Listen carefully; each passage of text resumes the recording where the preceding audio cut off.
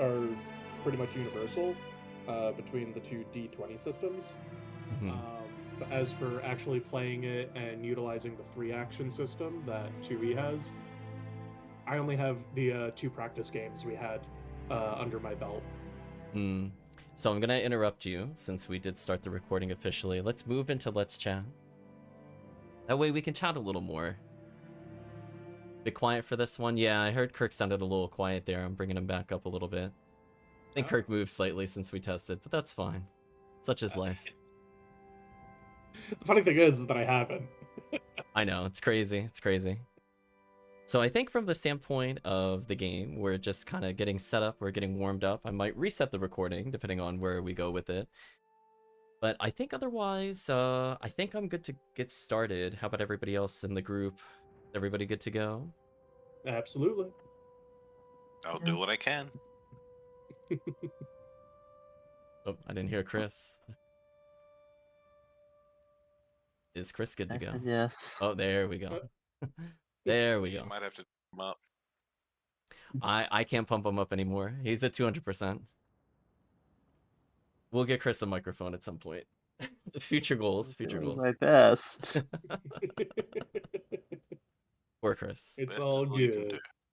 So I guess we'll go around and introduce ourselves, and then we'll introduce our characters. So everybody knows me. I'm the annoying one on stream, the one hosting said stream. I will be the game master for tonight. I'm going to be starting us off with a little bit of a kind of intro to the setting that we're about to play. Once we formally get started with the game itself, and I guess I'll turn it over to Kirk. Kirk, would you like to introduce yourself or say anything to the chat? Sure. Hello, everyone. I am Kirk, and I will be playing two characters today. Carrick Stonecutter, and a kineticist and a champion. Nice, nice. Turn it over to Yantos. Would you like to say anything, Yantos? Hello, I am Iantos. I am a friend of the annoying one and also the other one. And the other one as well, so everyone. I am going to be playing a catfolk barbarian named Rafan. I hope to smash many things. Nice, nice. And finally, we'll turn it over to Chris. Would you like to say anything to the chat? I'm Chris, otherwise known as Antera's Convoy in the chat. We're playing I think the right term is Kitsune rogue by the name of Thomas Valari. Nice, nice. I hope to stab. Hell yeah. Step. Murphy says, I know you said catfolk, but I heard cat food. There you go. Well, hopefully they stay as a catfolk and do not turn into cat food. Yeah, hopefully not. Yes. We'll be working our way through the arena to assure that. Sure, sure. So we'll be playing on Foundry. We're kind of getting settled with it. We did a couple of Session 0 practices, just getting used to moving things, so expect some of that to kind of still be here, but we did our best to at least try to play a little bit before hopping onto stream to try to get used to the flow. So otherwise, we'll be running Pathfinder 2nd Edition specifically. Now, it's kind of in an interesting state at the time of this particular stream/recording, since they are looking to do essentially a remaster of their system, partially to move away from the game license shared with D&D, which has been a whole bunch of controversy in terms of what they were looking to do and the conflicts of potentially doing copyright claims on some of their intellectual property that forms D&D. So for the most part, we're playing a mix of Legacy and Remastered, since not everything in the remaster has come out as of today. Chat saying, nobody trusts Wizard the Coast. I believe that is Andrew, and Wizards Flee is for Murphy, exactly. Yeah, they've really done a lot of stuff to Yeah. So I'm not gonna bash on D&D in particular. I will just say I'm not a huge fan of 5th edition, not related to the stuff outside of the very questionable practices from the company that owns it. But I will say, for those of you that have played games like D&D, it is very much in the same vein as 5th edition D&D. I would say things that kind of make it a bit different, aside from some general class changes and new classes that don't exist in 5th edition, would be the concept of a 3-action economy. So we're going to test out, to some extent, the limits and or see how it feels with a mix of experienced players and people that are new to the system completely, to see how they feel about general things like combat, since things like role-playing generally will be supported in most role-playing games, so that's not usually the thing that we test when we go to do these kinds of things. So I'm looking to potentially push it a little bit in terms of the average amount of hazards seen. We're even going to be playing with elevation. Ooh, spooky. How often does that come up in normal tabletop games? So we're going to be seeing... good ones? I was going to say in good ones. It's true. It's true. So they'll be doing a mix of things where they are not locked into one standard action, one move action. They will be potentially spending these 3 actions to do upwards of 3 strikes, 1 per action. They will be using skill abilities, which do not influence the multi-attack penalty of the game, as you cannot just do 3 strikes in a row without incurring some kind of penalty based off your weapon. And we're going to be seeing a lot of teamwork. A whole bunch of teamwork is the name of the game, whether they are going into flanking, or in this game it's called off-guard positions, whether they are grappling or tripping, or finding some way to set up the rogue or even their other party members. Every +1 matters, and in some cases +2. So numbers in this game will get kind of crazy when it comes to damage, but a lot of characters are able to mitigate these things through things like temporary HP, something known as shield block, where basically they can take the shield's hardness away from an attack, and that kind of adds a little bit of flavor to it. So we'll see how they react to things like inclines and tricky terrain, and see how they choose to approach the combat. I'm gonna read what Murphy says before we switch scenes. Only when a cliff is involved, usually. Well, don't worry, that will probably come up in this game. Murphy says it's closer to action points in many games rather than move standard bonus actions. Exactly. So a lot of things like spells will take upwards of 2 actions, and in fact, some of them get empowered if you use more than 2 actions to use them. So there is kind of that trade-off where you're not just able to dart in and out of combat, fling a spell, hide again. That generally won't be doable for the most part from a spellcasting perspective. You'll be left in the open. But for other people that are focused on range combat, there are a lot of things that combine the ability, for example, to reload while moving, or to immediately stealth after an attack, depending on what kind of feats they have. And generally speaking, martials in this game are a lot sturdier. They have a lot more to think about, potentially, compared to some of the other alternatives.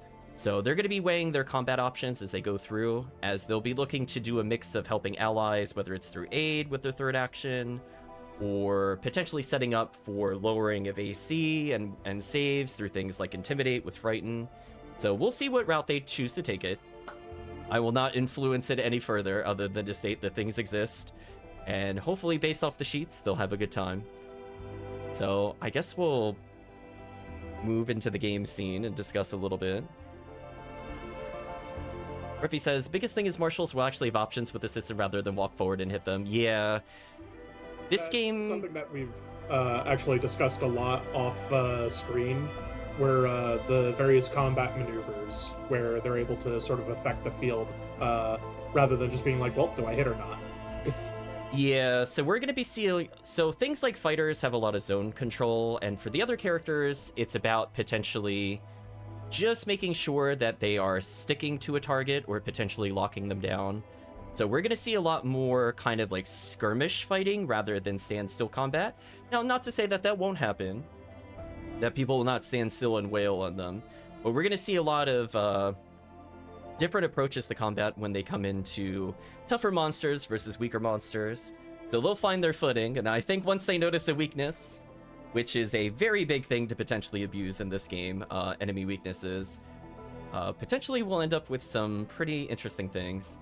So what I'm going to do is, I think we will officially start the campaign. I'm going to read a little preface that I wrote beforehand to kind of get you an idea of the setting, and then we're going to go right into things, I think, for the most part. So prepare yourselves for the brief reading.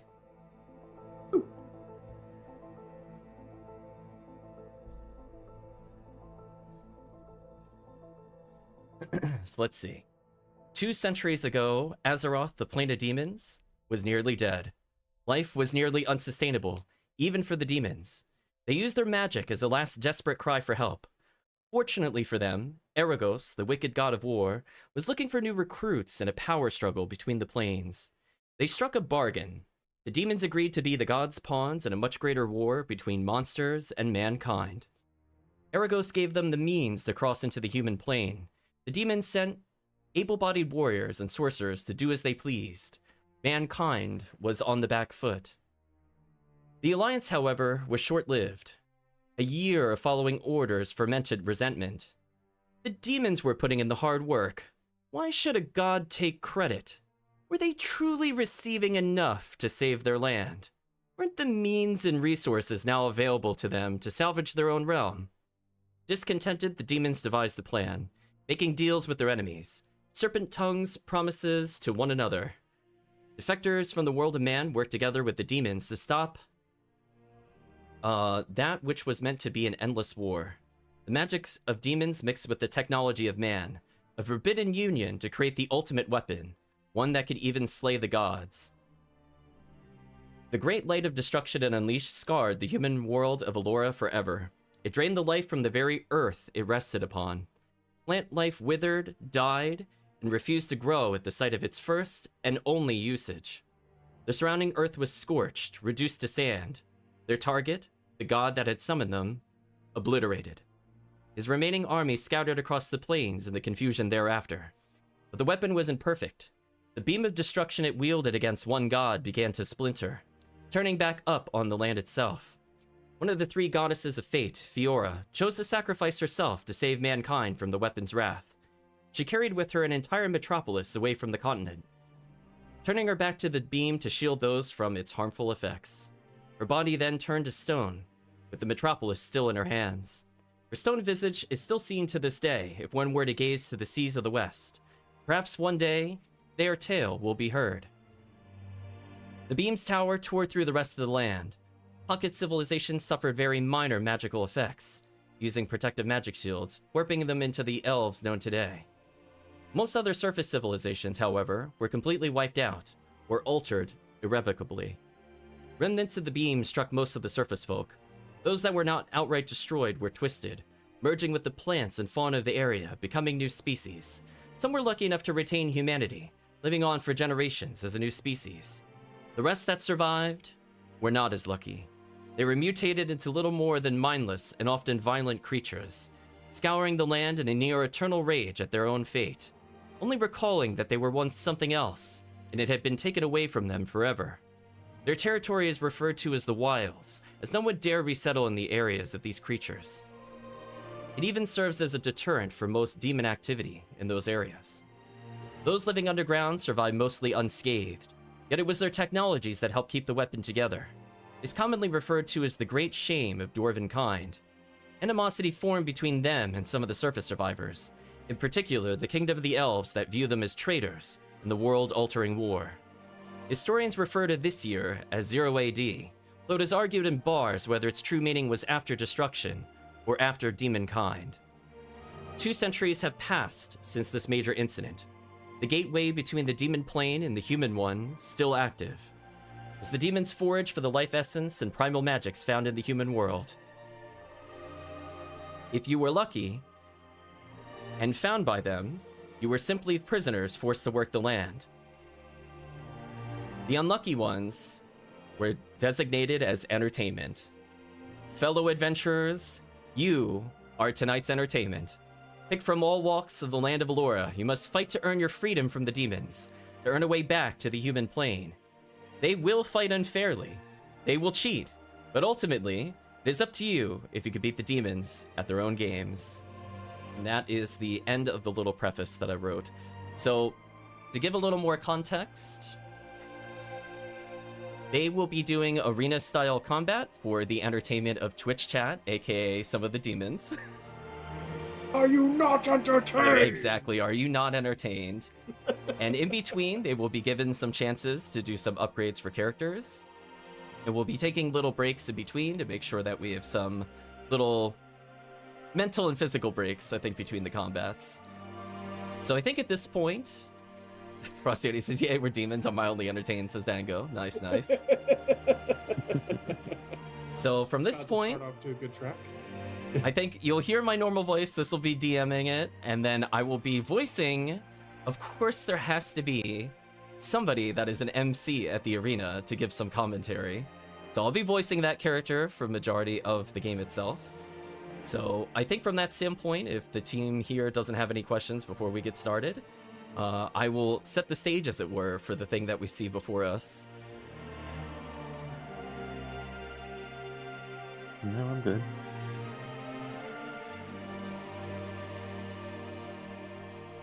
Okay, so let's give a little bit of setup on our first encounter.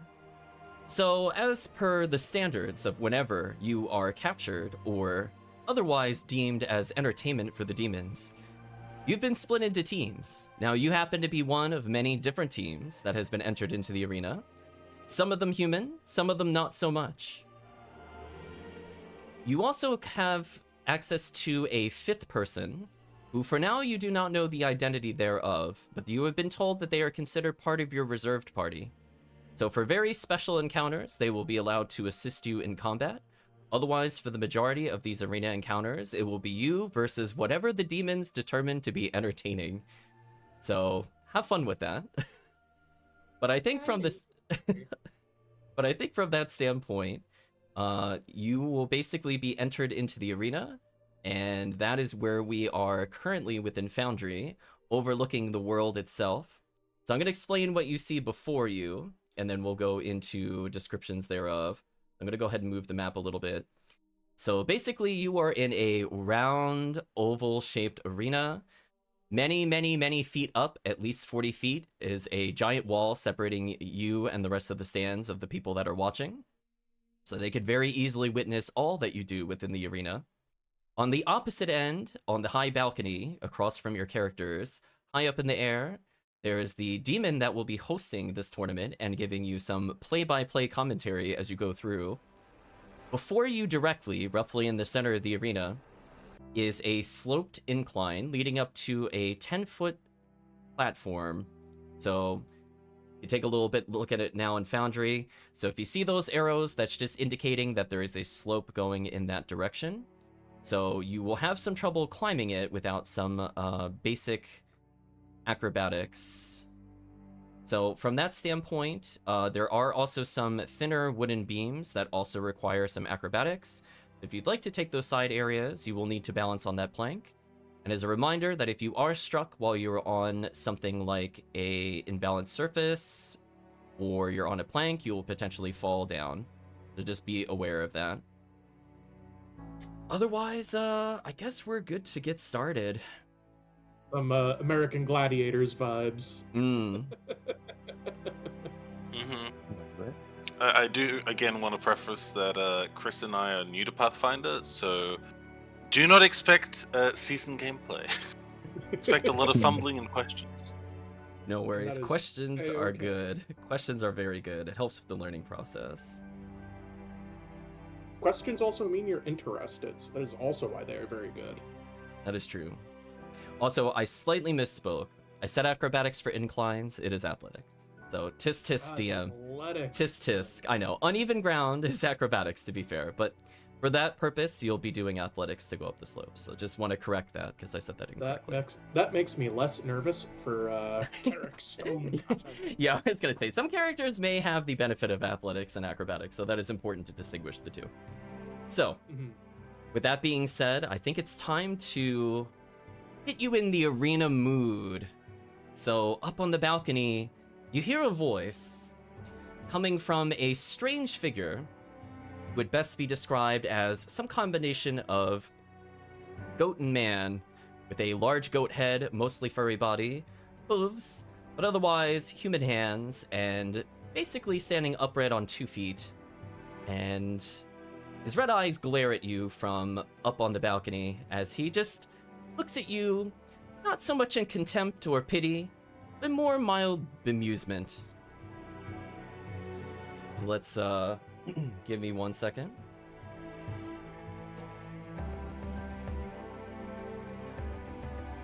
As he begins to speak. Hello there. Oh, I just so love to see new entertainment so fresh from the other plane. Oh, tonight is going to be such a special night. Well, assuming, of course, they don't just get killed in the first encounter, but that would never happen, would it? So, anyway, we're going to be pulling up some, let's say, easier encounters to start things off, shall we? So, demons, please place your bets on how you think our little contestants will do within this little skirmish to warm things up. And of course, we have to introduce the other half of tonight's entertainment. And that is, of course, everybody's favorite creature, the Sin Spawn. Everybody loves them. Oh, they just come every time into the arena. There's always someone that dies with regret or wishing they just had a little more treasure, or perhaps they're angry at their own fate. And oh, isn't that so sad? They just end up writhing around and basically just being not too useful. That is until after they die. Then they become the most marvelous form of entertainment, the Sin Spawn, here to punish those like them. Oh, it's so wonderful to see them in action. Let's see how these embodiments of the arena do against our newcomers. Ladies and gentlemen, it's time to begin today's entertainment. And with that, chat, I would like everybody to begin some rolls for initiative. Alrighty. If you could unpause the game. Sure thing. Thank you.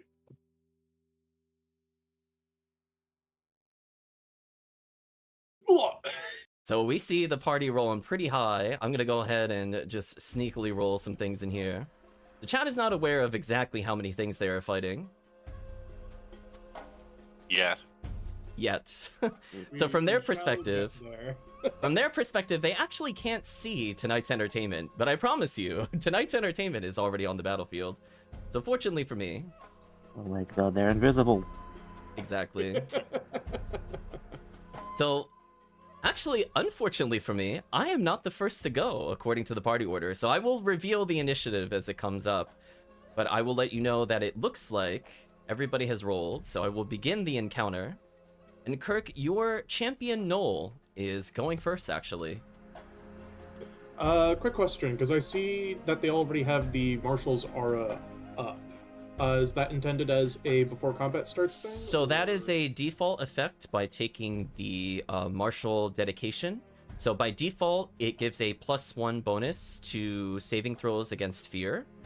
You will, however, have to spend an action in order to do the Dread Martial stance, which is something that you were seeing in the other session. So he has the ability to spend one action. He rolls an Intimidate score. As long as he passes on a standard difficulty check, he will be able to basically boost all damage rolls from all players by a number equal to his weapon damage dice, which is 2. So everybody gets free damage as long as they are in that circle we see currently at the bottom of the screen. Now he'll be moving, so it'll be a game of catch. So feel free, Kirk. Go forth. And he has very much succeeded on that check. I just rolled it. It was not a critical success, however. Even though it was a 27? Oh, it was very close. It was very close to a critical success. Ah, darn. Okay. Well, I will. Let's see here. What is their movement speed again? Well, let's check your character real quick and confirm, but the default is 25. So they have a 30-foot movement speed. So. But you do have fleet. That is true. Yeah, unlike D&D, normally 30 feet is the standard for medium races, and Pathfinder it's 25 feet. However, most players here have some combination of fast movement, whether it is a general feat known as Fleet, which gives 5 foot to movement speed, or characters like the Barbarian have fast movement, which grant 10 feet, so they're going 35 feet around. So anyway, continue with your turn, Kirk. Since the furthest that they'd be able to move is to this position, where they're not quite on the platform, they're still on the ramp. So I'm gonna need you to do an athletics if you want to go up the ramp. I'm gonna have them stop right before the ramp. Ooh, stopping before the ramp. Okay. Yep. Because I don't want them to stay on there in case they get attacked while they're still on the ramp. and I want to make sure that I use the raise shield action. Ooh, okay, so you're preparing for a charge. Interesting. It's possible they can hit you. Depends on where they are positioned exactly. I don't know where they are, so I'm trying to be a little bit cautious rather than raising. Yeah, because you don't know if they're far back near the balcony up here or if they're much closer to the ramp. Alright, so Gar has raised their shield. Okay, so that... They now have a AC of 23. Perfect. So Kirk's character also has the shield block reaction. So you have one reaction per round. So if he does happen to be struck, he could potentially reduce the damage received, equal to the amount of hardness, and any excess damage goes to both him and the shield, potentially breaking the shield. But we'll get to that when that happens. It will probably happen. Okay, so I think that is the end of Kirk's turn. That was the third action. I will... I'll move it forward, don't worry about that. Oh, thank you. Okay, well, let's see. These things are not aware of where you are, so I'm going to move forward. I'm going to double check that their movement speed is what I think it is before we go further. Oh, it is where I think it is. I'm going to have to they do... had a high initiative as well. Good. They had a very high initiative, because I'm the one that rolls. You know how that goes. I think as long as I do any athletics, I think this is fine. I don't really care what roll it is. Yeah, unless I roll super low. Oh, yeah, they're fine. Anyway, so he's gonna use an action to move. I'll vocalize this part, but going forward I won't vocalize as much. So I believe a character should be entering range about now. So he is up here. Okay. Interesting. So I think at this standpoint, I will take...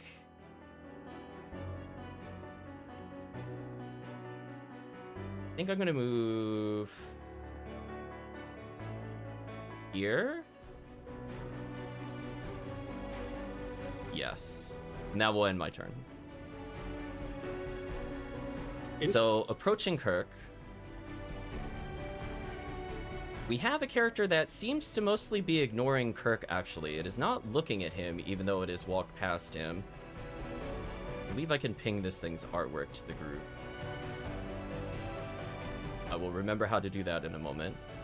But essentially, this creature looks like a sickly combination of... I guess it kind of almost looks like a man, except it has abnormally long limbs, massive claws, big teeth, and this particular creature, despite not wearing proper battle attire, seems to be adorned in many different little trinkets and little jewels, and he seems to just kind of sniff the air as though he's looking for something. And you could see by his gaze that he is looking at our fellow Kitsune and has otherwise ignored the champion. Uh-oh. Protect the Kitsune. Ooh, I have ideas. Okay, so that'll be his turn. Alright. So I'm going to go ahead and advance it. So he is now visible, so I'll let him be visible in the initiative tracker. However, it is sadly not Kirk's turn, despite rolling really well. Get trolled, apparently. I know.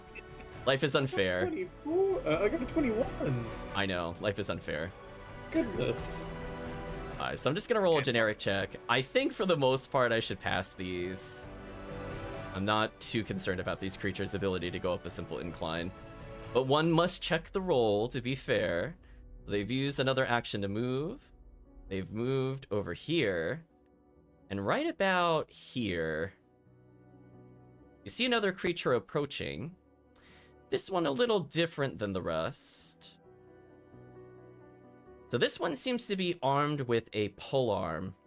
It seems to be scowling. It seems to almost have like steam coming from its face. And its attention is not directed at the champion either. In fact, it is looking at our fellow barbarian. Uh-oh. I believe this ends... I believe that ends his round. So they are going full speed. They are not attempting to otherwise defend themselves at the moment. So now, Kirk, it is your kineticist's turn. All right. Well, first things first. Kenrick Stonecutter shall channel elements. High effect. There we go. So, around Kenrick Stonecutter, the dwarven kineticist, a 10-foot aura of metallic shards coming from the elemental plane of metal starts shimmering around him. And a Venn diagram. There we go. Venn diagram. Pain is in the middle there. That's the no fun zone for the enemies. So seeing that the one enemy is looking to target our Kitsune Rogue here, in order to provide a little bit of support, if they ignored the champion, I imagine they'll ignore Carrick Stonecutter a little bit too.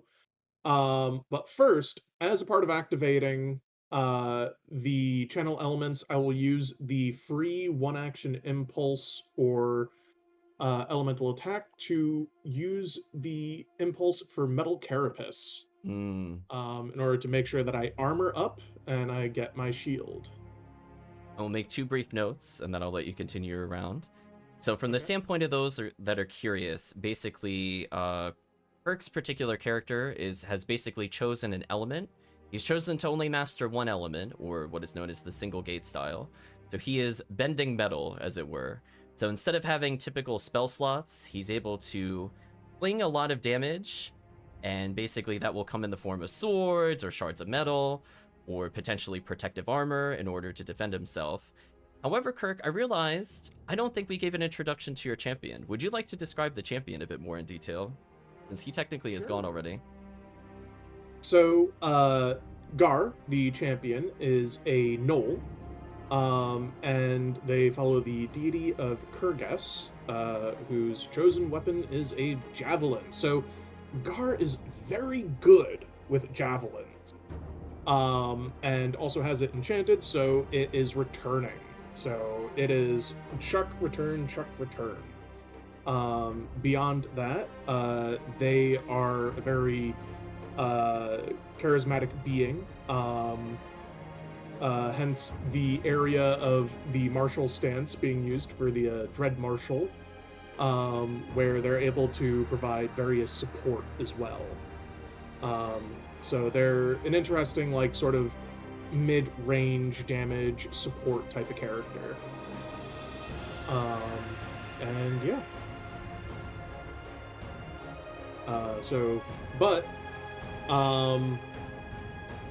What Carrick Stonecutter is going to try to do. So Carrick is very slow, only has 20-foot movement. However, only needs to move 15. I have remembered how to show artwork. Aha! I have figured it out, so I'm going to show the creatures that are currently attacking the party. We'll start with the angry one that is going towards Yentos. And we'll click this to show the players. So you can see his mouth is split open. He's maybe looking for a little bite. He's just a little hungry, little red eyes of rage. Just a little bit. And we'll also show the other creature here. Jan knows what they're coming into. So, spindly blades. Proceed with your turn. Of course, the hungry one goes after Yentos, says Frosioti. Shut up, you.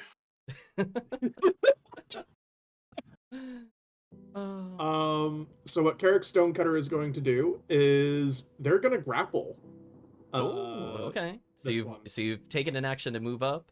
You've used your aura, so that way you could do some future attacks, and you're going to go up and grapple. So by all means, absolutely. See how it goes. Let's see here. Where is the grapple ability again on these charts?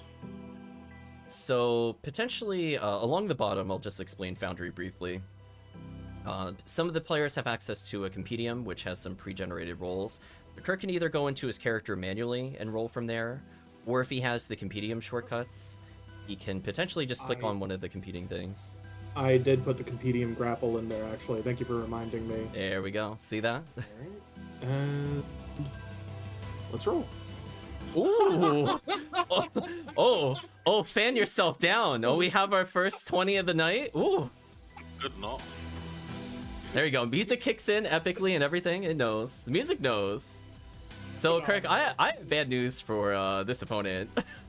He is in big trouble. Restrained. They are restrained. Well, needless to say, Kurt, you now have his undivided attention.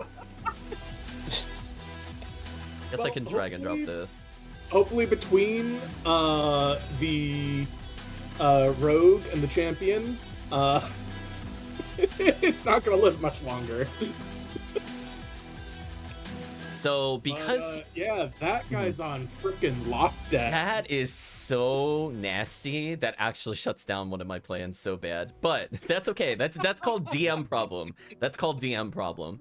So let's describe the conditions. The rules I was given. Oh, no, perfectly acceptable. So let's read the description of the conditions once, just so everybody's familiar with them. Since again, there's going to be differences between systems, etc., etc. So restrained. You've tied up and can barely move, or a creature has you pinned. In this case, Kirk has you pinned. You have the off guard condition, which is essentially a -2 to his AC, most reflexes. We'll see that condition in a moment, actually.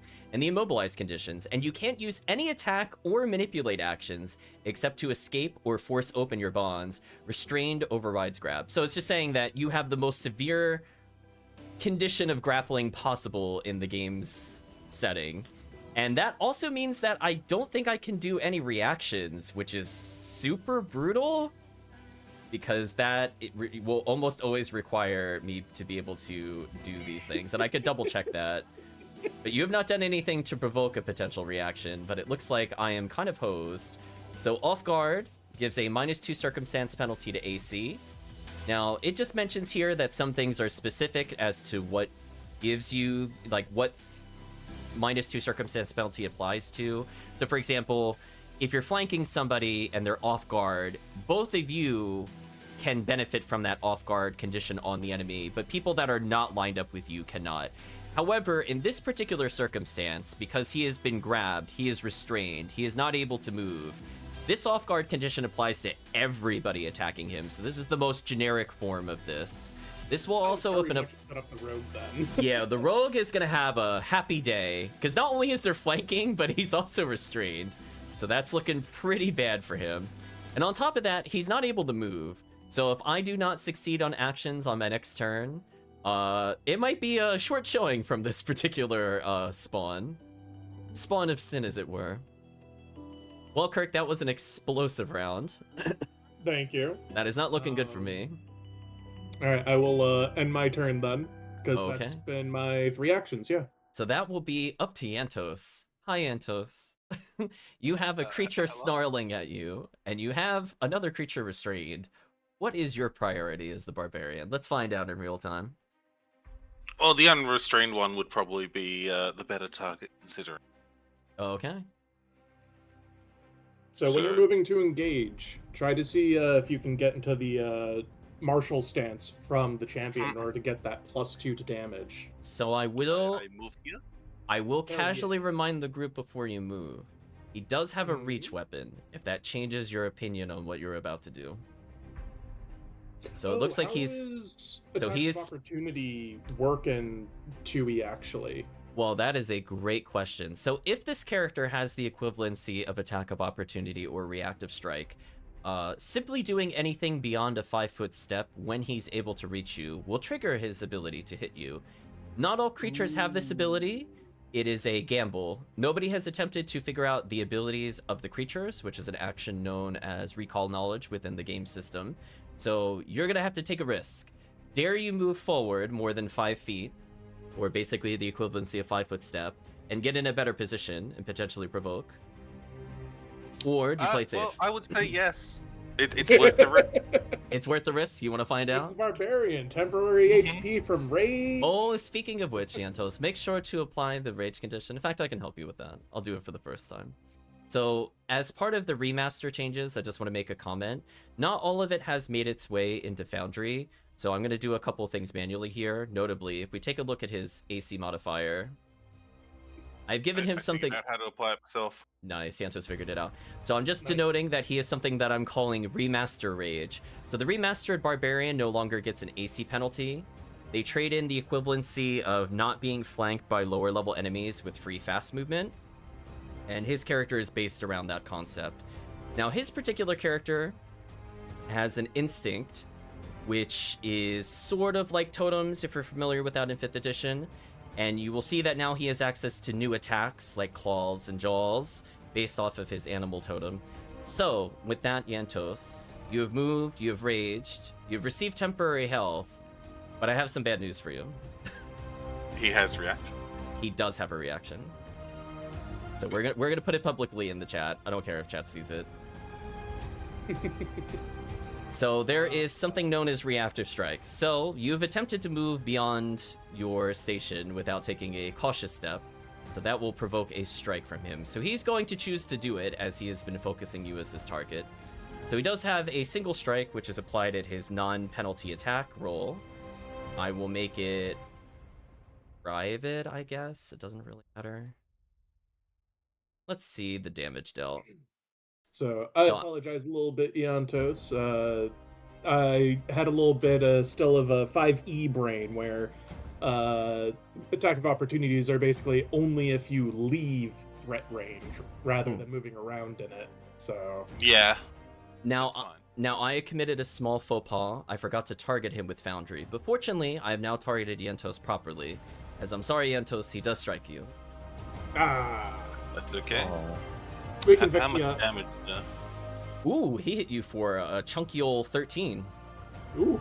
Oh, fun. So he That's swung actually a around. decent amount. Yeah, he swung around his Ransor and basically hacked into you. That's a pretty high roll from him. But that ends his actions. So proceed with your things, as you are not doing anything to really warrant an interruption. I'm gonna make sure his ability doesn't have anything else. Yeah. Okay. Yeah, I think, for example, the fighter has another roll that will potentially interrupt you. So you've now completed your movement. What would you like to do? Sorry, I was just a bit distracted by Chris checking the. The kill range. Measuring things out a little bit. But yes, I believe I will attempt claw attack. Now, there's several blue things here. Not so familiar with those. Alright, so I'm going to open up the character sheet so I can take a look at this. So, for those not aware, basically, since it's your first strike, Antos, you can use the leftmost number. If you do another attack, you'll take what's considered the multi-attack penalty. So by default, it's -5. However, some weapons have a reduced multi-attack penalty, like claws, to kind of give you a reason to use lighter weapons. So you could do a mixture of jaws, claws, and unarmed strikes. You have the benefit of something known as the hand wraps of mighty blows. So all of your unarmed attacks, including natural attacks, are basically double in damage dice. You will be doing quite a lot of damage, because you've exchanged weapons for the ability to go absolutely wild. So feel free, Antos. So order of operations for the attacks could matter for this. So sort of like Yes. if you. So I don't know which of your weapons do more damage because I haven't looked at your sheet. But say like your jaws do more, but your claws are agile, so they take less of a penalty. So you could open up with like the jaws, do more damage with your highest attack bonus, and then when you're making your second action to make a strike attempt, so you're taking that -5 from the multi-attack bonus, you could then use your agile claws to take a -4 instead of a -5. Kirk has put it very Okay. succinctly. Let's see how that goes then, eh? All right. Okay, well, you got 2 actions since you moved. Rage was considered free during your initiative as part of the remaster for clarity. Normally it costs an action. Oh, so it looks like you didn't target. So if you look at the top left of your screen, Right, you have to press T. My bad. Yes. Fortunately for Oh, you, wow. Yantos, that does actually still strike. Nice. Yay! I just compared against AC real quick manually. So what you could do, Yantos, is now that if you look at the chat window, you can see that you rolled an 18. We could see how we derived your plus 11 Oh my gosh. Listen, the rage war has begun. You take a chunk out of me, I take a chunk out of you. That is what we're witnessing here. There are double-digit numbers flying around on single strikes. What is happening? Ziggy, just to Oh, point God. out, in the damage that's listed there, I'm Mhm. not seeing the 2 from the martial stance. That is interesting. I actually agree with you, and I don't see it. So I will manually add it in the scenario that it does. That Foundry has little issues like that. So Yantos should be within the stance of this character. If I hover the champion, we could see the green tiles are those that should be impacted by the bonus damage.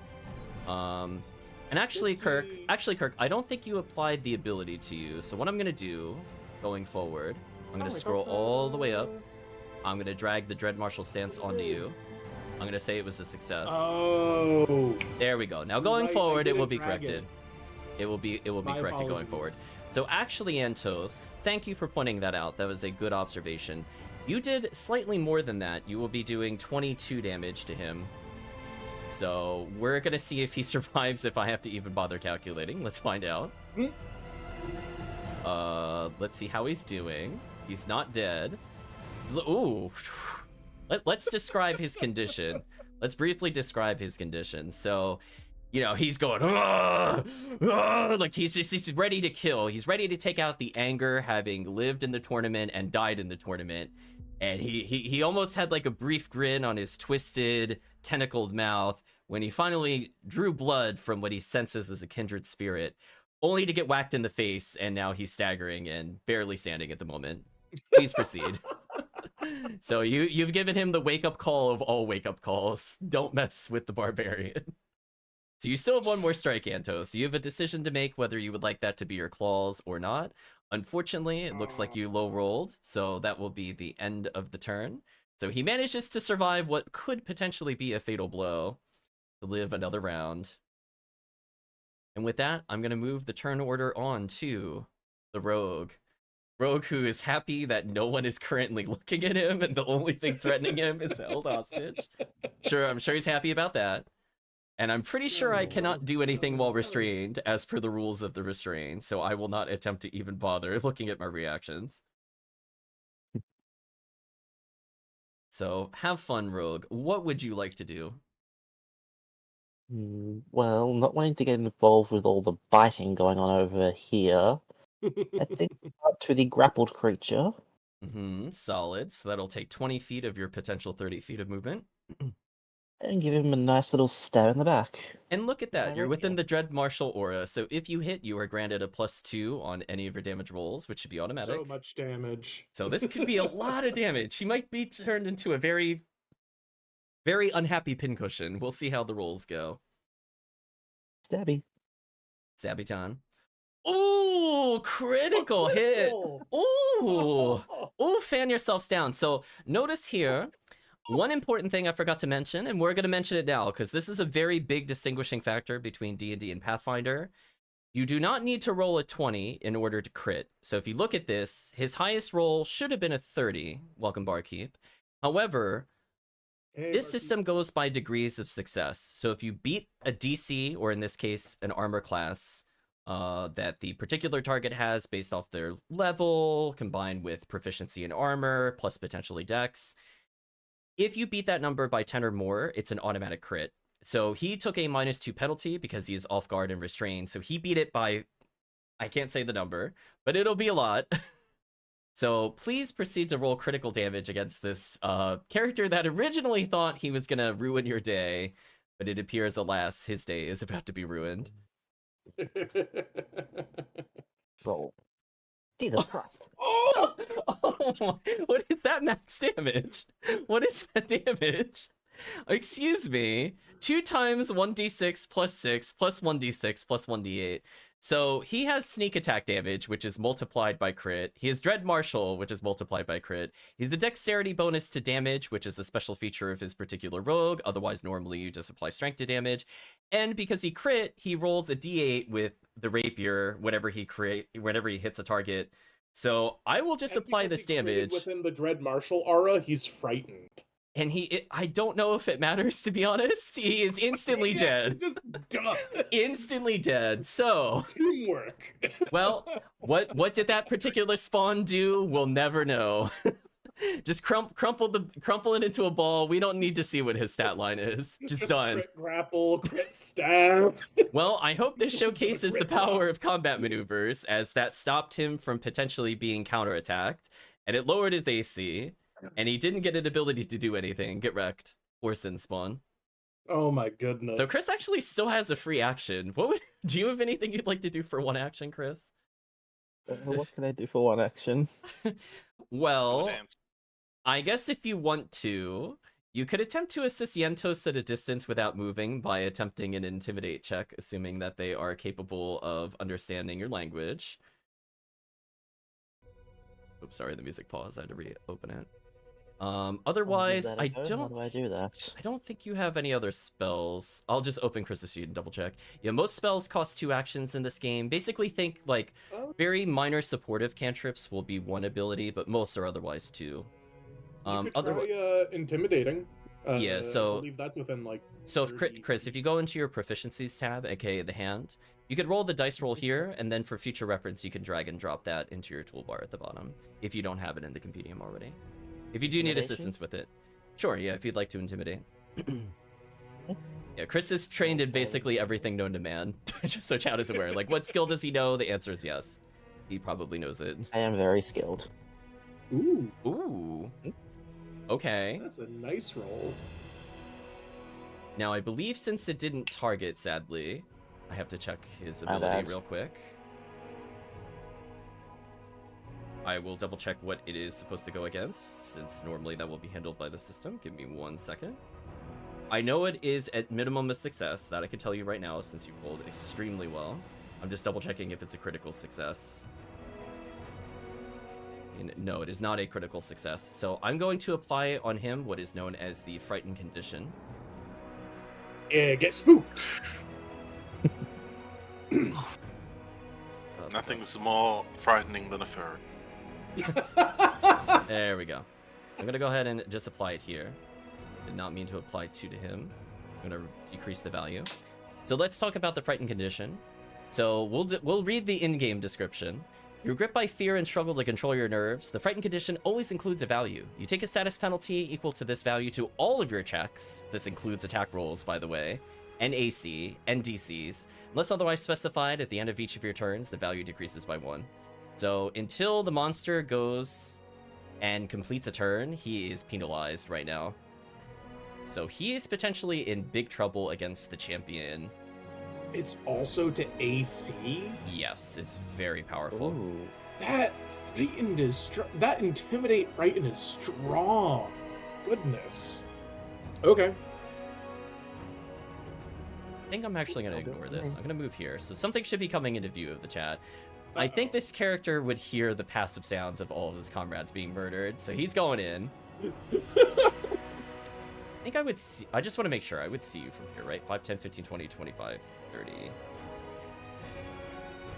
Oh, that's unfortunate. Well, I guess what I'll try to do is... Jeez. Who would I target? Let me think. Alright, so I'm gonna go here. I have to double check something. I think I see what it is. Okay, so the creature comes into view. Let's give a little portrait showcase. Let's put him in the initiative tracker. Hey, who's this one?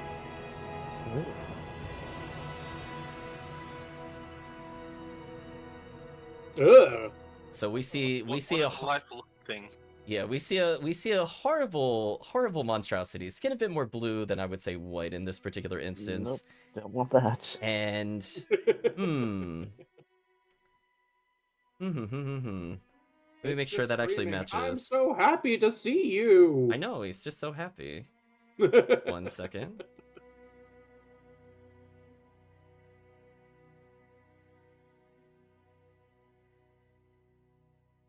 So this particular creature looks kind of would say taller than the remaining members, where the other creatures were mostly average height, ranging somewhere between, let's say, a little on the tall end of 5 foot, maybe early 6 foot. This creature has an easy 1 foot clearance on everything else. And you can see when you look at him closely, it seems like he almost has like a golden wreath upon his head, like a makeshift crown, perhaps. And he has golden veins that pop out as he flexes his claws and attempts to decide who would be his target.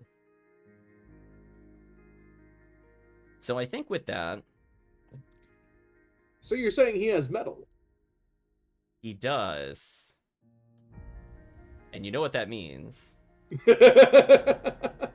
He sees a creature not too unlike himself in the kineticist. And he has now put himself in range of the kineticist. And that will end his turn. Awesome. So, Kirk, it is now back to your turn as the champion. What would you like to do? Enemy forces are closing in. Yeah, I mean, I was originally planning on chucking a javelin to try to see if I could help finish off the wrath spawn since it got hit pretty bad. Would I take any attack penalties trying to aim at it from here? He would be provided with very minor cover, so it would aid to his AC, to answer your question. Okay.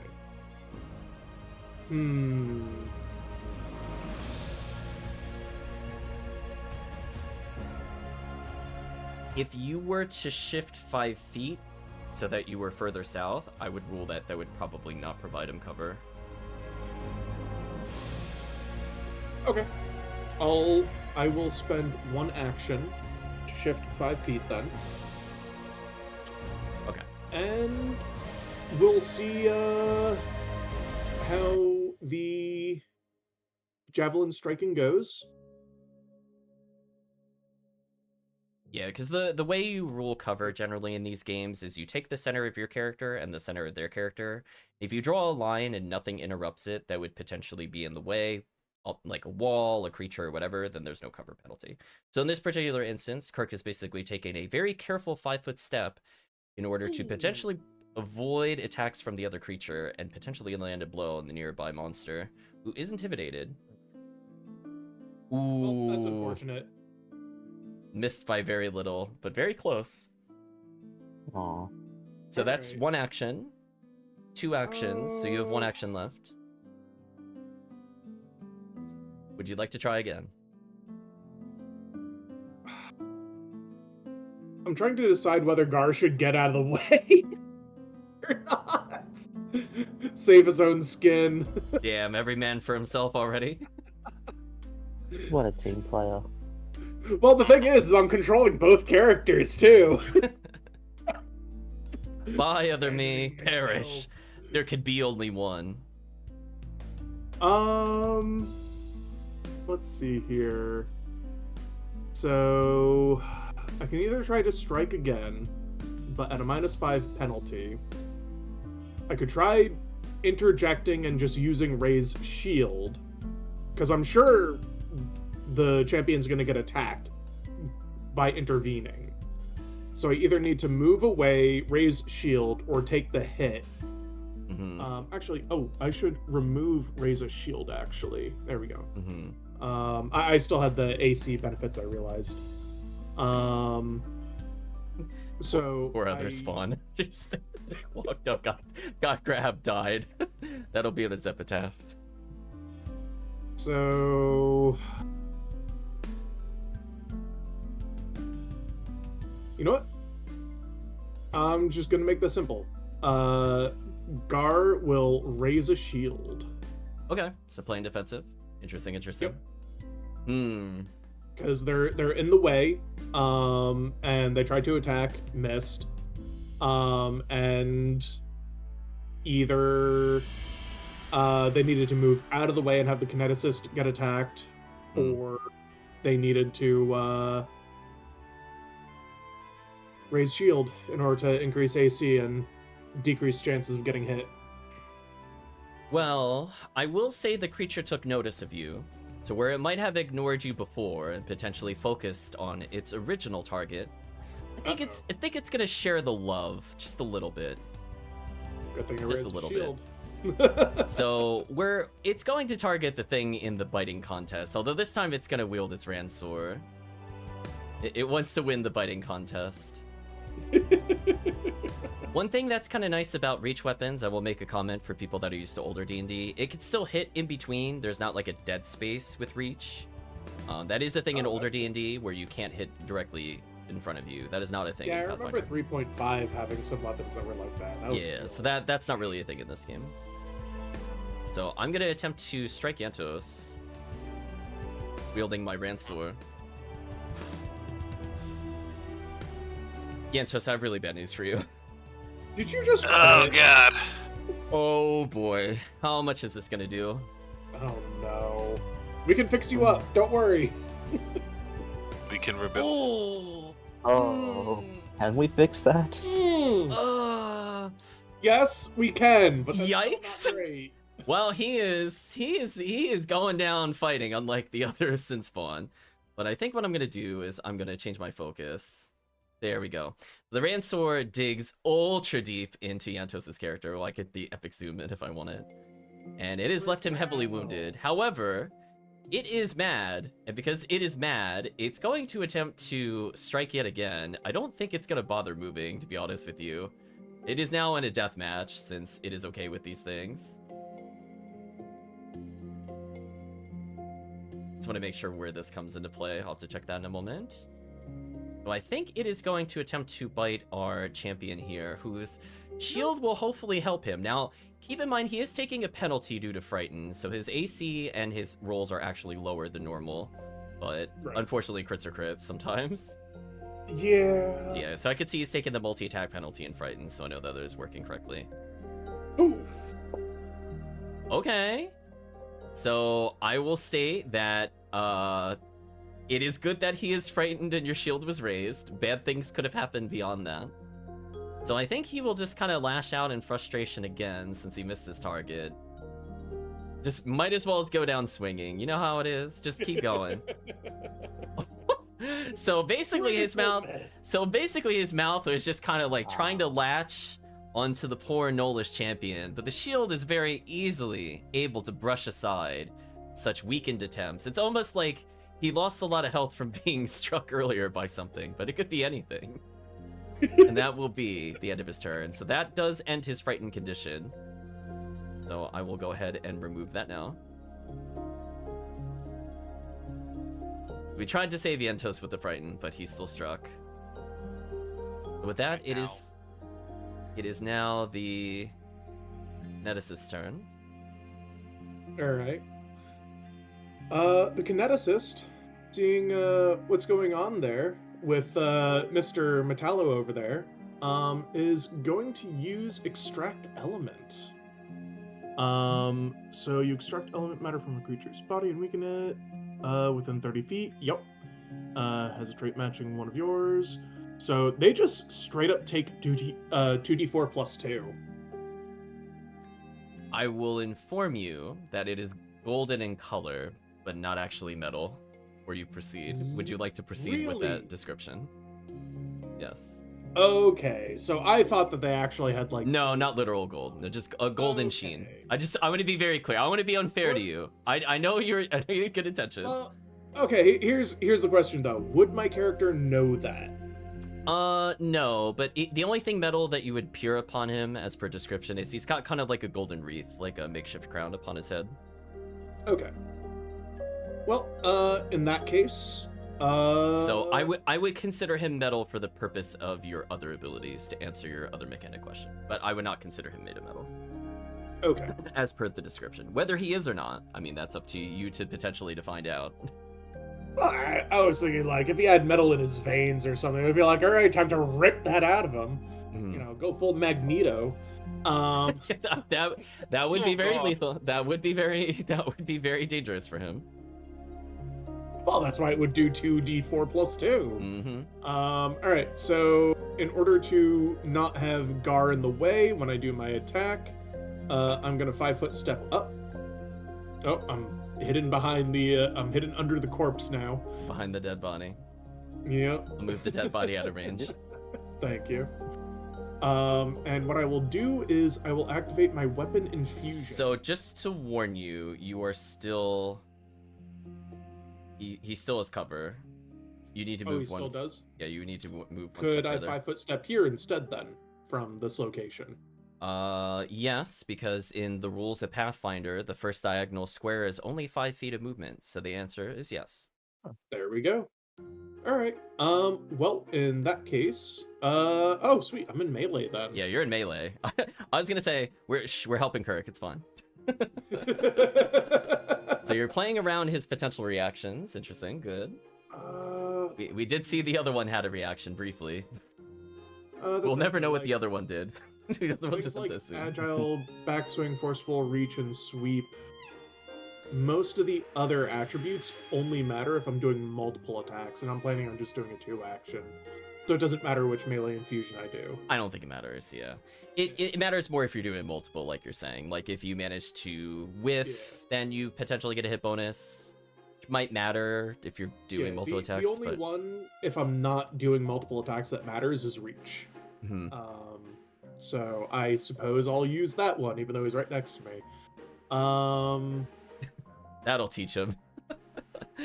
So I will have my elemental blast, my melee elemental blast, be piercing, and I'll make my attack. So basically, from the perspective of what other players / other people in the demon audience are seeing, he basically is conjuring up a storm of metal around himself currently. With a little bit of a swish of his hand, he forms what is essentially a mighty lance, and is now looking to drive it thus into the enemy. And because I did a ability that used 2 or more actions, I activate my impulse junction, where I choose acid, electricity, or piercing, and I'll choose acid for now. And until the start of my next turn, any creature that touches me or damages me with an unarmed or non-reach melee weapon takes damage equal to half my level. So they take 2 damage just for hitting me. So essentially from his own generated metal armor, which has kind of built itself around his character. It's not like a normal, set of leather armor or like a set of plate. It looks like literally chunks of metal have melded to his shoulders and are hovering around him a little bit. And in doing so, it seems they are now secreting something very dangerous, and you can see the kind of greenish liquid boil from it. So touching it would not be a good idea. Proceed. Indeed. So I got a solid hit with 22, so rolling damage here. I get a lot of bonuses, goodness. And I'll make sure to add the 2, don't worry. If you didn't add it, I'll add the 2. Max. Damn, you rolled max, and I'll add 2, because you're within the kinetic, or you're within the Marshal's that's aura. True, I forgot to add the 2 there. No worries. So what I'm going to do is I'm going to apply the damage to him. I'm going to manually make him take another 2. For those watching, as the kineticist, because I used the 2-action blast, I get to add my Constitution modifier to the damage, and because I did it in melee, I get to add my strength to the damage as well. So it's pretty nifty there. For the purposes of keeping track, I did add the 2 damage, in case it gets asked later. Right, Okay. So between the 5-foot step and the 2-action blast, that is my turn. So the creature basically is impaled upon the makeshift lance as it basically runs him through and then returns back to the magnetic aura surrounding your character. And he's not looking so great. He's looking a little better than his compatriot. There's a bit more steadiness to his stance. He doesn't look like he's doing the kind of sways and wobbles that his friend is doing, but you can see a very healthy sized wound within the chest of this tall and estranged creature. And you can see a little bit of the light drain from its eyes after the strike. Oh no, I agreed. Yeah, there's a mix of gold pouring from his central chest cavity that you have now introduced to him. So with that, we're gonna give it over to Yentos.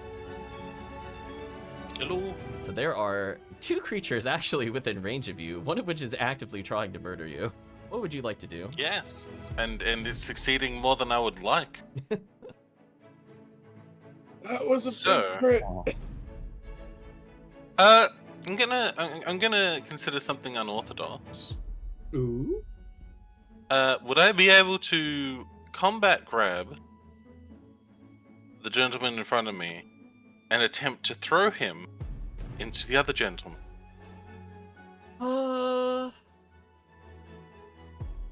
As per rules written, let me check one thing. So, from the standpoint of actions converted into the game sense, I would say from the standpoint of you attempting to use the other person as a makeshift weapon, it would require a grapple check. Combat grab can only be done as the second action on a turn, since I believe it has the press trait, means that it could never be the first action done. But in theory, you could try to throw them into each other for makeshift damage. I would allow that, Yeah. potentially. How would you like me to do that then? Well, we will take it step by step as we go through these particular processes. So if you'd like to strike the target first or just straight up attack, we will find out what you would like to do. You choose whatever action you're doing first, and we will go forward with what you're attempting to do. Alright. Then I will to give him a good old claw. Welcome to Calvation. Hope you're doing well. Oh no. Hey, Calvisha. I see a miss from Iantos. Rip. Oh. So you still have 2 actions, so potentially you could now combat grab if you wanted to. Sure. Okay. So what I want you to do now is just roll. So now you've declared that you're using combat grab, which is fine. So just roll probably your claw attack if you're looking to grab, I would say, with the -5 or -4, excuse me. Okay. So, Calvisham, I apologize. I do not mean to scream. I am just loud. But this is Kirk. Okay, well, Yantos, you have succeeded with the strike against the creature. So let's proceed with damage, but he is considered automatically grabbed as per your ability. So I'm going to apply that to him now. Mhm.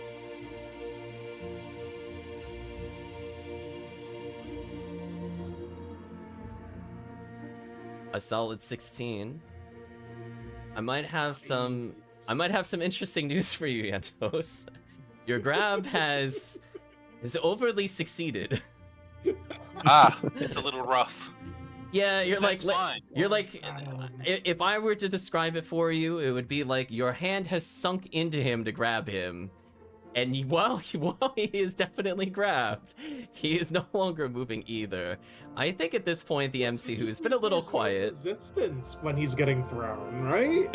yeah, I would like to say, you know what? I think the demon hosting things. He's mostly just been so engrossed with it that he is at a loss for words at the sudden death of one of the spawn. Has recovered from the shock and would now like to make some commentary along the lines of, "Oh, nasty! Look at that nasty little grab!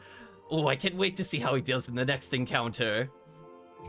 Hope you placed your bets properly, people." So anyway, with that, we're going to proceed to, I guess if you want to chuck him, we could use him as an improvised weapon. Feel free to. Alright, So- how would I roll that? So with that, I would say you are still rolling an attack roll. So use your claw attack roll, because you're basically using an improvised weapon, which is not too different than your unarmed strike. Solid. Oh, this is the 3rd attack, though, right? Yes. So that used the multi-attack penalty 4, not the 8. Yeah, so if I'm doing the math, I think it misses. But what I'm going to do, I'm going to declare as a special GM action that his terrain from this standpoint onwards, so let's not put him there. I'll move him out of the way for visual sake. But I'm going to say that he's not able to really leave this space, and I'll consider his terrain difficult since you've stuffed a corpse where he's attempting to stand. So he cannot easily escape you now, even though you have failed. as you did not fail wildly, so I don't think you threw the body in a random direction or missed. But we'll say from his standpoint, he cannot escape. He must commit at this point. These things is hard to throw the enemy and goes flying with them. Yeah, not quite, not quite. Let's see. I believe that is Yantos's actions. So, I believe that gives it to our rogue. Okay. Basically, the MC at the top is going, bravo, excellent, I love the effort. How does moving through people work? So from the standpoint of Pathfinder, if the ally, if it's an ally, you could freely move through them. If it's an enemy, you have to do an action called tumble through. Now, Kirk is not an enemy to you, I would hope, so you can walk through his space and treat him as though he's not there. However, be aware that the other creature is armed with a weapon, and we have seen other actions from other creatures. So do with that information as you will. Maybe let's move to here then. And I will go for the rapier again. Okay. So I will inform you that before you're able to strike, he has reacted to your movement. Oh no.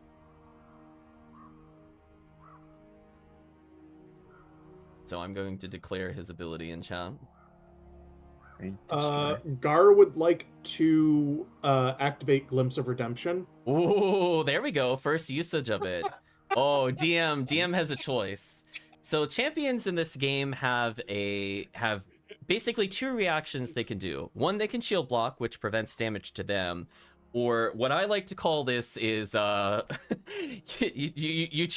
either tails, I win, or heads, you lose. So I have to choose as the DM now. Do I do no damage on this attack, or do I let this attack go through with the penalty? I have not rolled to hit yet, so technically Kirk doesn't have to trigger it yet, technically. Oh, really? So I have to see if this even it hits. does say enemy damages your ally. So I thought it was on an attack. I didn't read it closely enough. I will not react to Kirk doing that. I will know that that is his intent, but we'll see if that is indeed needed at all. I will keep that in mind for the future. Yeah, because that potentially saves you from wasting a reaction in case it doesn't strike. So I think with that, I'm going to attack with the glaive, since you would have provoked it from reach before doing anything else. Let's do a private roll. Chris, I have some bad news for you. Did you just crit? I did crit again. God damn. I have some bad news. Redemption. I mean, you might need it. How much is this gonna do? Oh my. Glimpse of Redemption. Glimpse of Redemption. So I'm gonna go ahead. I'm gonna go ahead and apply that. I'm gonna apply the resistance to Chris briefly. We're gonna do some damage to him. Wait, what? Undo. Why did he target himself? Game, please. Sometimes it's very finicky. Yeah, it did that again to me for some reason. Isn't great. Yeah, I definitely have you targeted. Come on, game. There we go. So we could see it adjusted. I didn't take 21 and kill myself. Instead, I only did 15. The Kirk has reduced the damage by, I believe, 2 plus level. So we reduced it by 6. So it could be worse. He basically gave a shield block for you. And the enemy becomes enfeebled. And now I'm enfeebled. So that does matter for things for competing strength checks, or I can't really do maneuvers with the character. And that also impacts my ability to damage and hit on my next turn. So that is a pretty big nerf to my next action, assuming I get another turn. So proceed, Chris. You have moved forward. You have been punished for your movement. But you have been shielded by your ally, the Knoll Champion. I will try with my rapier. We hear coming from the MC chair, what a wonderful display of teamwork. It's so touching, I was almost moved. So proceed. Before you attack, are you in a position where you're getting the off guard? Or do you need to move one more in order He's not. So I would say, without punishing Chris, if you would like to move so that you were basically diagonal or straight across from somebody, please do so. As you could still complete your movement. You've only moved, I think, 15 feet. Yeah, you still have plenty of movement. There you go. There's an off guard. Okay. Now I'll just wanted to make sure to maximize your Yeah, I just wasn't sure if I moved again when I get hit again. No, there's just the one reaction per character, right? Yeah, 1 reaction per character. Yeah. You can take advantage of that. If somebody pops it, then you know the other, it's free to walk around from a meta standpoint. Ooh. Ooh, barely getting through, but it matters. every bonus matters. So proceed with your damage. So he got a chunk out of you. You basically slink down. You've now lined up for a nice little stab in the back as he is not focused on you currently. Ram him through. Okay, some solid damage. Very nice. So I could see he's getting the Dread Marshal bonus, so that's how I could check to make sure the math is correct. So this creature is now very unsteady upon his feet. In fact, it is surprising that he's still able to draw breath. So you have moved once, you have attacked once, you have 1 action remaining. Got 1 more action. What would you like to do? Again? Swing again, there you go. Beat him down. Oh, unfortunate roll, unfortunate roll. So that will conclude your turn. But it's looking like that this creature's turn is numbered. Even though it is my turn next, I can't really leave the tile that I'm in thanks to difficult terrain, nor do I think I should. So I have so many people to potentially focus upon. Oh, actually, I shouldn't have removed the champion ability. It's...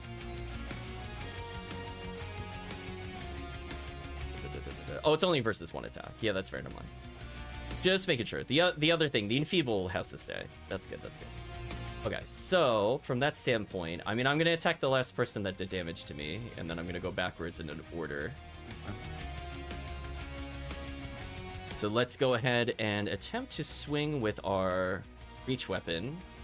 I think this is his last stand. We'll see how he does. Now, he does not look like he is quite as capable of striking as the others, but we'll see. If I made it public by accident, it's fine. Yeah, so he has a big ol' whiff. So I think in that order, I'm going to take out my ire on the champion who tried denying me damage. Just going down swinging, everybody. So since they used their reaction, they can't shield block anymore. So we'll see how that works out. Oh, yeah, you can't shield block, that's true. Ooh, ooh, that enfeebled is kind of bad. So I guess at this point in order, I would just go to the last character, and it's very unlikely that this will strike, but I will go down swinging. Is this against the kineticist? It is against the kineticist. He missed though, so it didn't really matter. I rolled a whopping 2. Holy crap! So he's flailing wildly with his long legs and arms, but not really much is happening there, unfortunately for him. So the simple creatures are not going to have the best strategies, as it were. So I believe now it is back to the Null Champion's turn. And I will say that he is probably not long for this world at this point, with multiple players bodying him. I mean, I can't think of any better move to do other than to hit him with the javelin. I think so. You got good position. We had some flanks. Yeah. Keep it simple in the beginning. Perk, how would you like to describe his death? I will give you the honor of being able to describe to us what just happened. Roll the critical first, so that way you could feel in your heart of hearts how brutal this finisher was. Oh my. Oh. Goodness.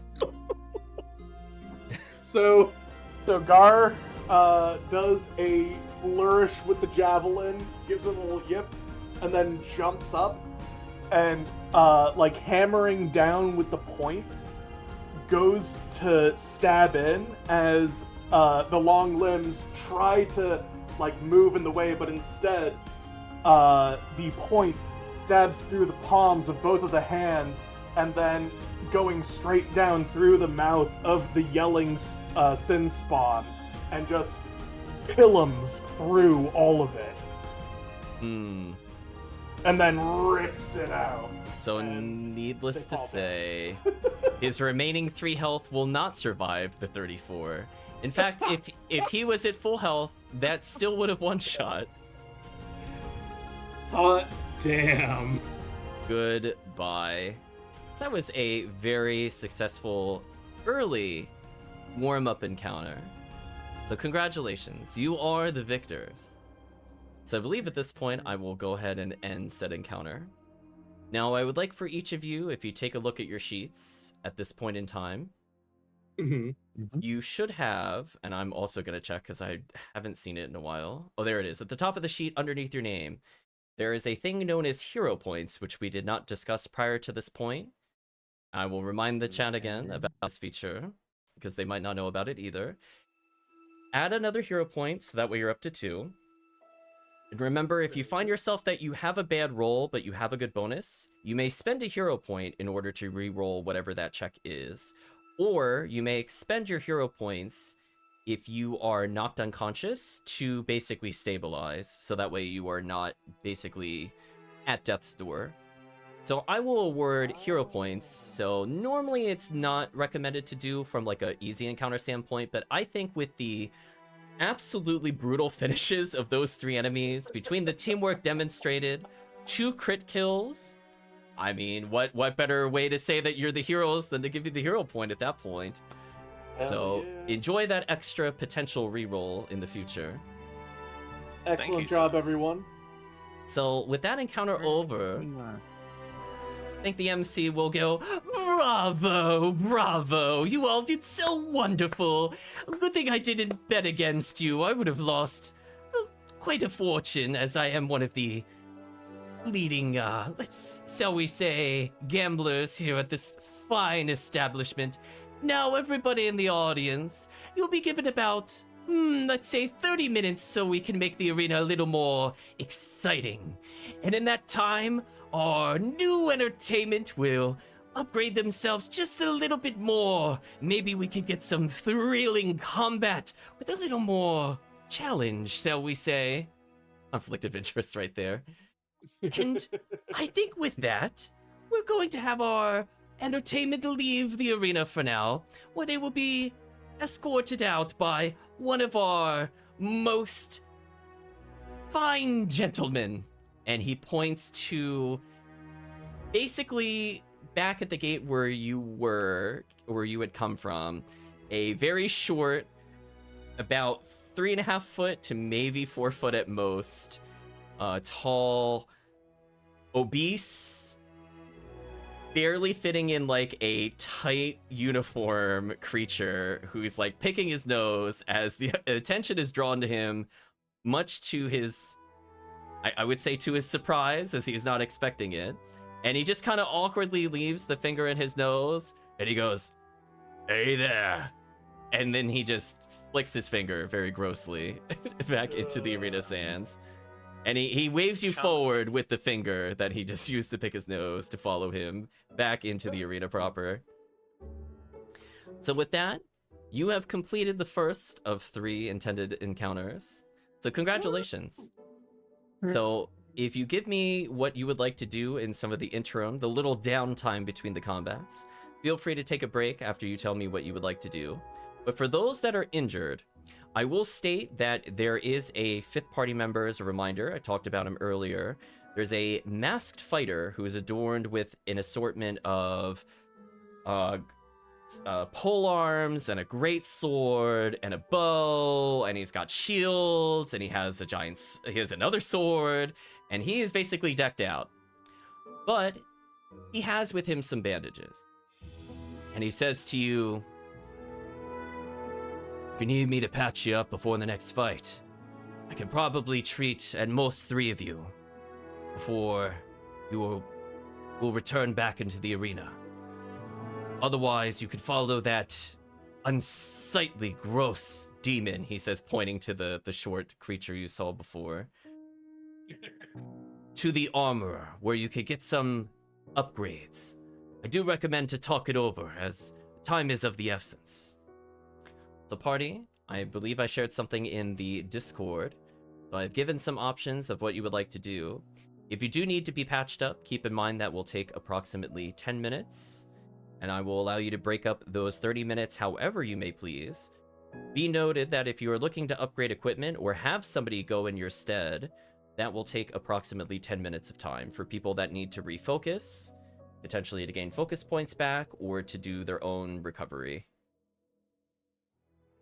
So, Carrick and Gar were unharmed during that, so Mhm. certainly the others can get the recovery.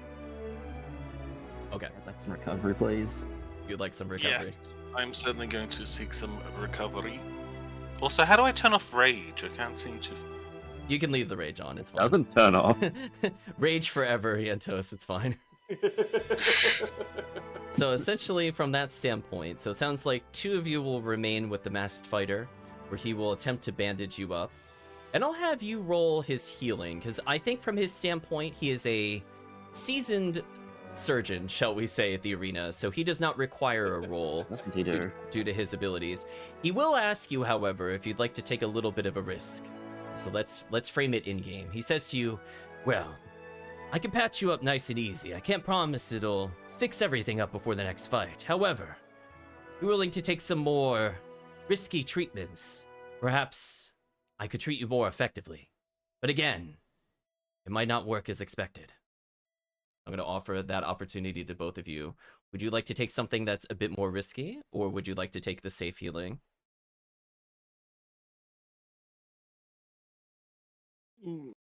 I will probably take the safe healing. In that case, I'll go risky. Ooh, the split. So what I'm going to do is The worst I'm that could going... happen. Yeah, there's a lot that can happen. I'm going to go ahead and Hmm. roll his check, because I don't super care if you see his abilities or not. So from that standpoint, I have a medicine check. I'm going to do the safe check first. I'm going to choose to pass it automatically. Let's determine healing for Yentos first.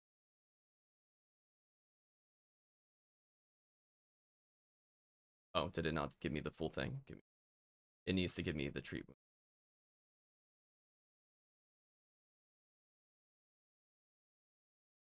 I know how to access it from here. I'll pop battle medicine up. Yeah, there we go. This is what I want. Sorry about that. It was just being finicky with me. So with that, I'm gonna go ahead and just roll automatically. We're gonna ignore whatever the result is because I used assurance already, which is good, Yantos. I think that would have failed normally, so you dodged the bullet on that one. But since it was a success, I'm gonna go ahead and heal 11 to your character. Thank you, sir. Let's go ahead and patch you up just a little bit. I think the music paused again. Silly music.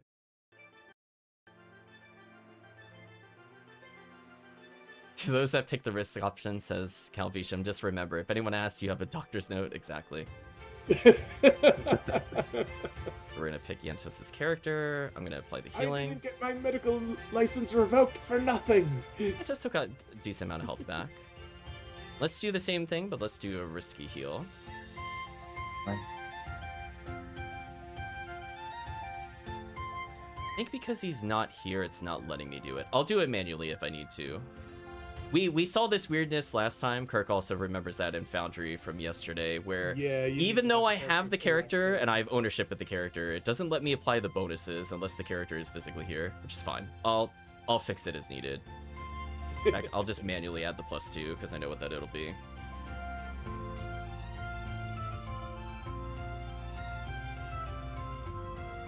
Alright, so it did 2d8, but then because it was a risky surgery, it heals more than that. I'm gonna actually re-roll. So currently it does 3d8. Wow, I rolled max, but you're gonna take minus the risky surgery. So let me do roll 1d8. Yeah. When he shows up in battle later, it'll probably be easier for me to do. So it looks like I healed a total of 20. So I think Chris is actually good. Yeah, Chris is good now. Nice.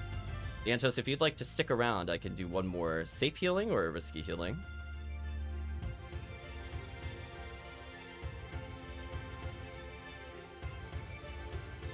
You there, Yantos? Oh, see, when you said Chris, I thought, he's referring to Chris, not to Iantus. No, I said Yes, I will Yantos. take more healing. Okay.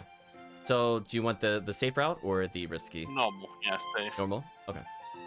I'll just apply it as is. I could choose...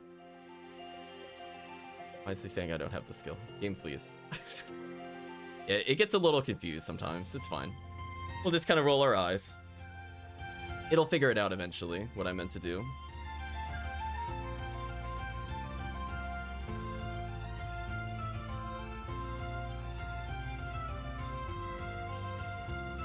That's fine. I'll manually roll it. As I said before, it gets a little weird when you do stuff that's not there.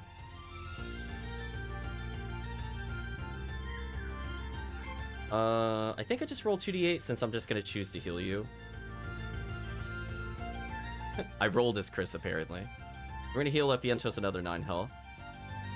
You can trust me to heal you. Here we go. Almost a full. Trust me, I'm a professional.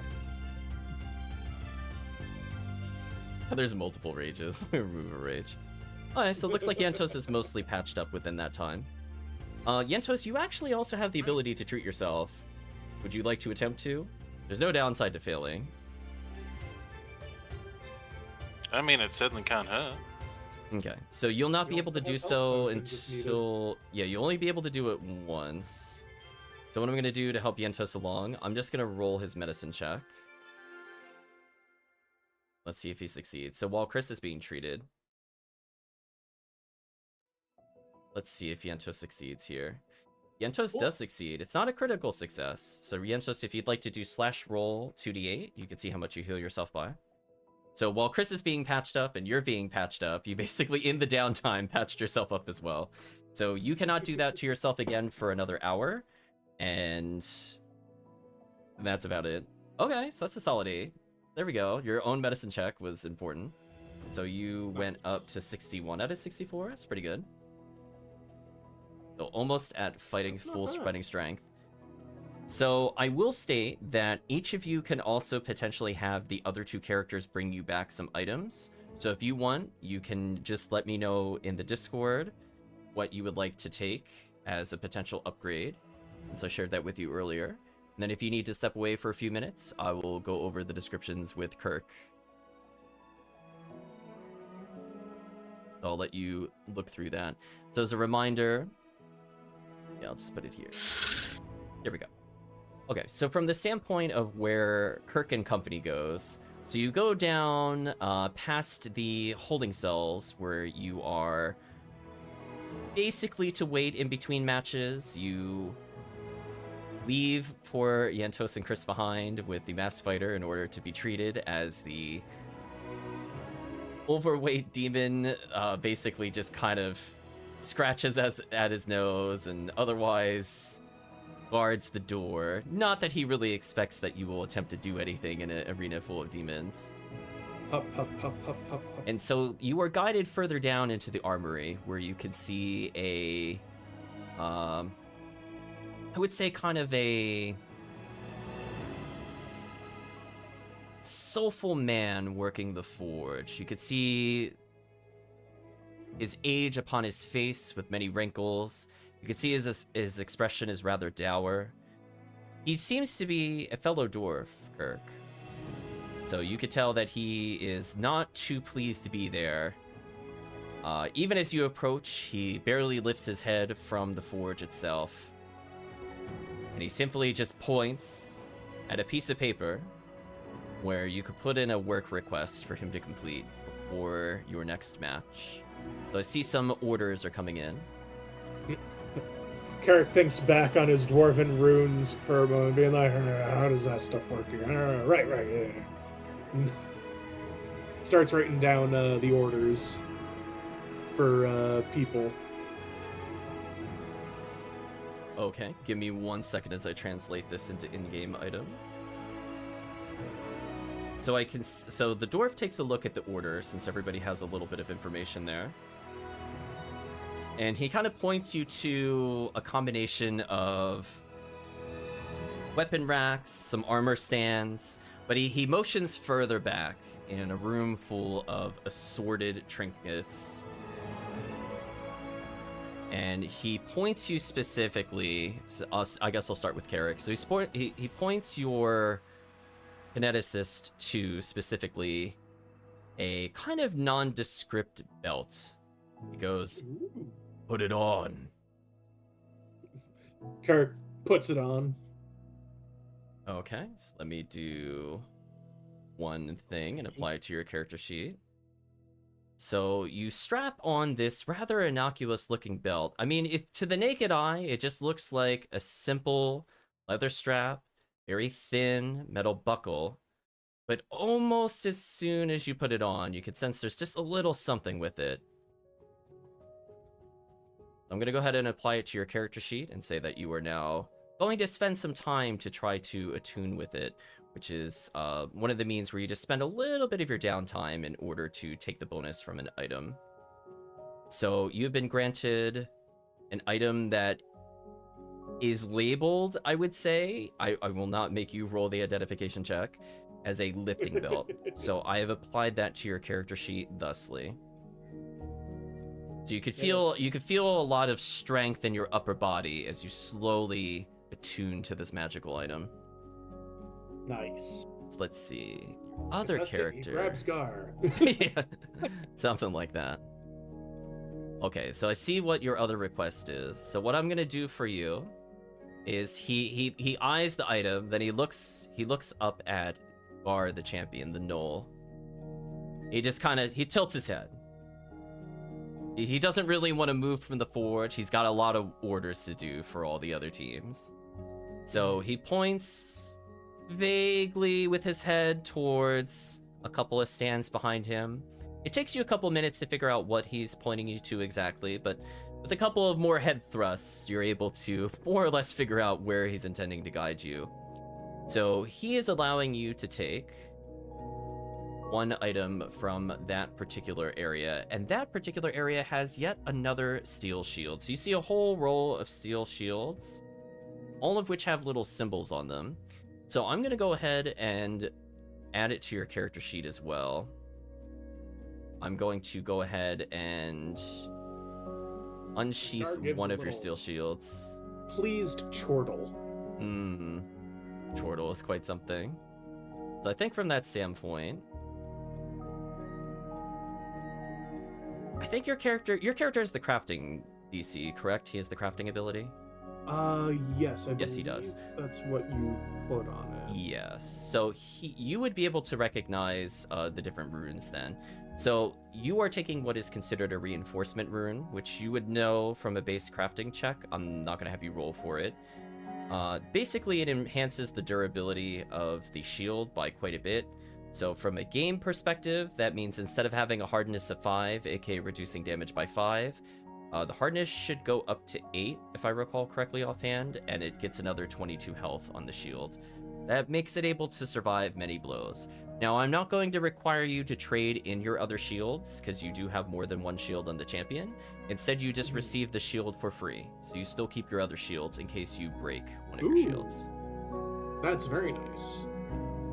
And I see the hardness of 8 show up in the character sheet here. Nice, nice. So that is applied. 64 hit points on the shield, though. Goodness. Yeah, that's pretty tanky.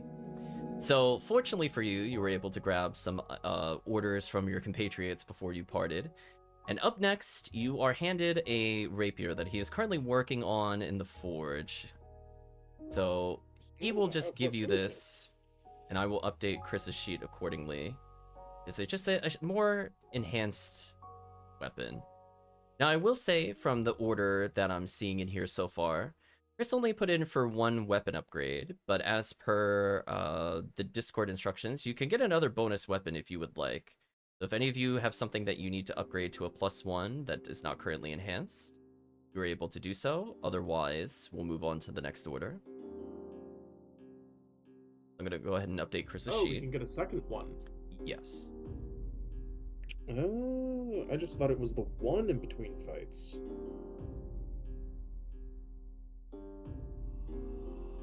Okay, so he wants me to upgrade this? Okay, sure. I can upgrade that weapon.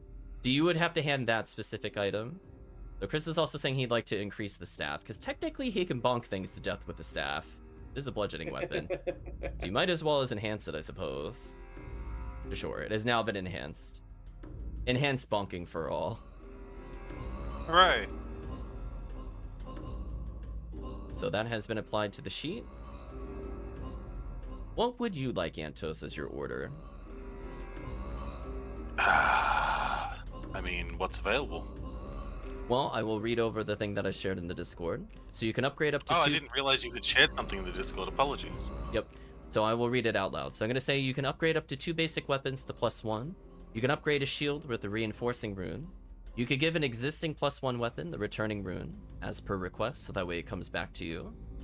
You could choose to upgrade a +1 weapon to something with striking, which enables the double of the damage dice. You can ask for something that will boost one of your skills, so you could get a +1 to a chosen skill. You could request scrolls as a separate request, or if you'd like some healing potions, you can get a whole set of healing potions. So that is all up to you.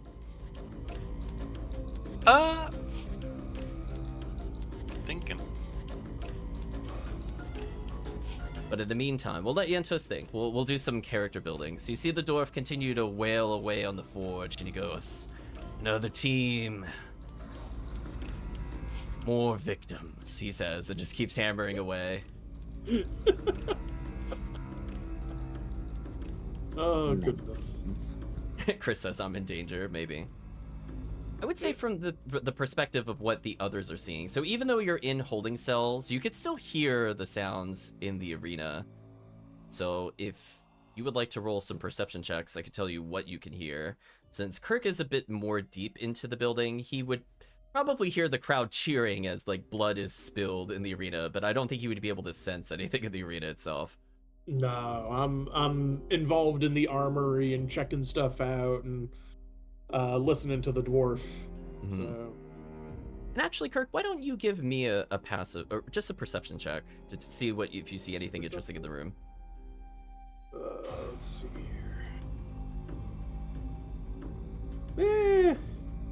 Didn't roll that great. Okay, you still see a 14.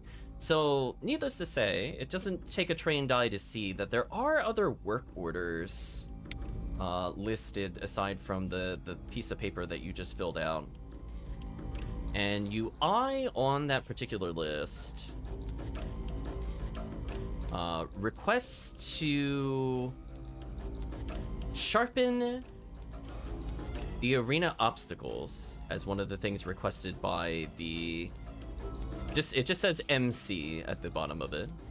But you also see another work order adjacent to that one.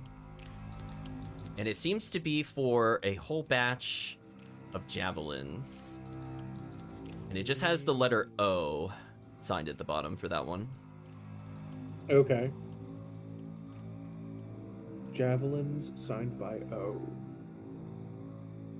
I guess I'll need to pay attention to hear what the MC says then. Hmm.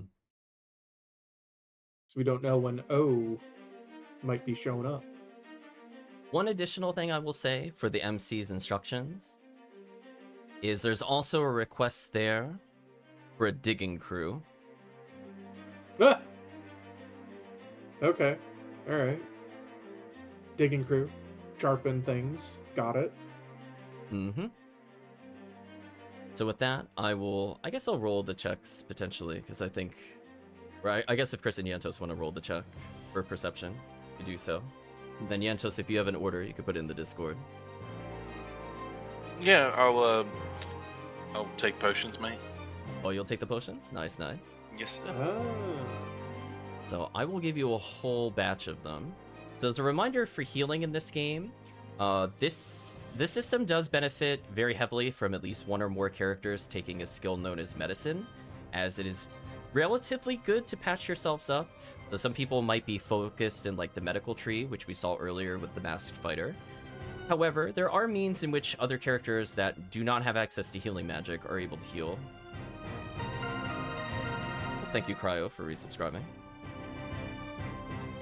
Ah. Welcome in, Cryo. To make sure that this is the right one. I always confuse these two. So I'm gonna go ahead and add a superset of items to Yantos' character. I think I could just drag and drop onto him and it should work. If not, I'll add it in manually. Let's see, did that add that to Yantos' inventory? Let's find out. It did. That's good. Nice. So what I'm gonna do, Yantos, is you're gonna get one bottle that appears much bigger than the others. And for your existing healing potions, I'm going to increase those by 3.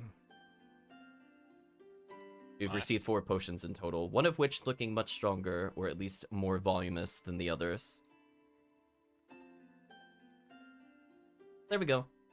So I will say, if this comes up in the future, if you would like to apply a potion to another comrade, you would need to spend an action to swap out whatever items you are holding, and you could swap out as many items as you need. And then you spend an action using it on the other person, in case you're trying to revive somebody, for example. Let that be known. Similarly, if the person is down and they have potions on them, you could spend an action going through their inventory and then just using the potion on them as the second action. Same concept applies. Okay, so it looks like all items have been chosen. Did I get any perception checks other than from Kirk? Oh, I see them at the bottom. My bad, I did not scroll far enough down. A 22 and a 20. Okay. So I would say what both you, Chris, and Yentos hear is you do hear the sounds of shouting of orders. It doesn't sound like there is a combat occurring at the moment. And in fact, you can hear the sound of what seems to be about a dozen or so shovels being used as it sinks deeper and deeper and deeper into the arena. Now, what I will say from the standpoint of Chris, with that little edge in perception, is that he's just barely able to glimpse from one of the slitted windows leading towards the arena from the holding area. He could see that it looks like the area around the ramp in which you just fought is being dug especially deep compared to everything else. Interesting. So I will say that is the advantage you have gained from a little bit of perception. So with that, if you need a break, we could take a small break, and otherwise we'll jump into the next encounter. Yeah, if we could get like a quick 5 or 10 minute break or something. Sure, let's go on 5 minutes. So we'll do some flavor text, I guess. We'll resume in about, let's say, for me it'll be 9:36 or so. We'll resume about that. So from the standpoint of, I would say, other things that you can see while you're in this arena. So you do hear the sounds of other creatures stirring in some of the other holding cells. Some of them sound vaguely human. Most of them do not. Let's go to all the lobbies and get ourselves a treat, says Frostiote. Something like that. You can hear like the snarling and snapping of creatures that pass by the holding cells. And fortunately for you, there are rather thick steel doors between you and said creatures. And you can see the guard that is supposed to be watching you as you are being treated by the masked fighter has basically fallen asleep and seems pretty much to not really care about what's going on as things are scuttled to and fro in the underground area. So at this point, I would say the kineticist and the champion would be returning. Probably about 20, not even 20 minutes, about 10 minutes later. So it takes a few minutes to walk there and a few minutes to walk back. And so all of you are just kind of in your holding cell at the moment. And I would say from the standpoint of what else you observe, you do hear what sounds almost like chanting coming from one of the adjacent holding cells. And I think the only thing you would be able to make out through the walls would be their very loud war cry of "To arms!" and then followed by a lot of shouting. Otherwise, you can hear the scuttle a little bit from the seats of the arena, as there are lots of deals going on in terms of gambling, as this is the pastime of the demons. So you hear, for example, in the hallways much further away from you, loud screams from the demons that are not quite able to pay what they bet in the arena on that last match. So those unfortunate enough to bet against you are paying the price, as it were, somewhere down the hall. Otherwise, from your standpoint, the room itself that you're in is fairly clean. However, the stench of blood and death does seem to permeate almost everything in your environment. You can tell that the demons themselves are not too particularly keen on cleanliness, nor do they really care about the overall conditions you're in. In fact, if not for the masked fighter basically wiping down some beds, you have a feeling that your current residence, we'll call it that, would be in a much filthier and disgraceful state than it currently is. So at least for the time being, it looks sanitary enough in order to do some treatments. The same cannot be said for the hallways you have seen leading to and from. However, I will say in comparison for the Kineticist and the Champion, the area where the armory is actually kept in rather pristine and clean condition, almost spotless throughout while you were visiting there. And you could see that there is just a lot of pride in the work, in both the way that things are displayed, some of the little nameplates, so for people to find their orders quickly. And you can see that despite the very heavy workload, whether it's asking for things for a digging team or other such things that you read, that it seems like there's only one real person currently manning the armory area. It seems to be predominantly under that control of the dwarf you saw earlier. So even though that dwarf is a bit broken, he takes great pride in making sure everything's all tip-top shape. Exactly. Helvisham saying the janitor never heard of Sunbreeze. It's true. if only they had Febreze and things like that, then maybe it would be better. And actually, with the chanting that was being said in the other room that we overheard, would I be able to make the champion perform a religion check? That is an interesting question. So I would say, what question are you looking to do? Are you trying to identify the region of where somebody's saying it? Basically, like, what type of... Well, one, what type of chant is it? Possibly like a battle chant or something. But if there's any sort of possible long-term effect or battle effect that may occur from the chant. Because, you know, this is a world of magic and divine powers. So, you know, who knows whether people doing a chant before a battle actually does add benefit or not. Okay. I think that's a fair framing of the question. So if you would like to take a religion check, I will alter the DC accordingly. Oh, that's not great at all. Interesting. I mean, it's not going to be a crit fail, but... So I would say from your standpoint, it's not... It's not so much a religious cry. You are vaguely aware of it. I'm not sure if the other party members would know more. But from your standpoint, you do know a particular, you could almost call it religious in a sense, a certain gang or group of people that do emphasize on shrill war cries before battle.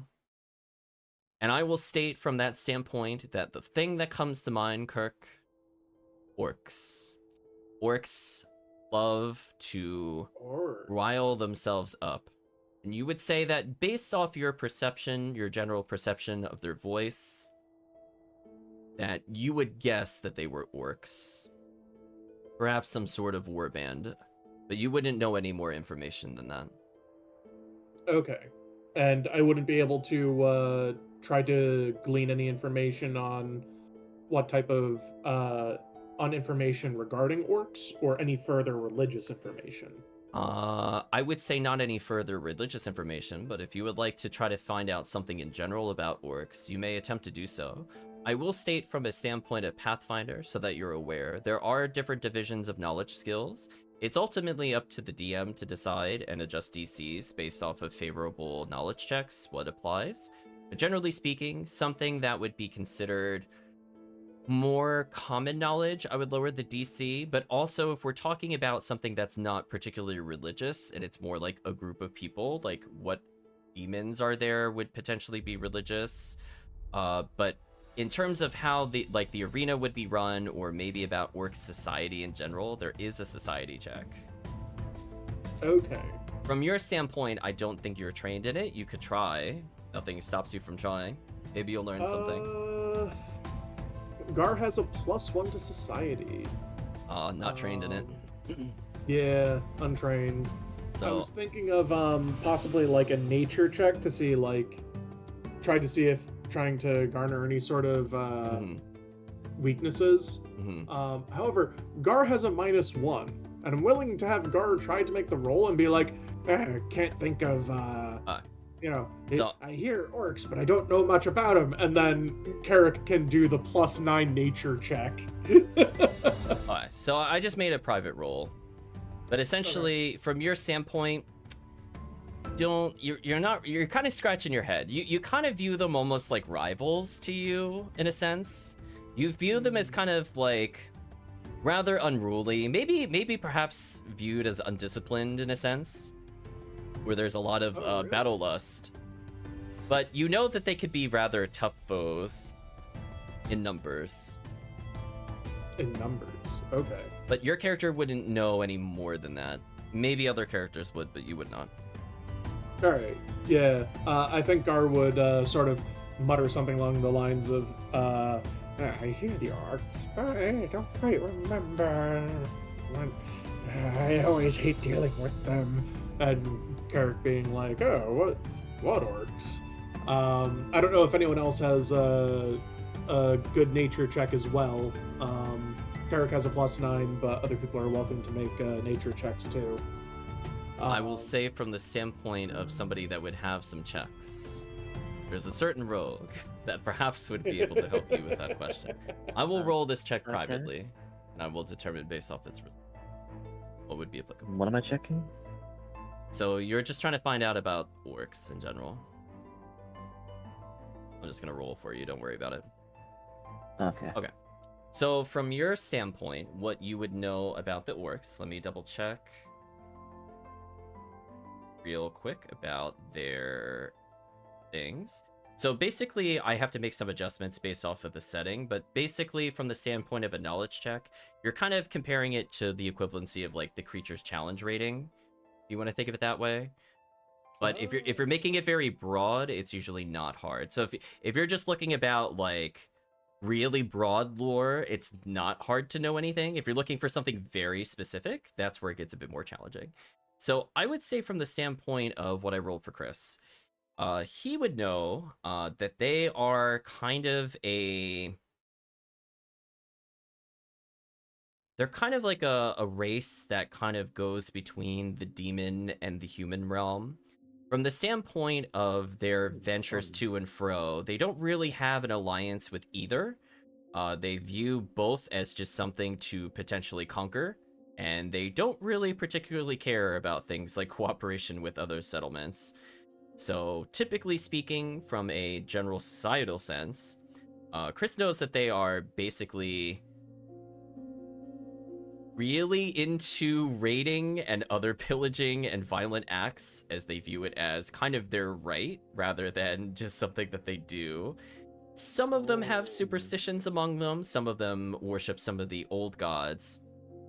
But I would say for the most part, you would recognize them potentially as kind of a combination of up close and personal melee strikes, as they like to see the eyes of the victim as they go to attack them.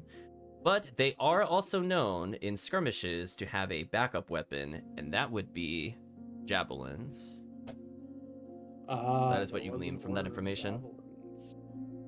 With the order of javelins, was it just standard ones, or was it like improved javelins?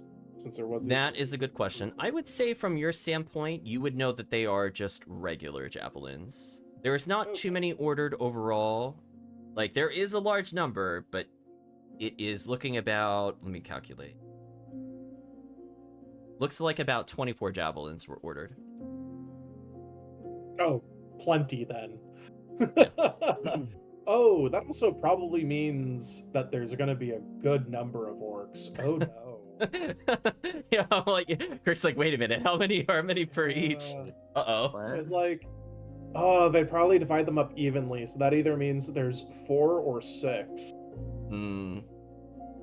And 4 javelins apiece sounds like plenty, so we might be going up against uneven odds against us. The inside knowledge. Yeah. So, see what happens there. But I think we're ready to proceed, I think, with the next encounter. We had a nice little mini social encounter. I think Carrick will mention that, like, oh, I did see a order of large order of javelins, quite a number. I guess there's either they're stockpiling or there's a good number of them. Hopefully, we don't face them next. What are the odds of that? What are the odds, indeed? Okay.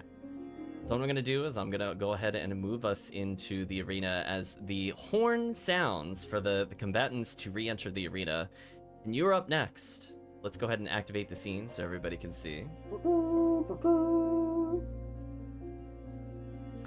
You might notice there's some changes to the arena. Oh dear. Let's briefly describe what you see before you before we talk about anything like turn order and things like that. So you could see the same ramp you saw before. You saw the wooden planks basically connecting the two ramps from earlier. However, approximately 20 feet deep is a massive pit dug on either side of the ramp. You can see from your line of sight that basically there is a kind of smaller, slimmer ramp where you could kind of run up the sides and come up to your side. Or there's a ramp for many potential creatures, or perhaps large creatures, to descend in order to enter said pit. You can also see on the far left and right sides, adjacent to the ramps themselves, are some walls. So these walls have some very loose footholds to use, but more importantly, these little icons with the white and the little up arrow indicate that there are ladders built in. It looks like there is an easy way to potentially climb out if you're willing to spend some time to escape. Otherwise, you will need to spend time potentially going up these inclines and ramps. Just be aware of that. Those are your surroundings. Also, for those that are looking for clarity, basically everything in the middle is a combination of dirt and maybe some hardened rocks, like where the 10-foot platform is. The ramps themselves and the little platforms connecting them, as well as the walls, are made of wood, in case that is important to the party. So, with that, I think it is time to introduce ourselves to yet another encounter. So I'm gonna go ahead and mark all three of you as ready. I did not mean to generate that light source, silly me. Let me go ahead and select all of you and mark you as in combat. Would you want Carrick to not have the kinetic aura up first? Yeah, I would assume it's removed. Okay. So I will take it off then. Yeah, I will say from that standpoint, in universe, they kind of frown upon you attempting to do anything prior to entering the arena. They're like, you need to power. Yeah, the other one goes, hey there, no, we cheat, you fight. We cheat, you fight. I mean, honest, fair fight. Yes. That sounds about right. So with that, I'm going to introduce the arena itself with the MC, who I need to voice a bit more. I need to make a mental reminder. I got so engrossed in the combat, I forgot to voice him a little bit. He goes, well, ladies and gentle demons, welcome back to the stage, tonight's marvelous entertainment. We have just a little bit of bulls in the arena, as you can see, but more importantly, they've yet to see what they'll be fighting. Would that be such a wonderful surprise? Let's just say, negotiation with these things might be off the table. And with that, we're gonna have everybody roll initiative. So I see two people rolling initiative. Oh, Oh, the 6 is brutal. no. Big yikes. Gar. Oh, what is what the heck is that initiative? How Oh, no. I keep I'm doing the god rolls. I'm so sorry. I'm doing the god rolls. The kineticist is not first. Carrick bellowing out, they don't happen to be orcs, would they?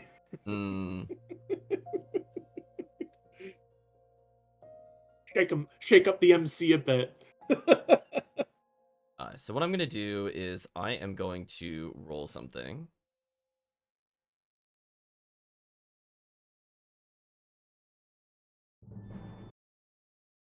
So I have all of your perception checks. So actually, I would have been able to do this before. Slight failure on my side. That's fine. No worries. Okay. That's about the same. I don't think it really matters. All right. So I would say from that standpoint, you don't really see any movement. At least I don't think any of you do. Yeah, maybe you. No, you don't really see anything. I got a 24, and you said that people rolled higher than me. Yeah. So. How rude. So you suspect that something has moved in the arena. You sense that in a general sense there is something on the other side of the ramp. You can almost see it, whatever it is, but you see like faint movement beyond the ramp, I will state. Like basically Hmm. dust kicking up and stuff. Not so much dust. Like something is actually almost visible from beyond the ramp from where you're at. Oh. Okay, so they're like almost to the top of it then, but like on the ramp itself. Perhaps. Okay. I will not elaborate further. That's But I will state it is now the kineticist's turn.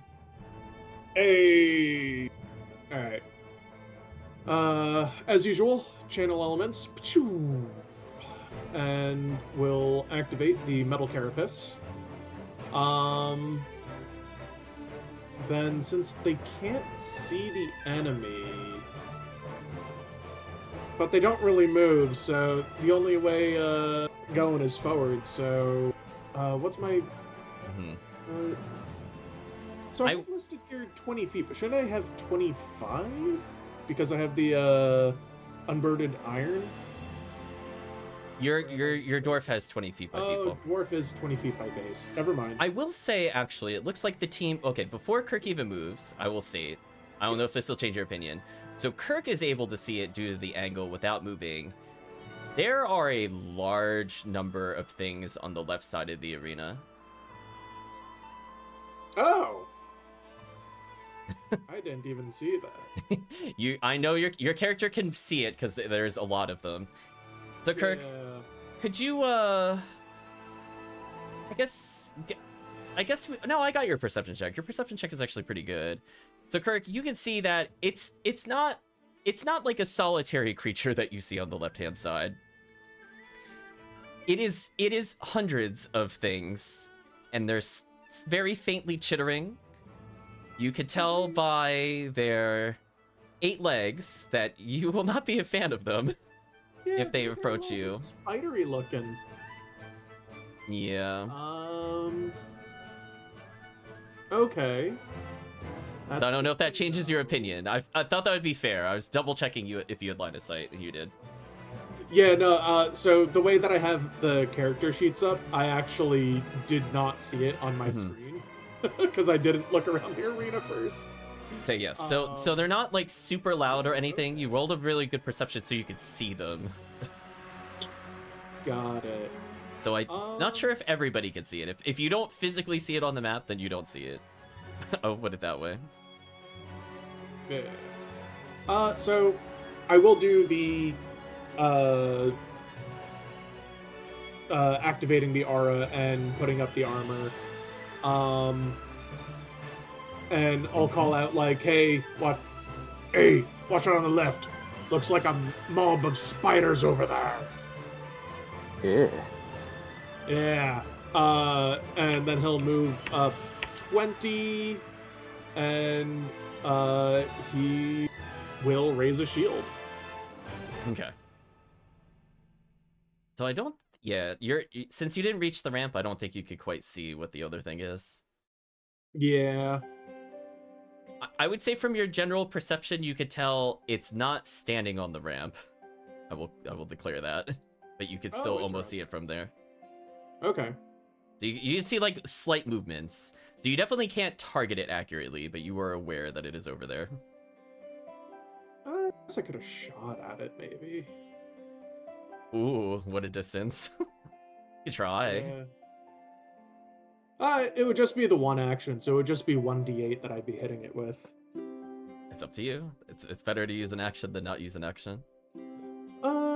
Alright. Yeah, instead of raising the shield, I'll do a one action elemental blast, but I'll use the weapon infusion first, so that way I can activate the volley, so I get 100 feet range, Mm-hmm.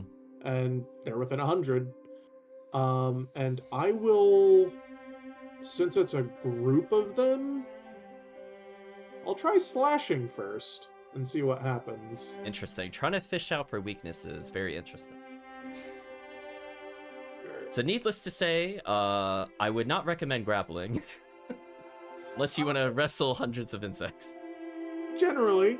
Got a hit, 24. Okay. So, gonna damage it. Let's see here. Okay, good. It has the slashing done. And it's just a 1d8. Only 2 damage. Oh well, it's something. So I will say to you, Kirk. Yep. You're... I guess you're forming swords. So you form swords, basically, to shoot. And you fire them in the direction? Sort of like edged thing, like whirling blades, like spinning axe heads, maybe. And so you try to rain the weapon upon them. So you rolled the 1d8 total, right? Mm-hmm. Got 2 damage on the 1d8. They do not appear affected at all by that attack. Ooh. Okay. All right.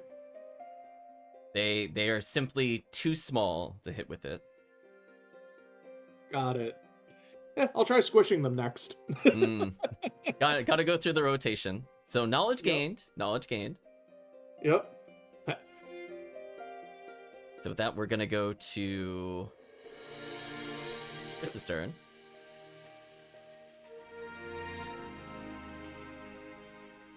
Let's see what Chris sees. Oh, interesting. Chris is moving up.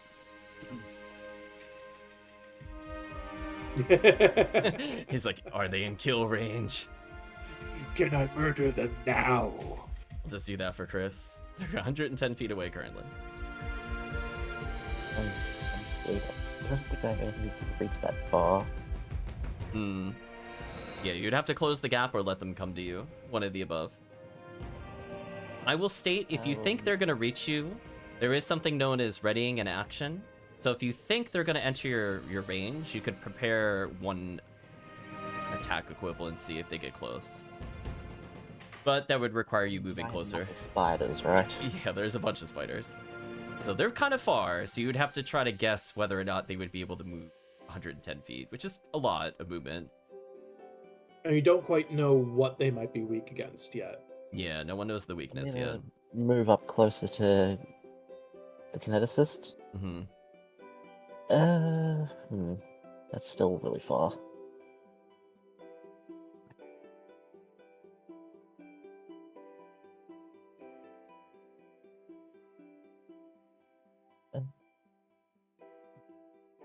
So I can ready an action in case they come into range. Yes. So what are you readying to do specifically? Can I Just ready an if ignition? you move one more spot down, you'd be Let me within confirm. the martial stance. Oh wait, but it hasn't activated yet. Damn. I confirmed. It has to be, I think, one action to use. I don't think you could ready a spell. Well, let me check. Single action, free action, you use trigger. You know what? I'll hand wave it. It doesn't really matter. If you want to prepare it, it's fine. I'll do that then. Well, that'll be something I consult later for balance purposes. I'll think about that, if that was good or not. That is the rule of DMing. You make decisions, and if you don't like it later, you always change it. It's that simple. Make it up as you go along. Not too far off. Guess that'll do it then. Okay. So ignition has a range of how many feet? I don't know. How do I actually check that without casting it? 30 feet by default. So they would have to only get within 80 feet? That might be more doable. Yeah. Okay. So let's go ahead and move on to the next person in combat order. And that would be the thing that you cannot see. Santos. Uh-oh. No! Someone's before me, goodness. We'll see how Kirk feels about this. How many someones are before you? I don't even think this character would be impacted by the incline at all. I'm pretty sure. The hell? I'm not going to bother rolling for it if that's true.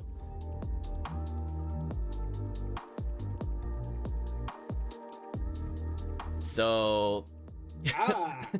so wiggling Come towards on. you at high speeds is a massive, massive, massive centipede.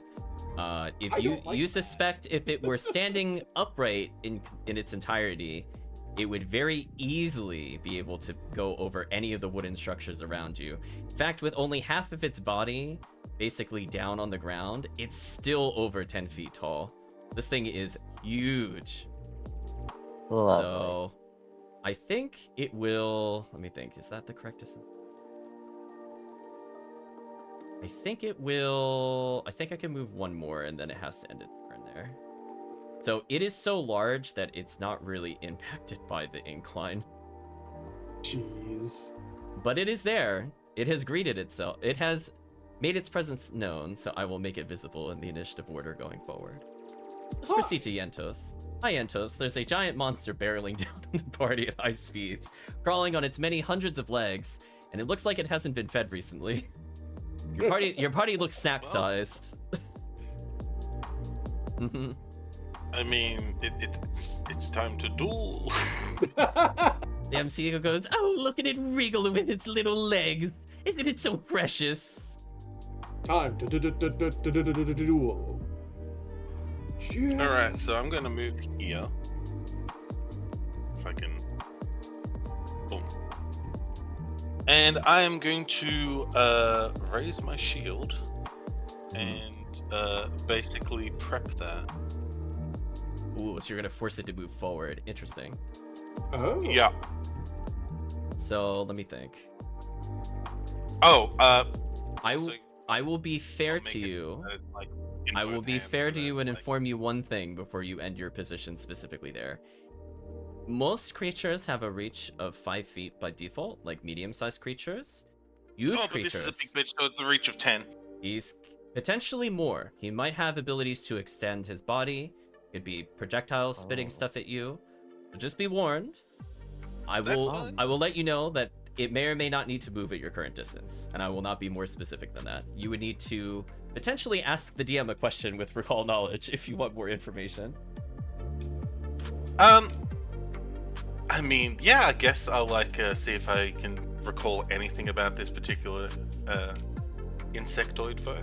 Alright, so you've moved up, you raised your shield. We can adjust your movement where you end. We'll say that you did the knowledge check first. Yeah, so Ooh, I think you knowledge check rolled. for I think you this- rolled just enough.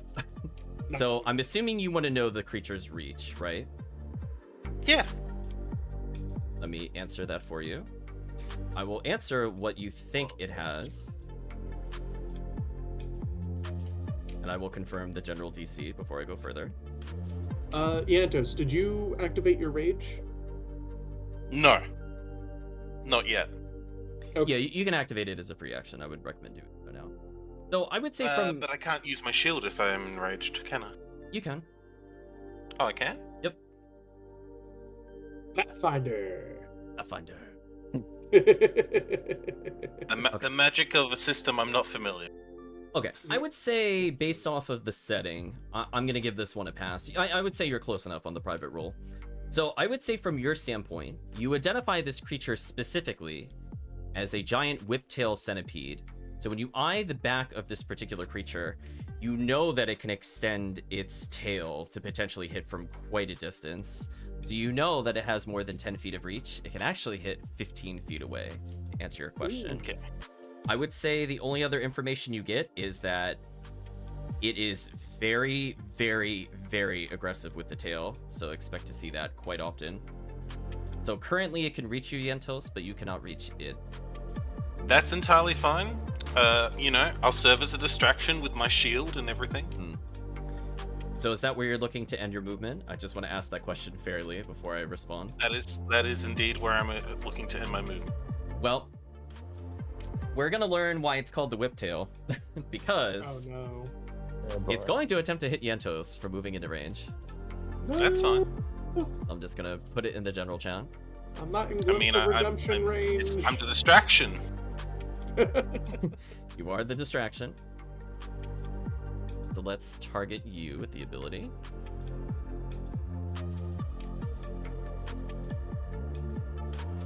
Unfortunately, you would be able to potentially apply your shield on this, depending on... I think you're allowed to view the hit of it, or can you confirm that real quick while I do the math real quick? Sorry, what do you need me to confirm? Shield block, what the trigger is. Is it on damage or on hit? That's all I need to know. Let's see here. Shield block. So let's do some damage and see what happens. Ooh, Yentos, feeling the spirit of his ancestors. Quick like a cat, he's able to duck the massive tail sailing over his head. It whiffs. So Nice. it says when you would take physical damage. When you take damage, okay. That's just what I wanted to Okay, confirm. so while you have your shield raised, you would take physical damage from an attack, is the trigger. Okay, so fortunately, Yentos, you have now burned its reaction. And that is Hell yeah. your turn. So your shield is still raised. You have not used it yet, technically, to shield block, which is important. So you still got that reaction.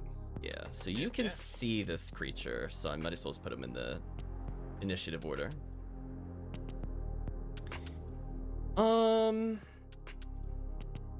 Let me check one rule before going further. I don't think this really matters. So the swarm of spiders are going to attempt to go through here. Okay, yeah, that's what I thought. Okay. So they're not going to go between the ramp because that would require too much squeezing from their part to funnel into a line.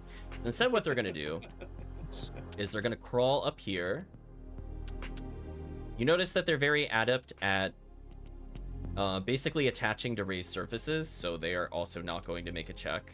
However, what you are going to notice is that after they move, just want to make sure, is that their full movement? That is their full movement.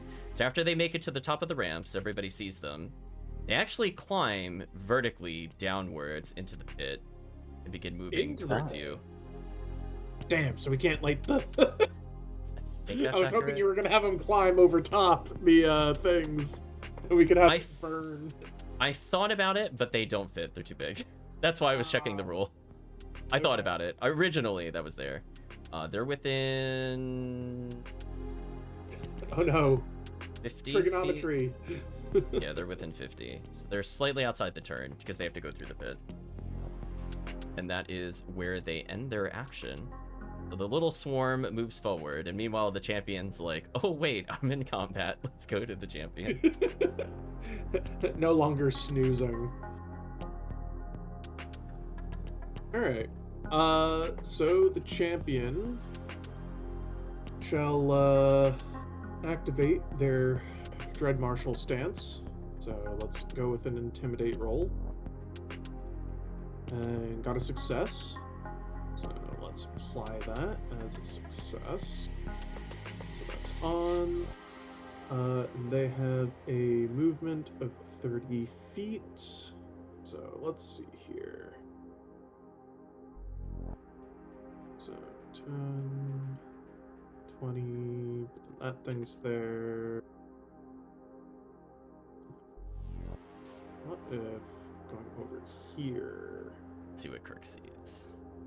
Player cam vision. Okay. So with 30 movement speed, Gar is going to move over here. And is right, let's see here. Intimidate, sonic assumption, diplomacy. Yeah, let's target the thing and see if we can intimidate it. Let's see if we can frighten it. We're going to attempt to frighten it. Yep. I just want to check what your character has before we go further. Is this Yeah, it's a valid plus thing? 9 intimidate. Right, but do you... Oh, you have intimidating prowess. Okay. I'm just making sure, because as a reminder for intimidate, if they don't understand the language, normally you would take a penalty, but you have a skill feat which ignores that. That's what I was double checking. Oh, I forgot about that. Yeah. And when you try to demoralize, you get a +1 bonus to the intimidate action as well. Mm-hmm. I should probably get a intimidation trinket for this character next time. Perhaps he does use intimidate to do martial stance. Yeah. I was just thinking, better shield, but intimidate could be very good for this character, abusing that a little bit more. Okay. I haven't tried doing an intimidate. Is there a specific action for that somewhere? There's do a I just skill Do check. or do I just do the intimidate and add the +1 manually? I'm looking to see if intimidate is in the thing. I don't see it in the macros. You could drag it, I think, from the skill folder into the toolbar at the bottom. I'll double check. Just for your I'm not reference. seeing the demoralize. Like, I found the intimidate, but I don't have the Mhm. demoralize. Because the demoralize action is what I'm looking for. Let's see here. Compendium. It has the bonuses by default, by the way, as long as you roll it. I wouldn't overthink it, Kirk. Okay. Aha, there we are. There's demoralize. Yeah, I'm just showing for the audience. It has all his other bonuses, so Kirk also has an ability that hasn't come up yet, where basically if people try to aid him, they get a +2 to the check to aid him, so he's easier to boost the attack bonus of. Since gnolls like to hunt in packs. Charisma, expert. Oh, where's the +1 from intimidating prowess? There we are. Okay, let's go. Got a 20. So There you go. success. And see that? It applied everything. Look at that. And that was a critical success. Ooh, you're making it shaking his boots. Wait, it was a critical success? Yeah, it was a critical I only success. see a success on my end. No, it's a critical success on my end. Oh, wait. Sorry, I was looking at the Dread Marshal standstill. That is pretty Scroll brutal. down. Frightened 2, so as a reminder, he gets a Ooh. -2 to AC. His ability to hit. That's pretty brutal. And as a reminder, the way Frightened 1 and Frightened 2 works, for people that are not familiar with the system, unless the condition specifies otherwise, they decrease at a value of 1 per turn. So he's now immune to your Intimidate for the rest of combat, essentially, but it's going to take him 2 rounds, and it goes away at the end of his round to get rid of Frightened. That was a pretty big debuff on a pretty important target. Alright, glad I managed to pull that off. Yeah, that -2 to hit makes a big difference, for sure. So, It's putting you out of kill range, potentially. so the reason why I did that first is because now I'm throwing the javelin. Hell yeah, make his AC lower. He's a big creature. Exactly. There you go. I'm just like, all right, let's go. Let's increase the chance for crit. Kirk's like, I combo with myself. So basically, the gnoll went, Oh "Roar!" my god! And it actually crit due to the Frightened. Yes! Skills pay off in Pathfinder. You seen it here. Oh, Literally, goodness. literally only critical hit due to the Frightened. Can't make it up. Just happened. Wow, that was God, and that's 2d8 plus 5. It's gonna be brutal damage. Ooh.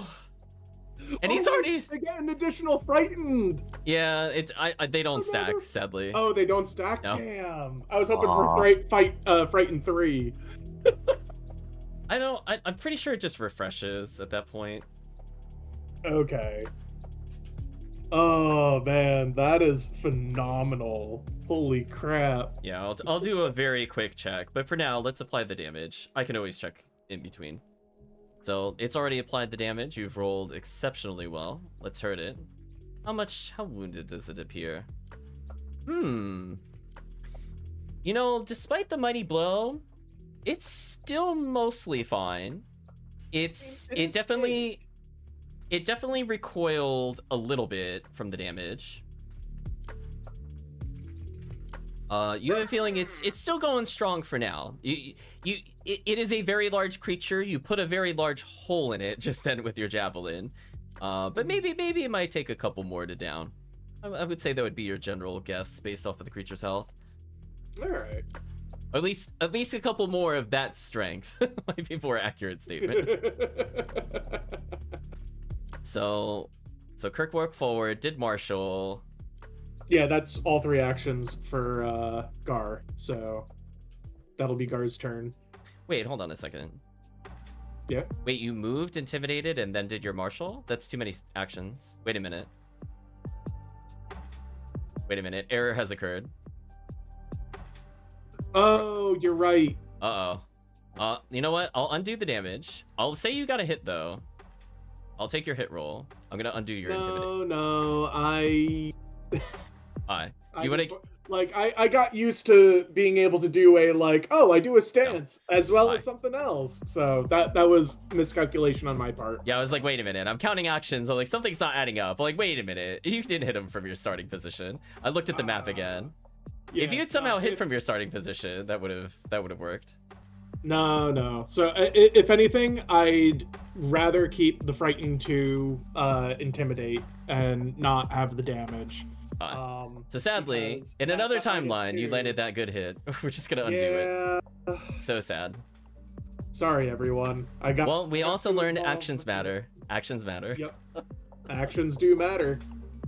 That even though the Dread Marshal stance is good, you know it.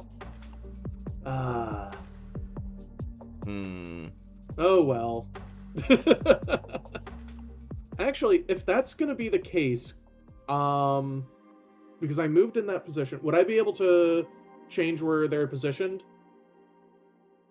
Because you could make the attack. Yeah, you could move slightly. Well, not to make the attack, but basically so that way, if Iantos engages, that's fine. Worm, they'll be able to get bonuses from the Dread Marshal stance. I think that's fine from where you're standing before. So I will know it's within their movement. I miscalculated my actions because I'm just like, I want to get an attack in, but I was like, I want to get this intimidate in because I think like this will work out better as an assist. So this way, you know, I'm hoping Iantos will be able to get some good damage in. Between the Dread Marshal stance and applying the Frighten effect on the worm. I'm going to interrupt you for a second to say that you did see something moving to the left of you just now, and it has slipped into the pit. It seemed to be a creature approximately, maybe close to 5 feet in height, but had kind of a strange covering on it. It almost looks like a carrot, I would say, based off its color. Got kind of like a leafy head, and it dove from the left wall down the ramp on the left side of the pit, and you suspect it's somewhere in the pit, but you cannot see it from where you currently are. So like somewhere here or somewhere here? No, you suspect it's much closer to like where the ramps are, but you're not sure where it is. So like somewhere here. Oh dear. Yeah, there or on the ramps itself. You know it dove down, but you don't know what it did after that.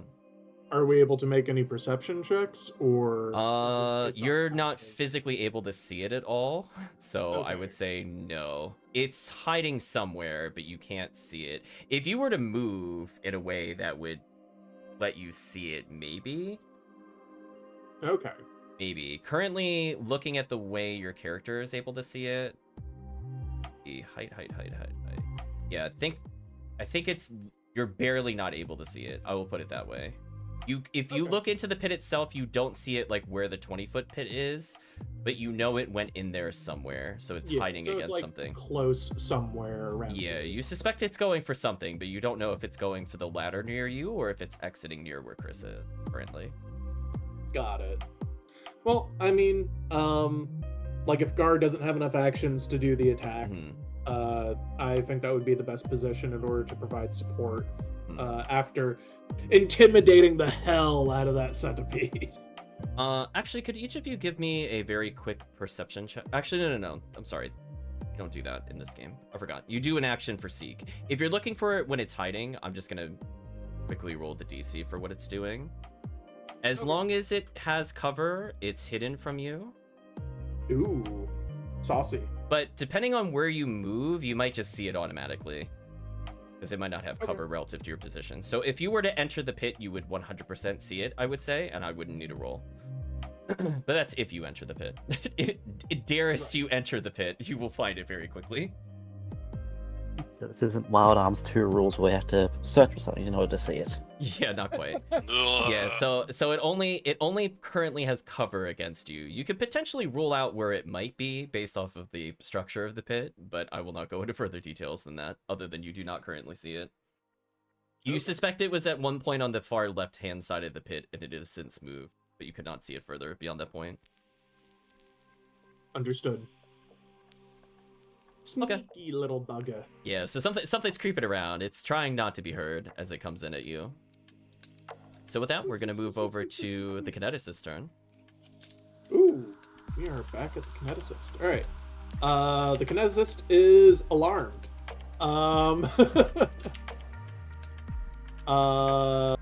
Let's see here. How far away is this thing right now? It's close. Yeah. So we're going to weapon infuse again. And what we're going to do with that is we're going to apply thrown and 2 actions. Actually, 1d8 plus 2 and 1d8 plus 2. Oh wait, 1d8 plus 3. Because thrown applies all of the strength. So 2 attacks, plus 3 plus 2, 1d8. Yeah. So we'll do a 1 action attack first. At it. So we'll do that. Is it large enough that I can attack over my allies, or would I still deal with the cover penalty? I would say from the rules of the center of the target, because it is so large, I would say it doesn't matter. Okay. I just wanted to know whether I had any additional. Yeah, if it was like a normal creature and it wasn't all, because keep in mind it's still technically on a ramp, so it's elevated. Most of it is elevated at least 5 feet, so it is. I would say it's line of sight for you. There's no cover in this scenario. If he leaves the ramp, then we could talk about it. But right now, half of him is 10 feet in the air, so I would say it doesn't matter in this scenario. So, first action, 1 action attack, and critical miss. Oh no! Ooh. I'm gonna use a hero point. Fuck that. Oh yeah, reroll time. Good use of a hero point. You definitely don't want to be letting those critical misses go through, especially very early in a fight. How do I re-roll? I remember there was a button, but I'm not seeing it right now. If you right-click on it, it should give you an option to re-roll using a hero point. Yes. Okay. Oh, okay. So I shouldn't have manually removed the hero point then from my character sheet. All right, re-roll using a hero point. There we go. Oh, and look at that. It shows the difference. Oh, it's almost a crit. So close. Almost a crit? Damn. Yeah, damn. A bit better. Just a little better. Right. So there we go. So Reroll reveal hero damage. points. First hero point used in the encounter. Congratulations. Thank you, thank you. So 10 slashing damage. Is slashing that you're doing? Yep. Yeah, well. Fortunately for you, does not seem to be resisting your effects as it takes a very nasty sword slice across its mandibles.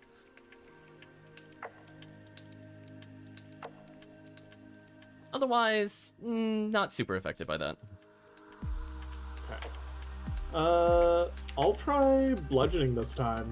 And I'll also do thrown 1 action, and I'll apply the multi-attack penalty. So let's see here.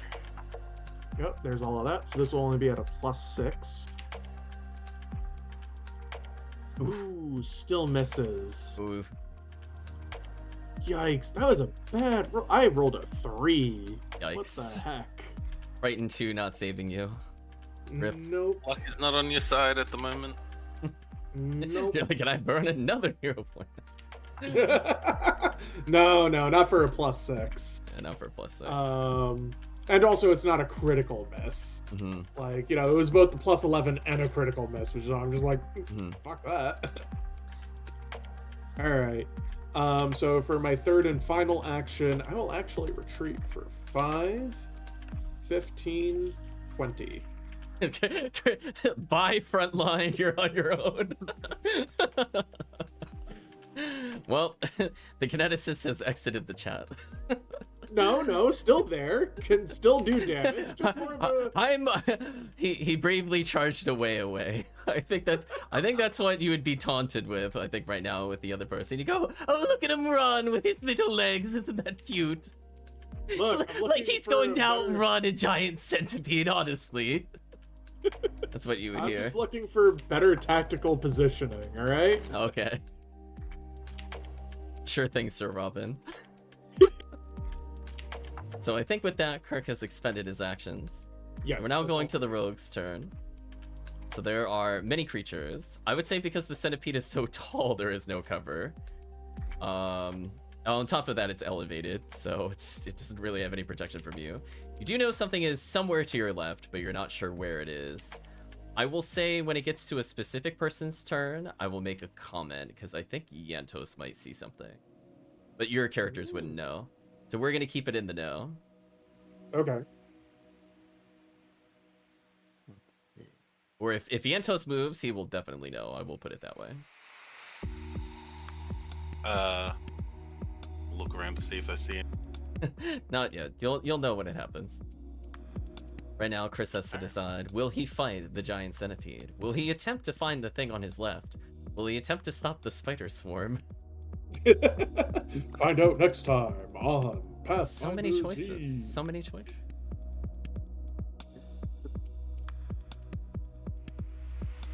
The big thing seems to be the most pressing priority right now. I will fire up a volley of needle darts at it. At the centipede? Yeah. Okay. Sure thing. So that'll cost 2 actions. You do not have any of the other materials, so you could just choose to do the normal darts, which it looks like you have. Yep. Then you'll apply your normal attack since it's your first attack. So if you manage to crit, that would be huge. Unfortunately, no crit, but Solid hit. still going to do some damage.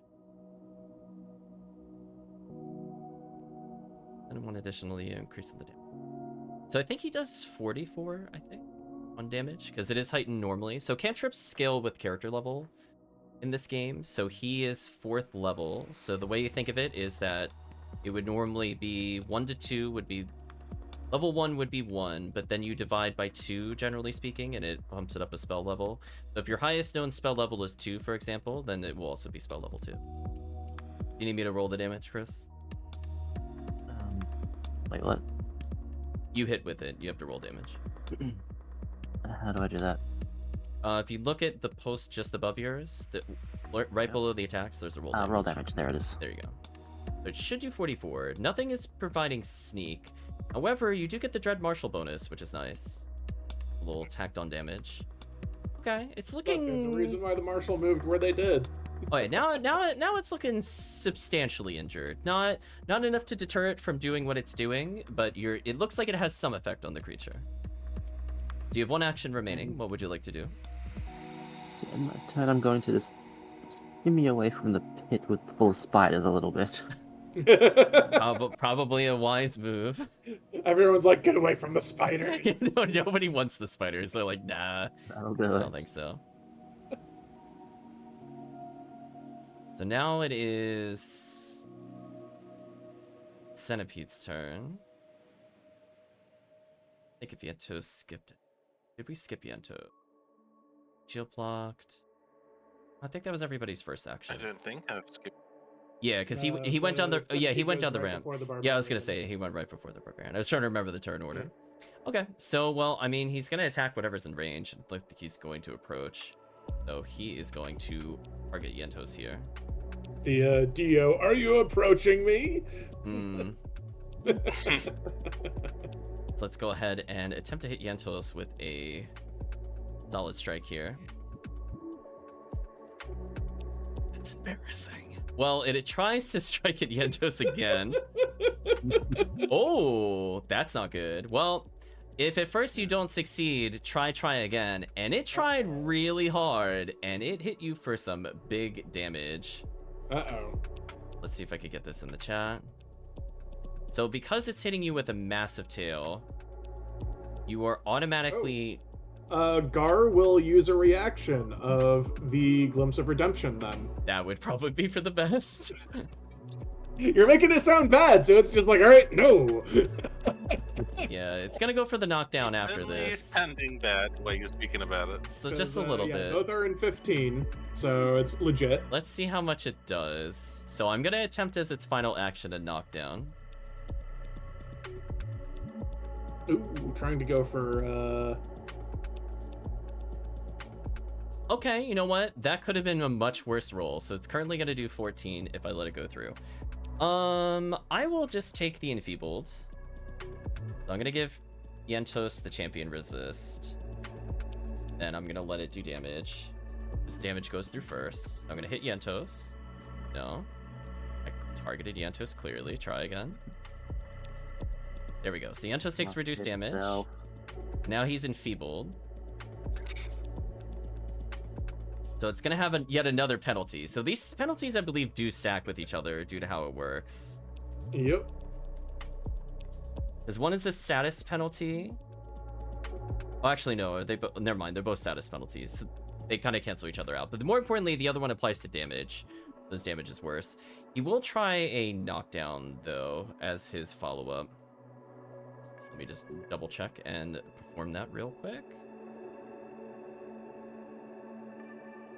Is it? Oh, okay. Yeah, just apply it then. Let's click it, right?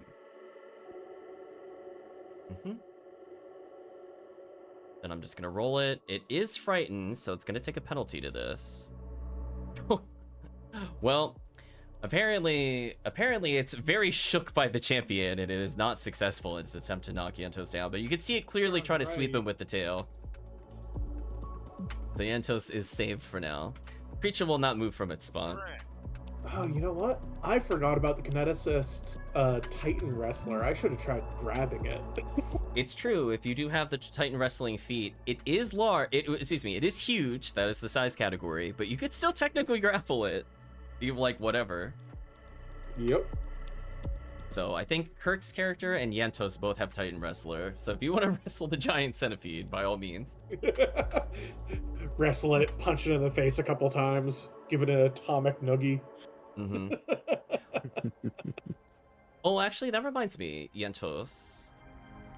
Yeah. You raised your shield, right? Yes. Two-handed. Would you like... Okay, since you're about to take damage, would you like to apply the shield block reaction instead of taking that damage you took before? That sounds great. Alright, so then what I'm going to do... I'm going to go ahead and undo the damage you received. I'm trying to be fair.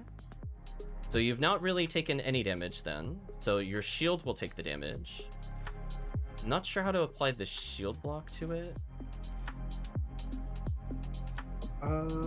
Yeah, it doesn't have anything left. I'm gonna manually do it.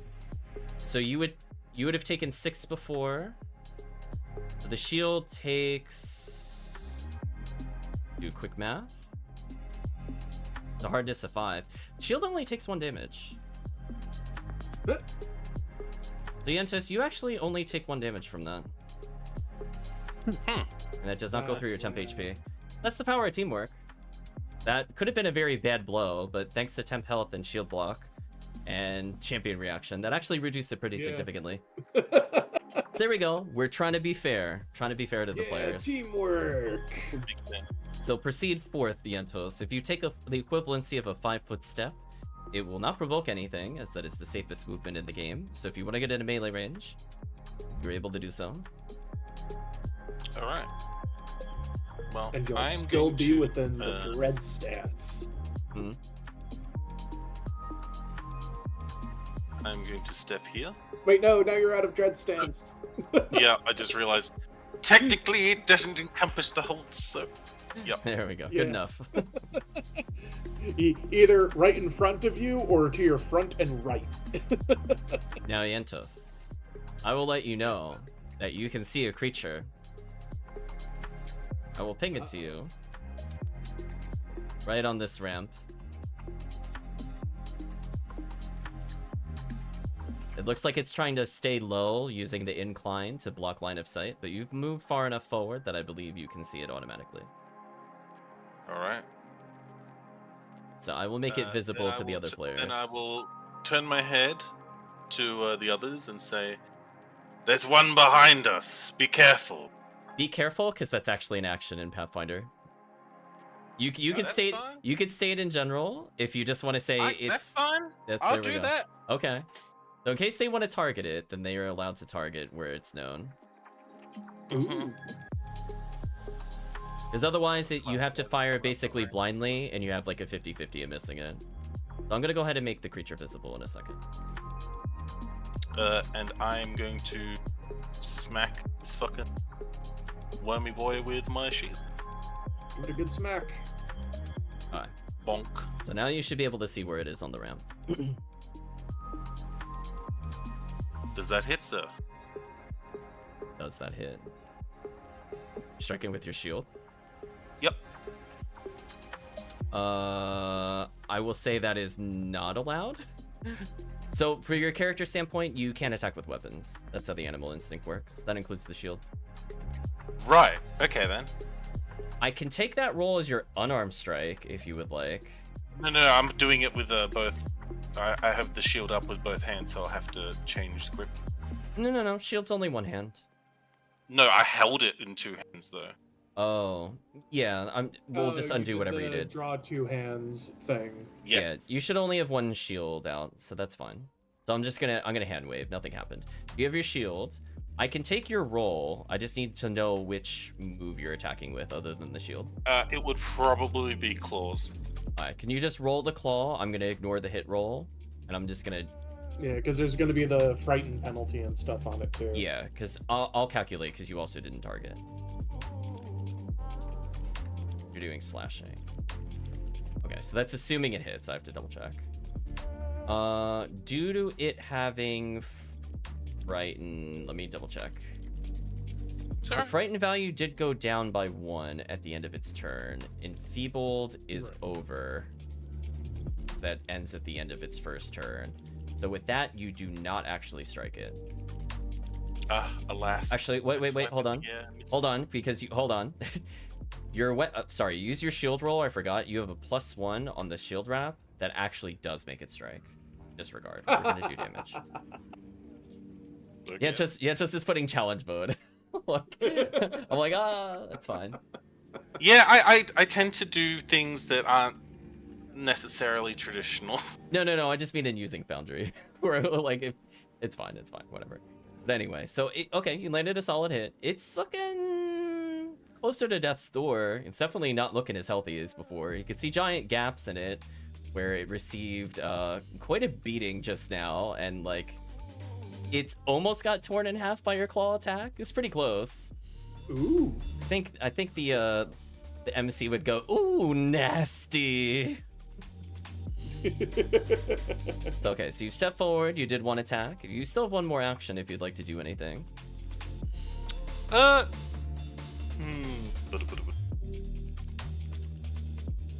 screw it. I followed up with another.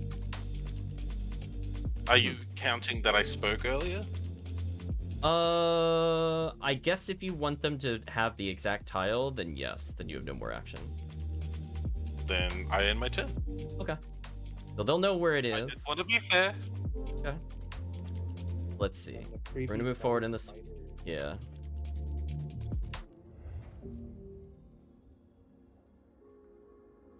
Ooh, they have to kind of go up a little bit. So I think with all of their actions, with climb, because they do have a climb speed. Not okay. No. Yantos is in an insect sandwich. But that's all they can do.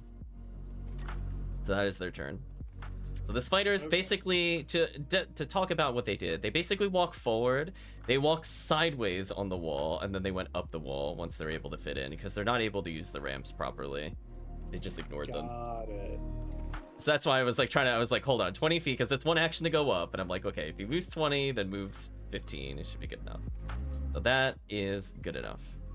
Let's go to the champion's turn. Hey, champion, there's a angry swarm of spiders about to potentially make you have a bad time. After the champion is done internally screaming, one thread at a time, we're gonna try to just throw a javelin at Big Boy here. Okay. Try to finish it off. Okay, so I'd say, again, due to it being elevated and the fact that it is huge, even if I draw from center mass, you will strike. Okay, Got the hit. clean hit. So it's still his frightened one from earlier. 18 damage. Ooh, drum roll. Dead. Hey! The javelin into claw and a javelin is enough equivalency to put a massive hole in the centipede, and it basically dangles in two halves, none of which are doing very much other than very slight twitching. The centipede is no more. Although I will say using that ramp is really difficult right now. Good luck with that. Good luck with that. It's not happening. Um, So that was one action. So you still have two. The Knoll's gonna try to demoralize the spiders. I don't know if he's screaming at the spiders to scare them or he is scared of the spiders. I'm not sure. Yes. Just booga booga booga them. Success. Frightened 1. Oh, okay. Easy enough.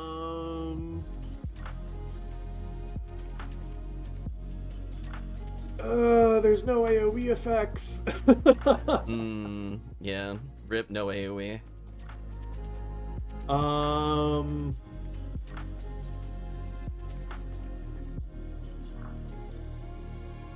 Do I just do a 5-foot step, or do I just hope for the best and throw a javelin into it? I mean, it's up to you. You don't know if they have any reactions. Oh, even if I do the 5-foot step, it can react? Because Yeah, no. Yeah, if you 5-foot step, yeah, then it doesn't matter. Okay.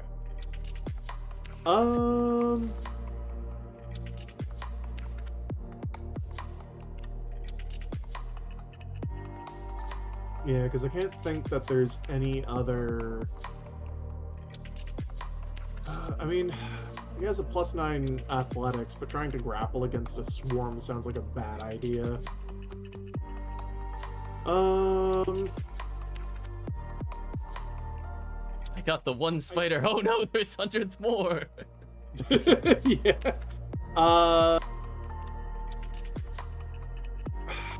Yeah, you know what?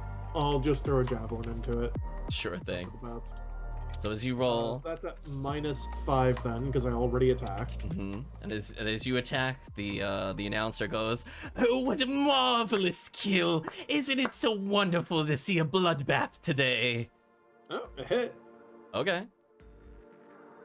Alright. Let's go for damage. 14. Let's see if it applies the stuff that it has or not. We'll learn in real time. It does apply it automatically. Ooh, So it has resistance against piercing. So yeah, so you do see that your attack is normally very effective at going through things like armor, but the fact that they're more scattered about means that you just kind of hit the dirt faster. So yeah, you do less damage. Got it. Alright. So that's 3 actions. That's the end of their turn. Nice. We're gonna move on to the little sneaky thing coming up the ramps. No, Double check its not speed. allowed. Could be anything. Doesn't look familiar at all.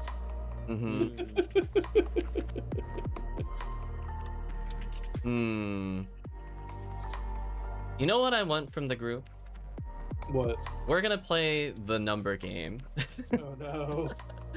Let's say Yentos is 1, the champion is 2, Chris is 3, and the kineticist is 4.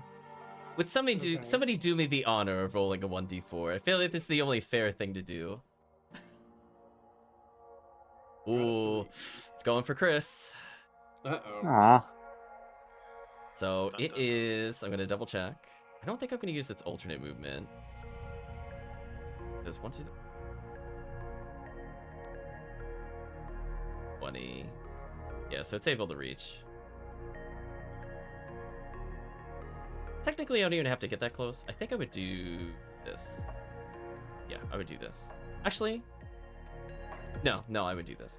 All right, so it basically swarms along the ramp. It basically runs down the ramp. Then you see its little root-like arms dig into the wall as it just almost effortlessly glides up the wall.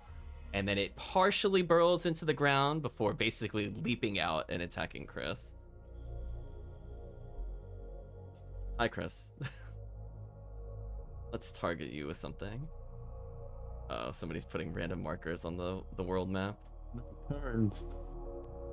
I could do this attack, but I only have 1 strike. Yeah, let's do this. I think it's gonna try to bite.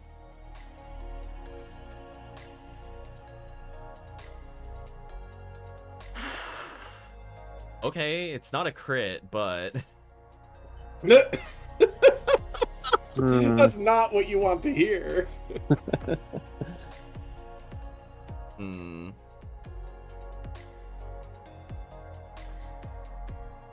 Alright, I'm just making sure. I'll be back in a second. Okay, I'm gonna start with damage. So it is going to damage Chris. Would anybody like to intervene?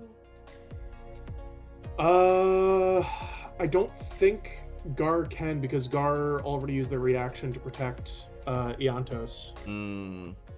Don't think they have any reactions. Fair. Rafan, yeah. Because the Glimpse of Redemption was already used by Gar. Okay, I'm just making sure the other effect did not apply here. Okay, well, it's gonna do some damage, so Chris, I'm sorry to say. Nope, it's not damage itself. I don't know why it does that. It just loves doing that sometimes. Like, I swear, I know it's targeting you because I told it to. I can see the arrows. I know I clicked. But anyway, so Chris, you're gonna take 11 points of damage as it basically leaps from the ground and bites into your shoulder. Going, Yikes. so yes, this is it. It essentially looks like a walking carrot has attacked you and is very angry at you. Oh, a Mandragora. Okay. I'm sure they're flammable. That's one way to find out. We're gonna go to the kineticist's turn first, though. Hi, Alright, kineticist. Your comrades are being swarmed, somewhat literally and also figuratively. Yep. So I'm going to spend 1 action to move, and then I'm going to use a second action to Shard Strike. Well, fortunately for you, the Mandragora, as you have called it, does not do anything when you approach. Proceed. Oop, I did it in the wrong place. Oh, what are you trying to do? Oh, yeah. Oh dear. Trying to... I see. Nope, that's... What are you doing, Kirk? Describe. There we go. Just trying to get the 15-foot cone. Okay, so... I'm going to target the Mandragora, and I'm going to be targeting the Swarm, and using my Safe Elements ability, I believe it's called. I believe that is its name. Yeah, Safe Elements. I'm able to ignore up to 4 creatures in my AoE, so I'm going to ignore my 2 allies. Thank you. Yep. So we're going to be making targets. So the 2 of them need to make a DC 20 basic reflex save. I will say the creature closest to you has had a traditional fail. Okay. The other creature also failed. They both have failed. Nice. So if it's not a critical fail, then the two of them only take 2d6 slashing damage. Alright, so if you want to click the 2d6, I'll apply. Okay. Let's go. So 9 damage.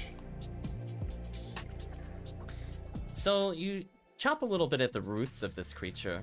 Despite how large the centipede was, you get the feeling that that wasn't the threat, as the thing that just got hit by that seems even less affected than any of the other attacks you've done before. Uh-oh. Hmm.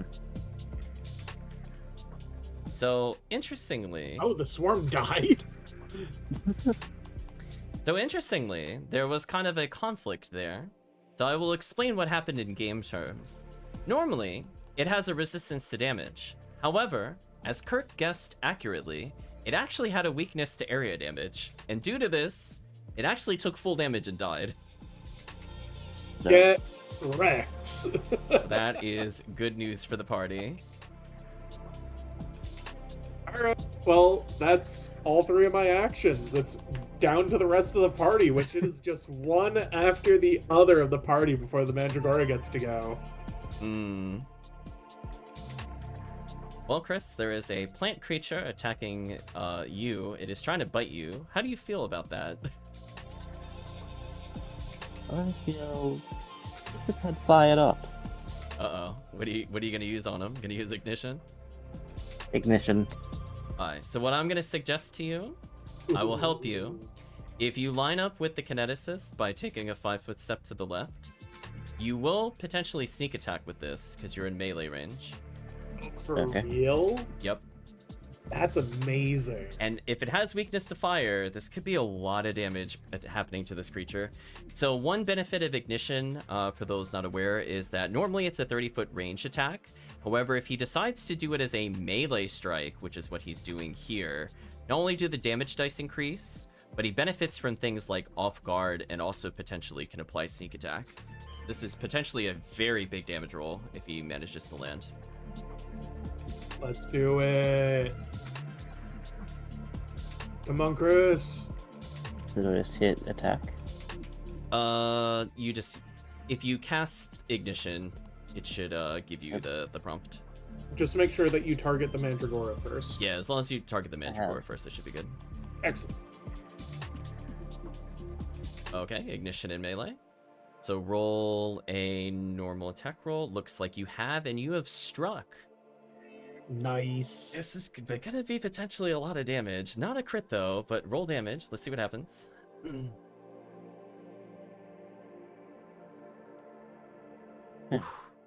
Ooh, kind of roll load, huh? Ooh. You know I'm not what's seeing the sneak attack damage. I'm not seeing the sneak attack damage either. Give me 1 second. I will read the rules of your sneak attack. That could be a bug in Foundry. I will double check. Because you 100% have off guard versus this creature. There is literally 0 doubt in my mind you have it right now. And for 3d6 to get 8 with the +2. Yeah, that was a little unfortunate roll-wise. So getting a Damage 6 is still on good. 3d6 is So let's rough. read the description together to ensure this is not a Foundry bug. Okay. Sneak attack. When your enemy can't properly defend itself, you take advantage to deal extra damage. If you strike your creature that has the off-guard condition with an agile finesse weapon, an agile finesse unarmed strike, or a ranged weapon attack, or a ranged unarmed strike, you deal an extra 1d6 precision. So maybe because it doesn't consider it agile, maybe that's why it didn't count. Interesting. Yeah, if it's not like an agile finesse weapon. Interesting. Because it's a spell rather than... Yeah, maybe there's something else that it's spell. I thought spells counted if you did an attack roll.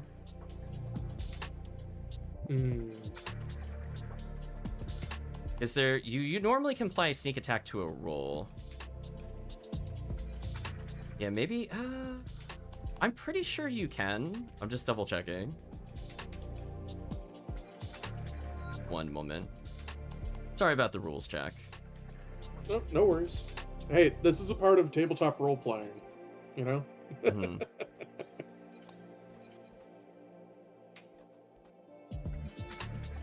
I mean, I would roll because it's a melee attack roll that should have counted. I'm gonna let you apply it on this. If we have to rule it later, it's fine. So I'm gonna roll. Actually, you could do /roll 1d6. We'll just add that separately. Roll 1. Yeah, we'll just add to it. I will rule that because it is a melee attack spell. It is off guard, and and ranged weapon attacks like bows count. Why wouldn't ignition count? That would be my thought process. I don't think that makes a lot of sense. So again, it could just be an issue with it. So let's deal damage all at once.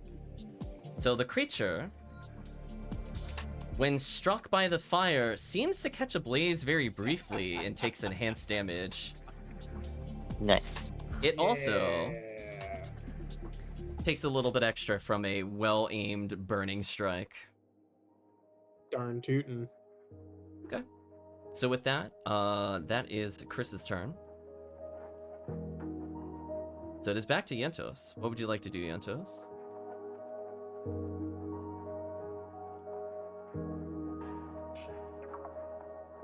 I heard Iantos returned. Oh, he might not have returned. That's true. No, I heard him say that he got back. So. Oh, we'll give him a minute. Yep. Hello?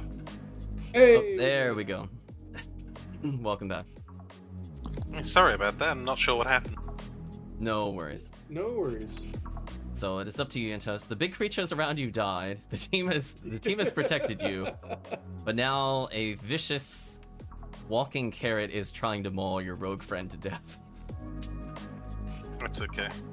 That's okay. Damn. Damn. I'm gonna Friendship over. All right. How big is this creature? Medium sized, I think. Medium? Okay. No, I'm sorry, small. Oh, wonderful. So, I would like to try to pry it off him. Well, it's not currently grappling him, just for clarity. It's just biting at him. Currently on fire. In which case, I would like to grapple him. Okay, so if you just want to straight up grapple, by all means. Hell yeah. What do you want me to roll for that again? That is an athletics check. Make sure you're targeting the creature. Or you're gonna make me do math. If you want to pull out a macro for this, in the top right with the chat, there's a tab that's should be the second to the right called Compendium Packs. And if you open up the player compendiums, there should be a player macros option, and you'll be able to pull out a grapple athletics macro to add to your macro bar to activate it specifically. Oh, that's actually really useful. Yep. So once you add that to your bar, what you'll do is you'll target the Mandragora and then click on the macro and activate it. So because you targeted the creature, I no longer have to do math. That makes me happy. So he is grabbed. Excellent. So with him in my grasp, I would like to fucking yeet him back into the pit. Okay. You could potentially do so. So you've walked up, you've grabbed. You can try to shove, but you're also kind of far from the pit.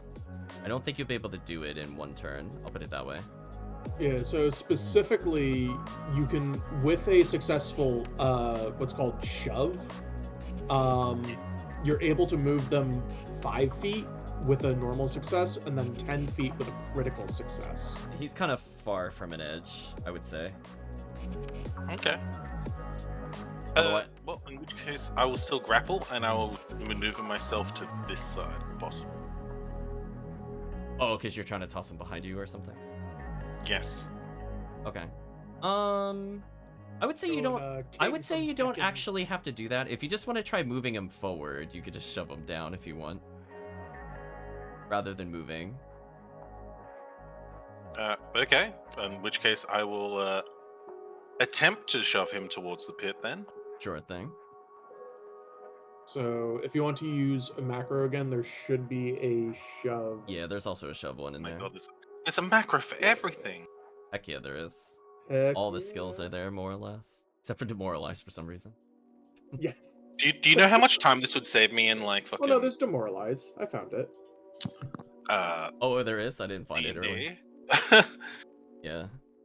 It would be It's so useful. that we're not comparing it. Oh, not able to shove. That's fair. You tried. Rooted to the spot, you could say. Technically, I think shove takes the multi-attack penalty, so that doesn't... It wouldn't have worked regardless, but that's fine. Okay, well, you try to shove it. It's still grabbed. It's still grabbed, so it's off guard for everything now, so it doesn't matter if you're flanking. So with that in mind, it is now the champion's turn. All right. Champion is going to Meanwhile, Chris is like, get it off move over me! here. Get it off me! And I don't think it needs to be demoralized first. Let's just stab it. I think it's stabbing time.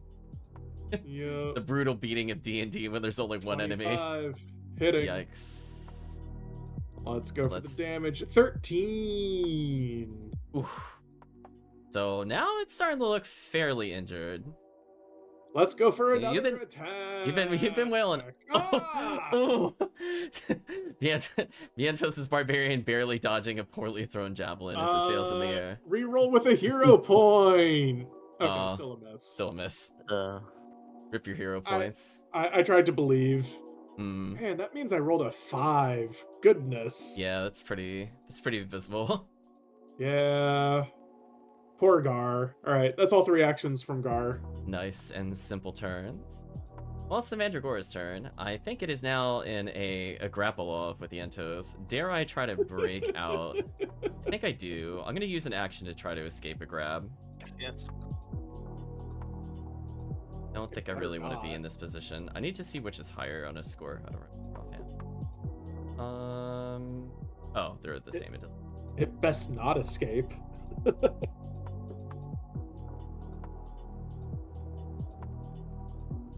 It is able to escape. Oh, it's not a competition, it's just a DC.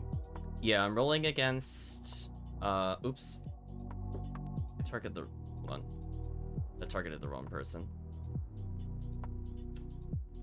Sorry about that. I'm gonna re-roll because that should not count. I think the targeting got a little confused when I was clicking on the panel. I'm gonna re-roll. Actually, wait, no. Yentos, can you tell me? I think with your class DC, I think you're fine. Yeah, your class DC is fine. Alright, so I actually don't critically fail, but I do fail to get out. Okay, since I failed to get out, I'm going to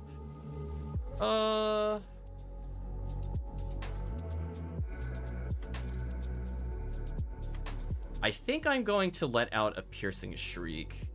Now that everybody has surrounded me, I'm gonna do a desperation move. Uh-oh. I'm gonna go ahead and oh boy. use That this sounds ability. bad. Let me make this public. I like dying. So it does not like that you are attempting to do something to it. Because it could not escape, it will attempt a piercing shriek. We'll see. So basically, it opens its mouth and just loud sonic vibrations assault your ears. You feel it down to the core of your body. You are all within 30 feet, and you must attempt a will save. Oh no. Oh, jeez. I'm gonna use a hero point on that. think- Can I? Or isn't it worth it? Yes, you can. If you think you could roll higher. Higher than a critical failure? I mean, like, it's you.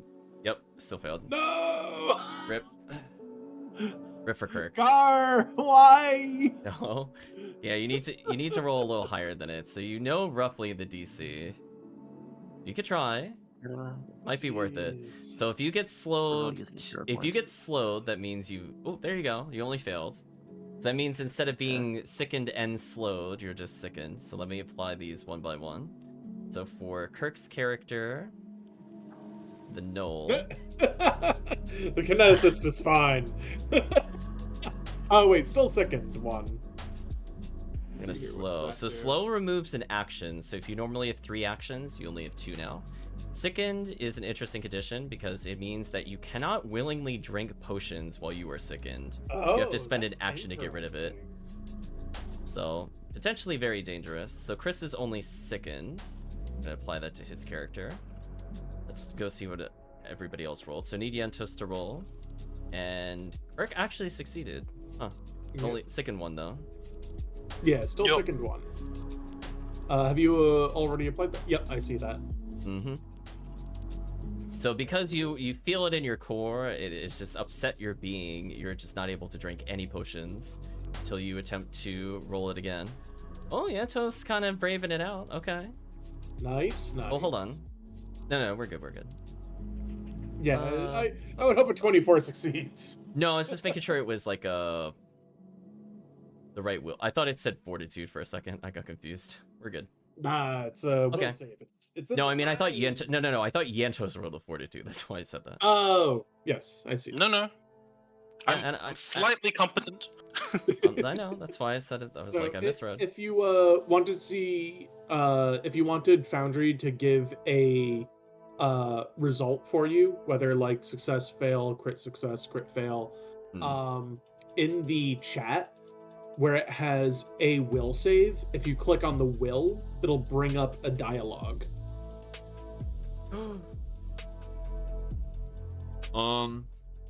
Hi, Yentos. It did not like being grabbed by you. It's still grabbed by Oh, you. no. Oh boy. Did It's it not attack? restrained, so it just can't move. I will attempt a DC 5 flat check. I will make it public. This will stop this from landing. Critical success. Oof. Oof on that one. So, I might have rolled more than a 30 total to hit Yentos, so I know I crit him. Whoa! What the hell? Or Yentos. What the hell? Oh, What? but that crit was a high roll. Holy. Was that max? No, it's not max. It's close though. We're giving you some health potions, buddy. He can't drink them That's though. okay. I have He's a sickened. bajillion of them. He's sickened. He No, can't drink them. I mean after the Oh, after combat. Yeah, after combat, you'll probably need them. yeah. You'll be down in the lesser potions probably. Oh, But oh boy, so God. 34 is coming to Yentos. Yentos, I don't think used shield guard, so he doesn't have a shield block. I don't believe the Oh, champion's what? reaction has happened. Gar has not reacted yet this turn, so Gar will absolutely use Glimpse of Redemption. Holy I'm shit. going to choose to apply the resistance to Yentos. I'm going to choose to do the damage to Yentos. With 34 coming in, yeah, I'm not surprised. Yentos takes 28. Slightly Jesus reduced, but that was a Christ. big hit. That was... And that I ends saw his my turn. ancestors. Yeah. Yeah, it basically screamed and then just immediately bit Yentos. It is not having this gang up that is occurring here. So we're gonna go ahead and make it the kineticist's turn now. Alright. Oh, goodness. So the So kineticist sickened will is up. not go away on its own, just so that you're aware. You have to spend an action to remove it.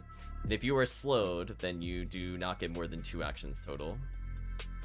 So on all my checks and DCs. Alright, so I'll spend 1 action to get rid of it. Whoa, you don't just no. It's not just instant. Oh, it isn't? You make a fortitude save against the DC. Okay, so let me reapply Sicken then. And my fortitude save. Yeah, if you roll the fortitude, I'll. Okay, you pass. Okay, Yeah. you gotta Plus check. 11. You gotta play by the rules. There we go. Yep. Okay, so sick and gone. So now you can drink potions if you want. You no longer get a penalty. Still have 2 actions left because you I'm not weren't gonna drink a slowed. potion. I'm gonna 2 action punch it in the face. That's fair. Good call. No. What? Oh, even with the. Oh no, that was not a good roll. Screw it. I'm hero pointing. Hero pointing. Trip your hero point. Critical. Oh! Hero points matter. Hero points matter. Okay, that's serious. Literally opposite. I went from 13 to 31. Reverse fate. This. Let's see. Roll some critical. Will this save the group so that they are not trying to get this well sickened? It's not giving me the dread martial stance. Let me take a moment to add that. Sure thing. Might do it. We'll see. Can Kirk end the encounter before any of you actually need to heal? The moment of truth. +2. Hey.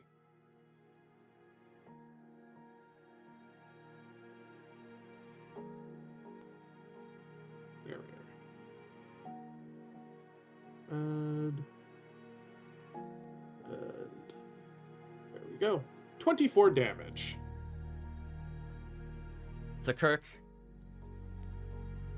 how would you like to describe how the Mandragora fell? So, as the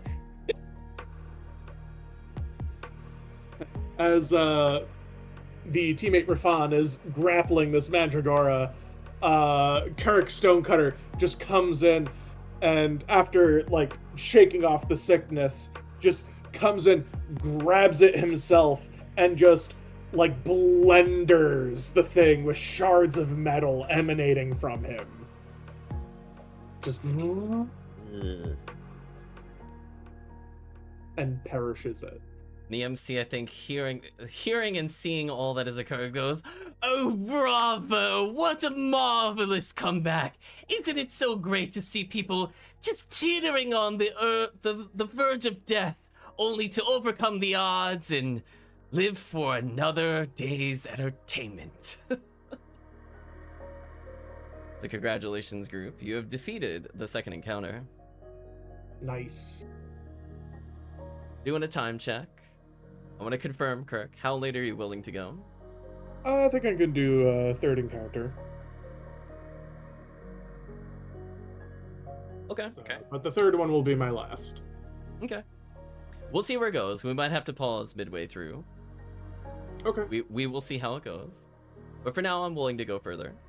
So with that, you see your favorite little guardian basically, I think even as the dwarf, you're taller than him, Kirk. He just kind of waddles in and goes, yeah, you won, big whoop. it just kind of motions you over from the gates to the south where you came. Carrick restrains himself from kicking them.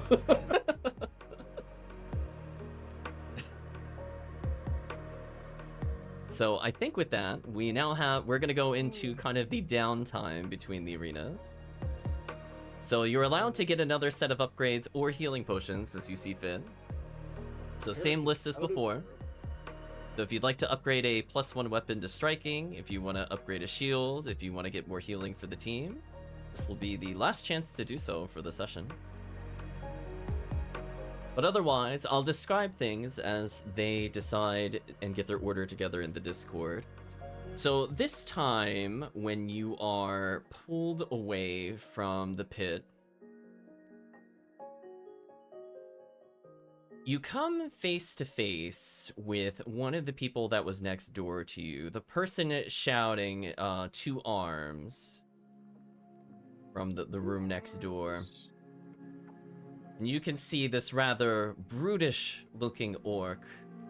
Tribal tattoos all down the side of his face. Nice red. Although one cannot truly tell if they are actually real tattoos or simply the blood of his enemies. He seems to be wielding upon his back, at least, a great club. And you also see 3 javelins on his back. And 3 javelins. Mm-hmm. Crap. Oh no. Okay. Kirk is doing math. Oh no. The math has come to haunt him already. No, I was hoping the math wouldn't work that way. So he goes, "Hello there. I see you're doing well in the field of battle. May our battle together be glorious, yet also short-lived." And he spits at your feet and walks away from the group of you. What a kind individual. Quite the charm. Yeah, well, fuck you too. So I'm seeing some orders coming in. So we're gonna ask. So I'm assuming Yentos would like to be healed. One would assume. Yes, make the bleeding stop. Mm-hmm.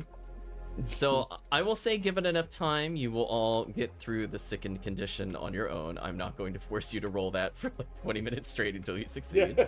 We're gonna go. It happens and move forward. Yeah. I guess the question is, who is spending their time with the masked fighter for some I healing? could use a little bit of healing again. Man, Yetos is meanwhile like, I'm dying. I'm sure Yantos can certainly deal with some healing. There was some bad I mean- damage. I do have some health potions as well. It's true. Would you like some health potions from Carrick?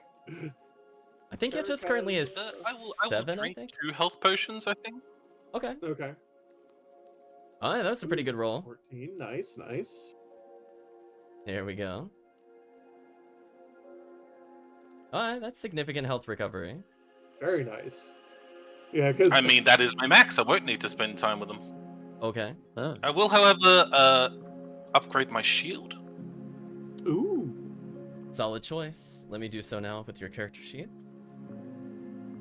Thank you, Swat. So somebody will have to go, presumably take an order. The armory. So I'm assuming Kirk's character will go there. Yentos is kind of down a couple bottles. He could technically go there if he wants. yeah, He's like, I'm good. It just chugs it all I down. mean, yeah. my shield, I might as well go. Hmm. All right. I'm going to leave you a spare shield and then just simplify things for the shield that you're currently holding. I will just improve it.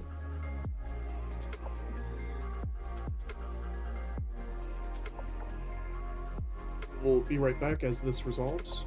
No worries. Mhm. Alright, so Chris, I see you have a striking rapier. You can't get both a scroll and the rapier, but I can do the rapier. Yeah, just the rapier then. I had a feeling you would enjoy that upgrade. I'll be back in a Does- moment. Sure thing. That's a significant boost. This one to acrobatics.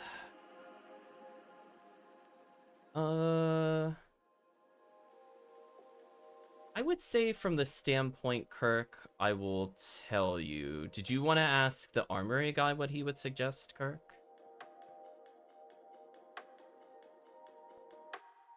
Oh, maybe Kirk stepped away. He did step away. Alright, we'll wait a couple minutes. I think given those choices, I'm taking a look at his stats real quick. He's got a 7 in acrobatics. That's actually fine. Unless he's gonna do something. I think he would rather have something else though.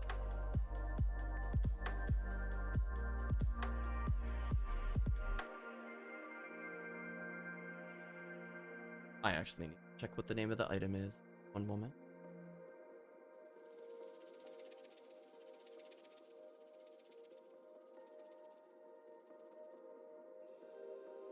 If I had this on one of my monks. So basically the team created their own characters. I had some templates from some of the other characters. Ah, there it is. Called the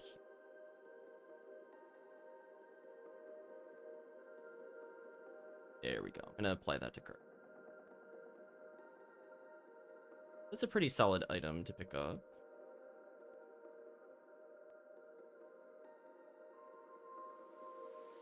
We'll wait for people to come back. If you want to take a short break, Yantos, we'll return in, I think, a couple minutes. Okay.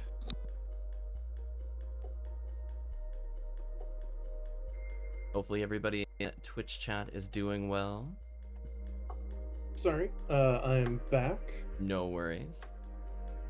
Kirk, I'm going to... I would say between the choices that you mentioned, I'm probably going to lean you more towards something called the Healer's Glove. Okay, so your recommendation would be for the medicine check then. Yes, because it does something that I think you would like, which is a heal once per day. So it also acts as a Really? potion. Oh, so I can just like lay on hands. essentially. That's very good, because then I don't need to spend an action pulling out a potion. That is phenomenal. Yeah, I'll definitely. Is that added to my actions then? I believe it should be added automatically.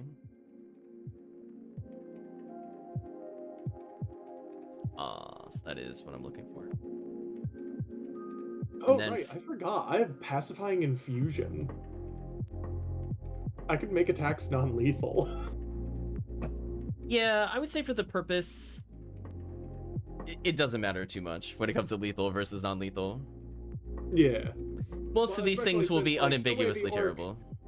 The way the orc did stuff, it's not like, oh, all right, yeah, no, you're trying to kill me, so fuck you too. Kirk, and for your champion character, I'm going to give you something known as the Demon Mask. You'd probably have one based off of the monster in the arena, so you'd probably have a goat head like the MC has, essentially. Oh. It Okay. technically comes with a spell with it, if you want to use it, but more importantly, it just gives the +1 to the Intimidate. You could try it if you want. It is a fear spell. Fear is basically just AoE Intimidate. So if you do Intimidate somebody and want to try to hit somebody with it, I think it's low level enough that it only hits one target. High level hits multiple.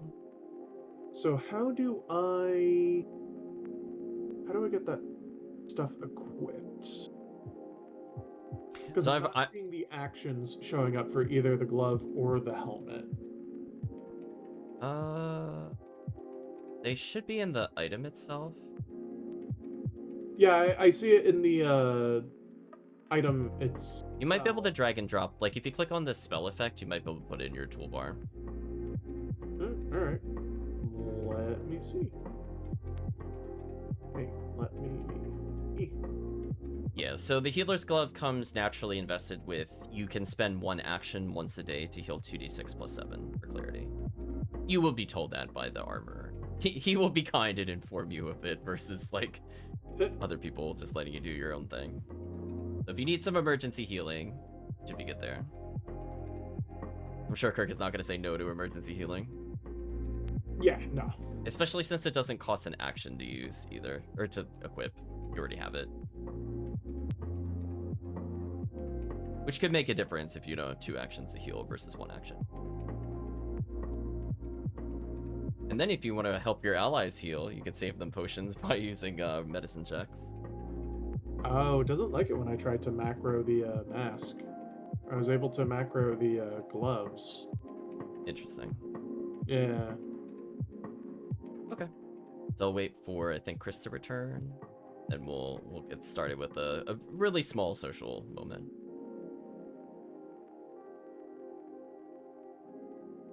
Ooh, fear with a spell DC of 20.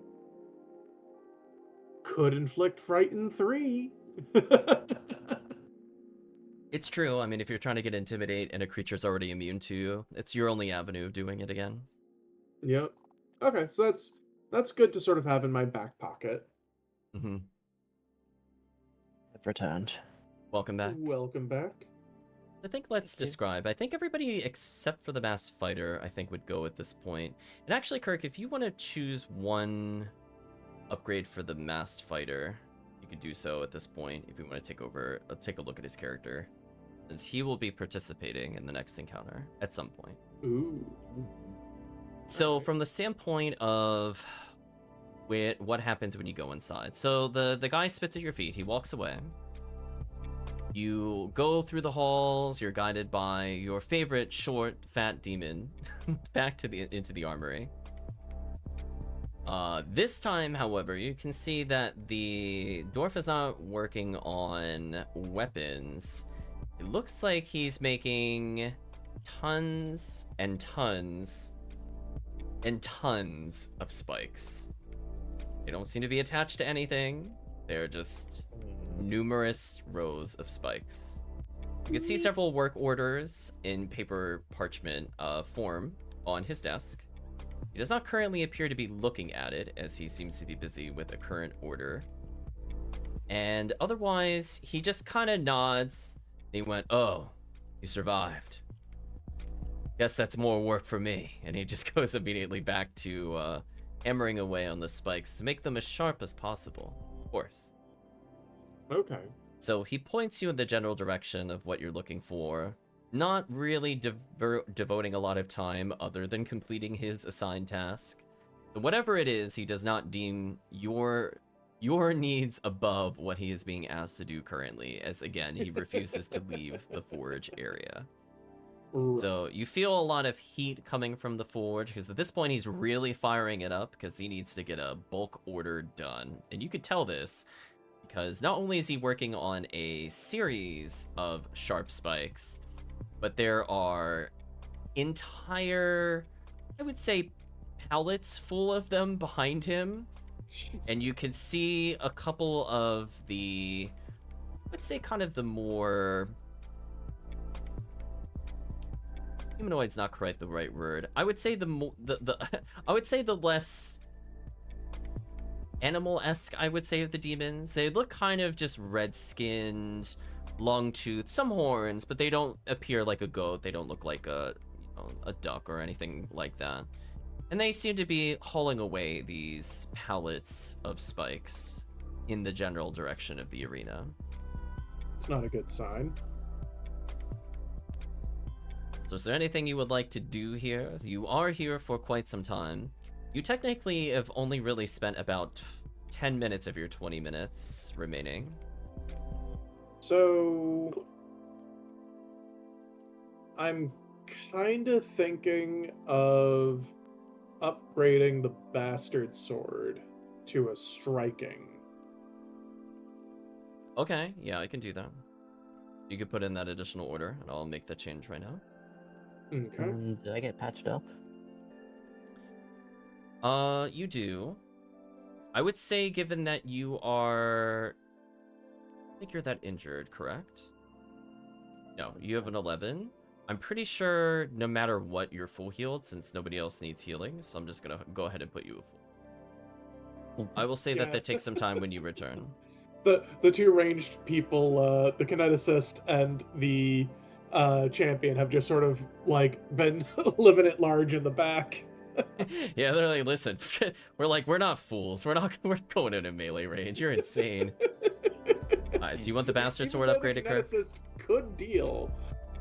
Yeah, because I was looking at the weapons and seeing what their different damages were. So I didn't realize that the great sword was only a 1d12. Right, so it'd be 2d12 with still striking. Yeah. Whereas the bastard sword, while one-handed, Is 1d8. does 1d8. If you change the grip to two-handed, Then it also does the also same. becomes 1d12. It is So versatile. if I have the shield and bastard sword out, I can do that. And then if I need to do a finishing blow, I can just free action drop the shield and go with the bastard sword. Fair enough as an analysis. Yep. Every time I bring up the Mass Fighter, you think of the Dark Torrent for you, Hakusho. It's It's not... I see that in the chat, Chris. Dark. Don't you don't think our Mass Fighter is that Mass Fighter? No, it is not Genkai. No, they're not a monk. I mean, I could have made them that. I wanted to be a slightly original. But I think from that... I do recall when we were talking about this, that was a little bit of your inspiration, was... Oh, definitely, though. I mean, you're having a demon tournament. I mean, what else do you want? That for sure. That for sure. Yeah, we're not gonna get to some of the more inspired ones, I'll say. But I think we'll have a nice little fun time together very soon. We're not going to get to the I'm only using 5% of my power. Yeah, not quite. That would be if you want to do it again, we could do that for sure. These are all these are warm-ups to the finale of the day. We'll put it that way. The opponent is younger Tagore. Yeah, pretty much. So I think from that standpoint, did any of you want to do anything at the forge? I'm gonna assume Chris's character actually just stays back with the Mass Fighter, since he needs to stay for at least 10 minutes. But he could come along later. Yeah, I don't think I have any other actions really to do. Mm-hmm. I'm back. Welcome back. Welcome back. I'm back. So otherwise, if you don't have anything that you want to talk to him about, or you don't really want to stoop around his area, you could go back to the holding cells. One. Oh, you know what? I guess. How is my diplomacy? Nope. How is Guard's diplomacy? How is my? Oh no! I heard that. I heard that, Kirk. No, Carrick has just Um, been. Carrick was made to be a murder machine. it's true. The best way of talking is at the edge of a blade. Yup. Are they really gonna say no at that point?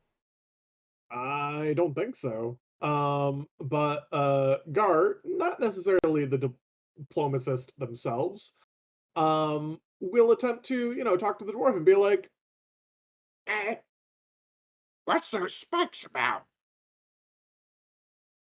And we'll ooh, oh, while still sickened.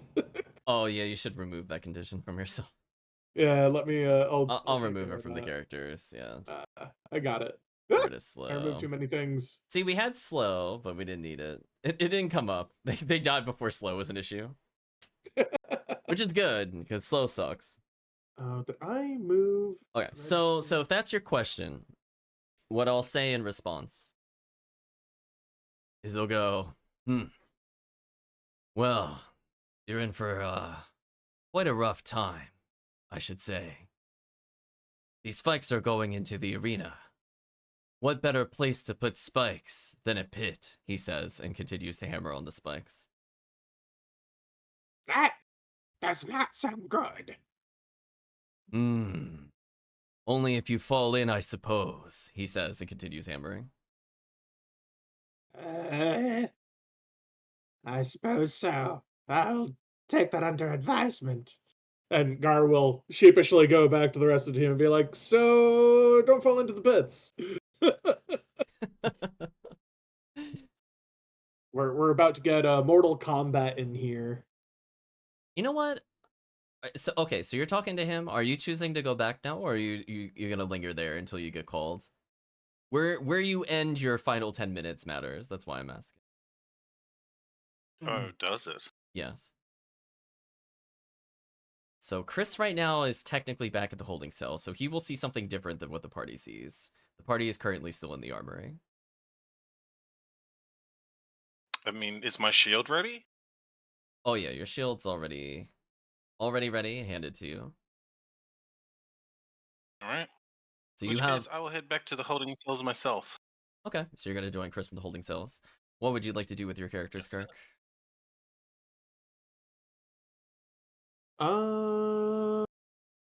I can't think of anything else. They might, because they got their equipment. We asked about the spikes. Hmm. I guess like Carrick could try to make small talk. But like that would just be like, various role playing with the dwarf. Mm-hmm. Be like, how much longer you got here? Stuff along those lines. Oh, I mean, if that's what you're gonna ask him, I'll respond to that question. Okay. So he looks up. He just looks at you, looks at your eyes, looks down at your feet, looks at your eyes again, and goes, "Well, you're one of the last work orders of the day. After all, can only gamble for so long," he says while hammering on the spikes. Then he turns to you and says, "Do you even know what you're up against?" I'm afraid I don't. Hmm. They like to keep it a mystery up there, it seems. So he kind of eyes Carrick specifically, and he says, as one brother to another, perhaps you should check the desk." And that's all he says, and continues back on the spikes. Where is the desk? Well, the desk is not too far from his current location. So his active forge, there's a lot of spikes there currently.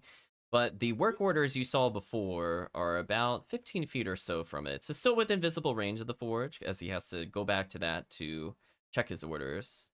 Is this the same work orders as before, where it was the javelins and the spikes? or is It is a different one? different set of work orders, because keep in mind time has Ooh. now passed. I will. Like, is it just out in the open? Yep, it's out in the open.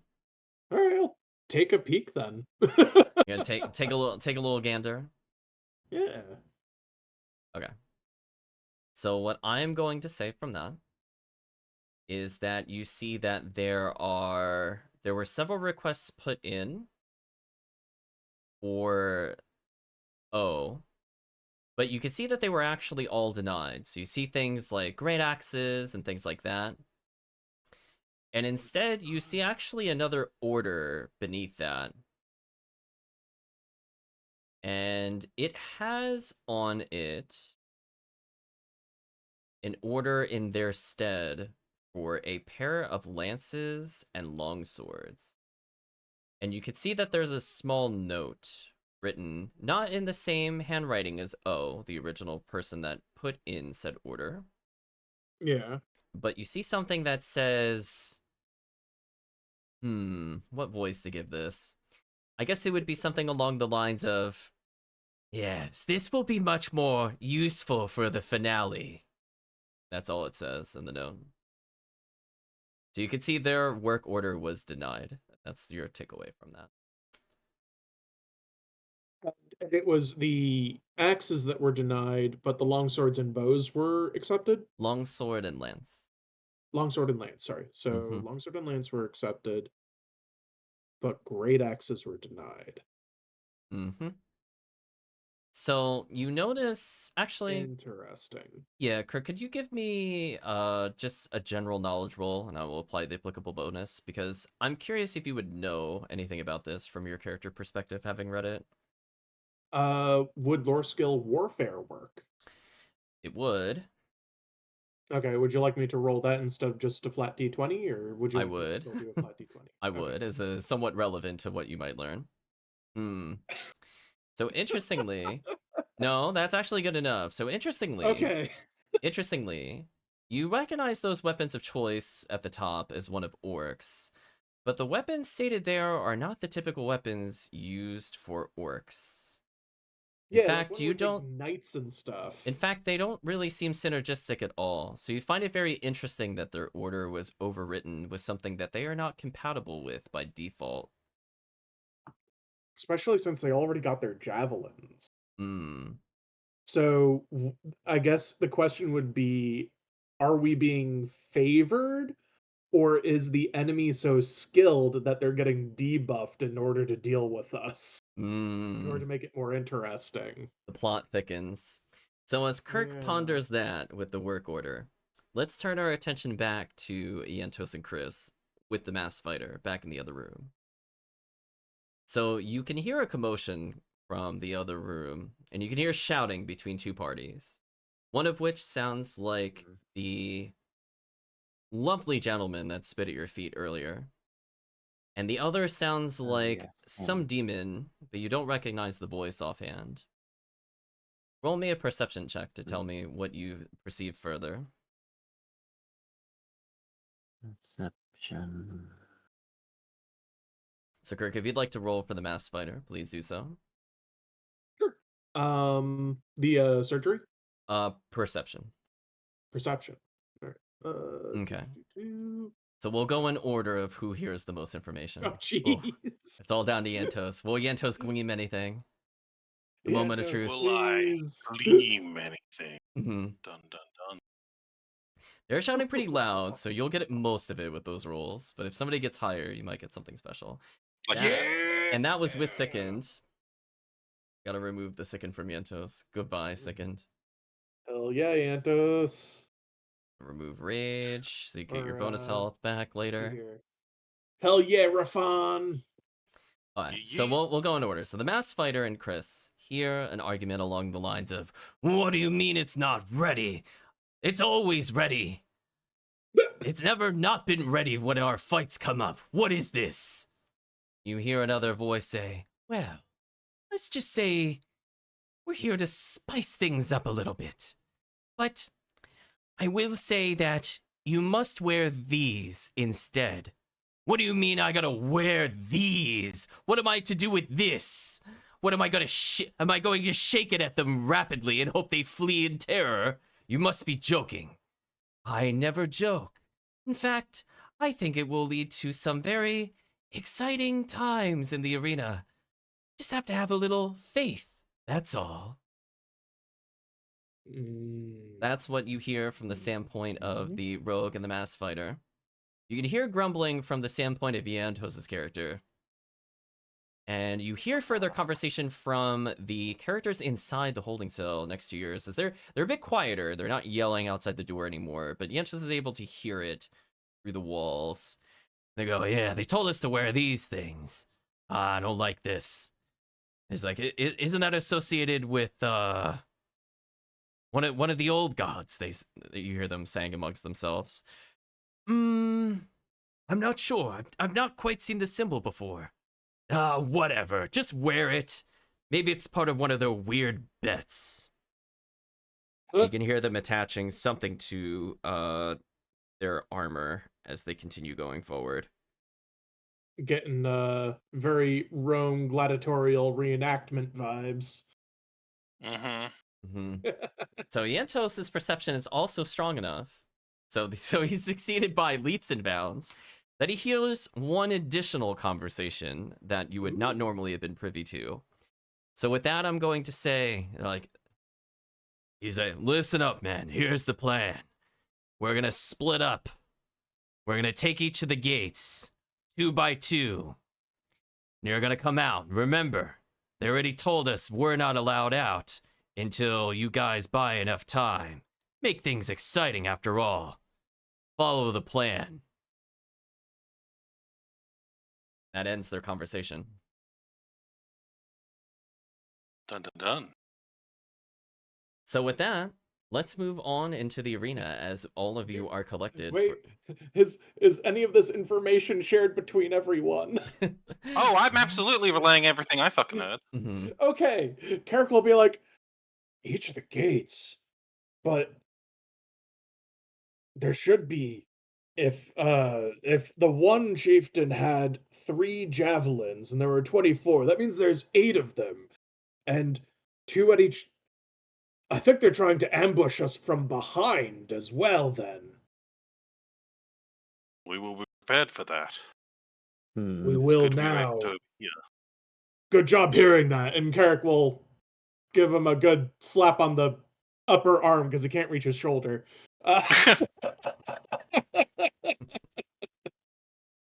Open the door. Eric's character. Oh dear. There we go. Also, I might have accidentally removed one of the statuses from Gar. From Gar. The Which one? purple one. Oh, or is it back? It's back. Okay. It just pops in. Plus, we're in a new scene, so it's Alright. 2 tokens. So even if you mess with the other one, it doesn't matter as much. The Marshals. Okay, so it's the Marshals aura I'm looking for. So I'll begin to describe things as you are coming out to a very different site than what you've seen before. So let's describe from closest as you go upwards. So before you, on either side of you, are tall walls. These tall walls go up about 10 feet. There's not a ladder leading up these, unlike some of the other locations you've seen before. In fact, there's only a knotted rope. So unless you have a decent climb ability, I would say you might struggle climbing here. Now, the structure itself looks unsafe and unsound, as does the area approximately 20 feet in front of you. Looks like due to a side effect of all of their digging, that it will potentially sink in. That would be your general guess.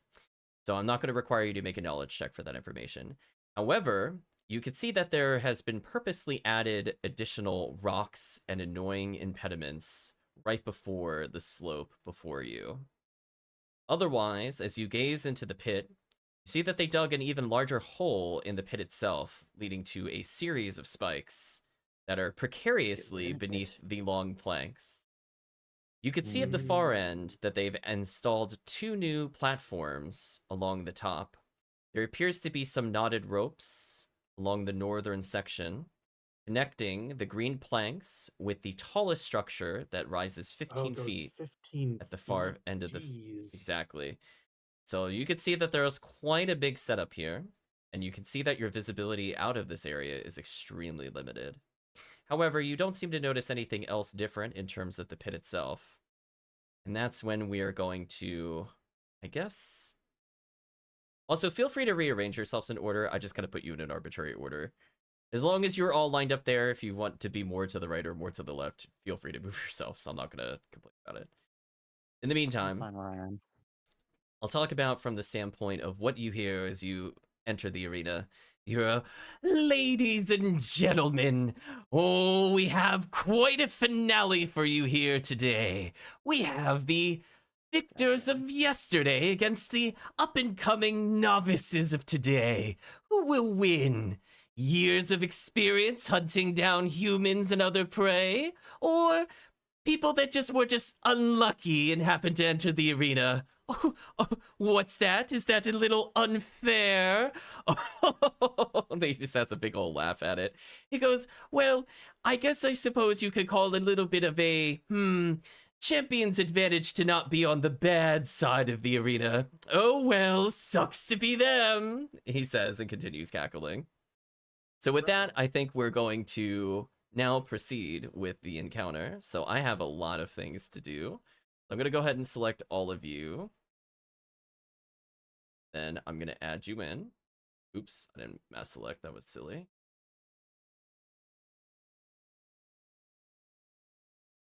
So I'm going to just right click on your character, add it in. If I had drag and dropped, I could have done that in bulk. So feel free to do your initiative. So he will continue to explain the rules as you roll your initiatives. So he goes, well, ladies and gentlemen, there's a little bit of a numbers discrepancy between yesterday's team and today's team. To make it a little more interesting, we're going to delay when the team gets to come out. Now, our poor lost sheep, or the novices, are allowed to come out in bulk, but, well, I've already talked to yesterday's victors, and let's just say they could be coming from anywhere, except, of course, the novice side, because who would want to be there? So I'm going to add that in. So I see some rolls from everybody but Yentos. Proceed, Yentos. I'm just going to bulk roll here. Sivon? Yes, yes. And I see a perception.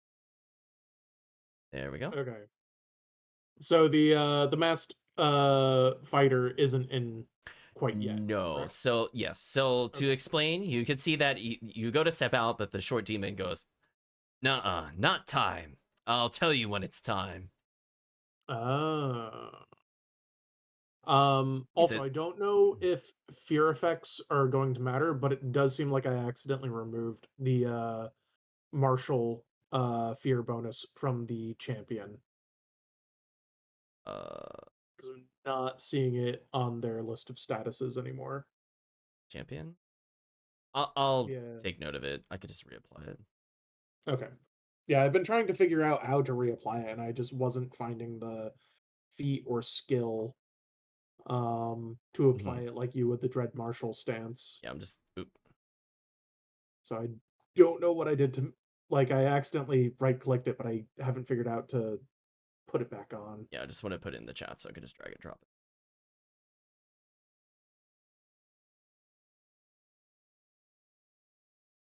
it. Okay. So with that... Thank you. Yeah. Okay, fix it. Okay. Let's see what Yentos has rolled. Oh, Yentos is still not rolled. Please roll Yentos.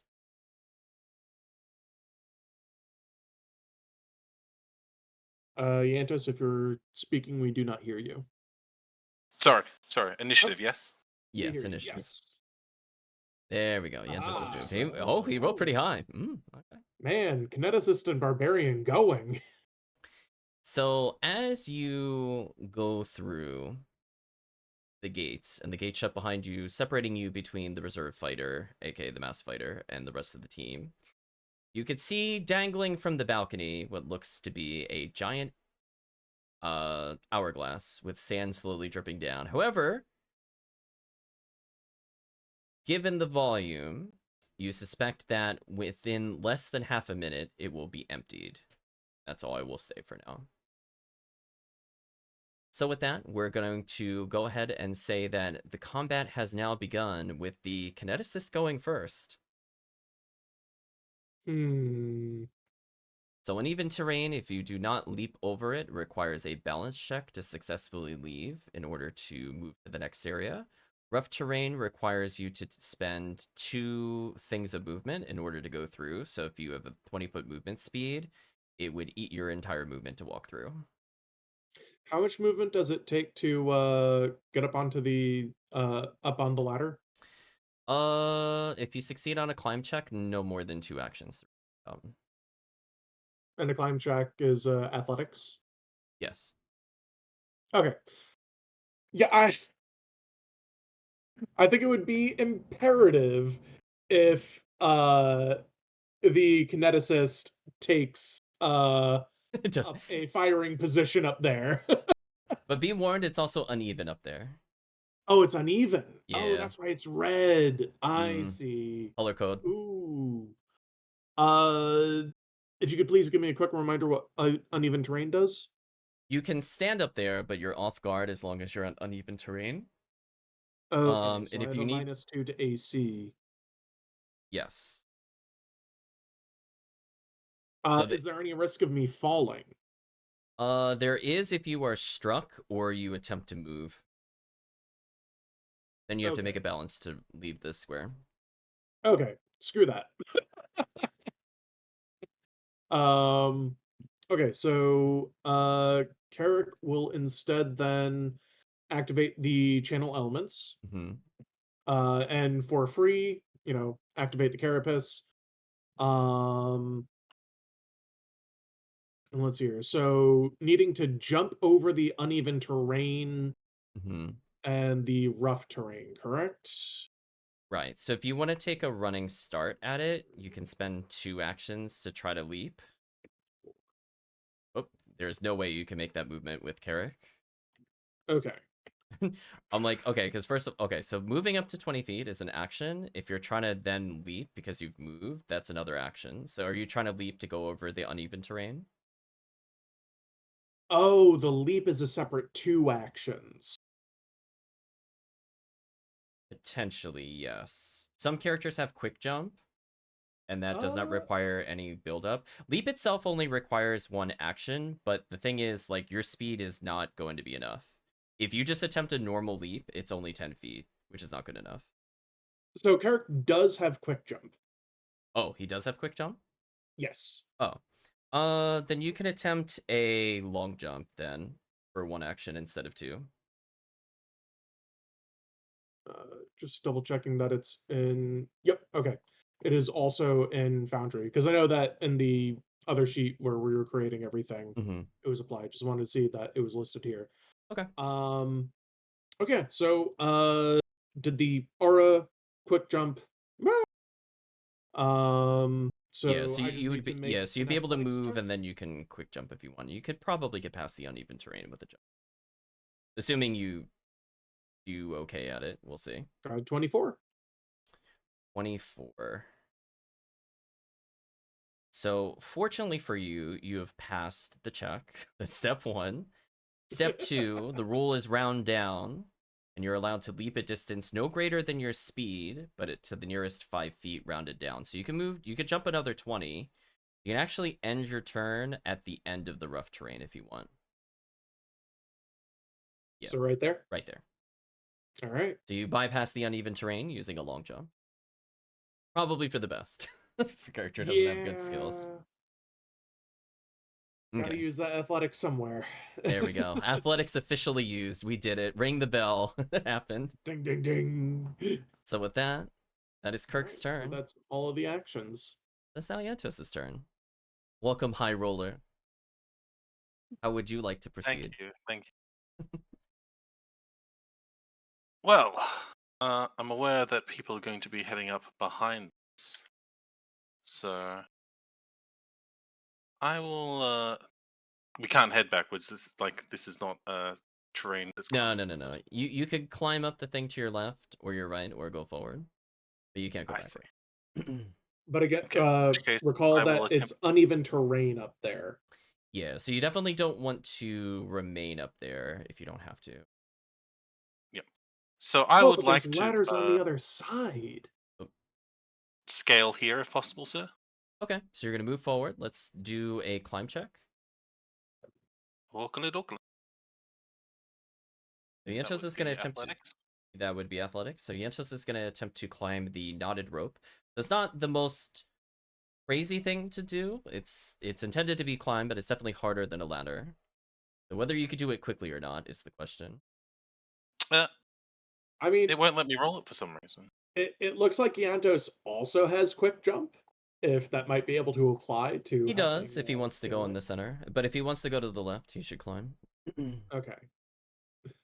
You're trying to roll athletics, Santos? You just hit the dice if you're in the character sheet, or you could use the macro for a climb. Yeah, I might have to because for some reason it's not letting me. That's fine. Yeah, so Yenchos has a whopping plus 12 to it, so something tells me he will probably succeed. I think if he rolls a 1, that'll be awkward. Well, I will state that you Demolish. have demolished that, so you can move. Yeah, you climb it. You climb it literally basically instantly at this point. Nice. So you only need to spend 1 action to reach the top. I'm gonna say with 1 action because you critically succeeded. You're now at the top. If you'd like to get down from there, you can. Can I move onto Move you forward. Boom. Thank you. Let's elevate you briefly. See if you see anything fun. No, I don't think he sees anything fun Oh yet. man, yeah, elevation is weirdly like it's not fully supported in Foundry yet. It's working as intended so far. That's good. Yeah, that's like a more recent addition. They haven't fully fleshed it out. So I am if it's working at all, that's great. I was gonna say I am actually surprised you don't see anything based off the shadow, but I'll trust it because I did the wall the way I did the wall. So far, Yanchos doesn't gleam anything new. I will attempt to climb higher then. No, you're already at the top. So you can go down and continue to the left if you want. Oh, this is a slope down, of course. Yeah, it's to exit. They basically put an annoying obstacle course for you, and by they I mean me. Have fun with that. Well then. So if you'd I like think to, I will go here and then await to see if there's going to be any movement from the other side. okay, so you're. And I will. Hmm. Give me a This second. is the Reaper's power. Joel is boldy. So nice in the chat. I see what he did. I'll raise my shield just in case anything. Alright, so Yentos, ranged attempts if me. you're gonna remain up here, you're gonna need to make a balance check. Be aware that you are off guard against attacks currently, since it is uneven. Like pretty much as soon as you put your weight on it, like the whole structure sways. It is very suspect as you stand on it. It is It's a very fine. quick scaffold. So just give me a quick little acrobatics to make sure that you don't just immediately fall prone. Okay, well, yeah, that definitely succeeds. Okay, so you're upright. You moved, so you can remain up there. So you will see anything. If they happen to climb along the sides, you will be probably the first person to know. Not a bad position to be. So actually, surprisingly, for once, it's another player's turn, and surprisingly not my turn. You guys did it. I finally didn't roll like a 34 on initiative or something. Holy crap. Oh, that I did roll like a 31 last time. That was brutal. How are you even supposed to beat that? Anyway, right. champion turn. Yep. Let's see if we can get the Dread Marshal stance to actually crit this time. Yeah, need 19 or 20. Let's go. Oh, there you go. 6. There you go. The +1 mattered, Kirk. The +1 actually mattered. Oh my god, I'm so glad I grabbed that. I'm just like, should Yeah, get 20 that, 20 like, foot +1 radius is through kind of huge, intimidation. especially with the party splitting. Holy crap. Yes, Okay. so that is a Let's big buff. go. So for those not aware, whenever he yeah, now that he critically succeeded, look at how much area he affects now. That's Pretty big. Pretty big. So he can Yep. afford to kind of linger between two groups. So we have somebody going to the left, we have Kirk going up. All right. So where will the champion go? I've given Yento's height, so he should be able to see over most obstacles at this point. The only thing he can't see are behind the structure specifically. So I think that looks correct for Yento. But if somebody is Alright. on the structure, he will see it, which is important. So you guys may or may not see So, it, depending on where you We're are. gonna try to jump over the uneven terrain to here, into the rough terrain. Okay. So So your character can spend 2 actions to basically go to the edge of the uneven terrain and then make the same leap. Yeah, because I don't think this character has. Yeah, this one does not have quick leap. Yeah. Because I think either way, you like it was kind of unfortunate because the quick leap is basically like you don't have to move first to make the leap, but in both scenarios you had to move anyway, so that it unfortunately kind of evened out. Got So 24. another 24. Well, you could put yourself pretty much right next to each other. So I'm gonna do it there, Oh, so you're gonna that do it there. way. Yeah, so Okay. that way Antares is still within the 20-foot radius. Just in case. I don't. He's 10 feet in the air though, just so that you're aware. Oh, true. So it Yeah. probably wouldn't reach. All right, Yeah, it then wouldn't reach. I'll be buddies over here then. Alright. That's fine. We're gonna buddy up. Alright, so now I believe his characters you cannot see are about to go. Uh-oh. Oh boy. Let's see. Antos might see movement. Yeah, we haven't quite gotten up yet. This might be the first. Ooh, I saw movement. You saw movement? I saw movement over on the You're right seeing some flank movement. there. Yep. And it's this character's turn. Ooh. Gotta make a little check. Look at that. The DM has to roll something. Get out of here. Let's see.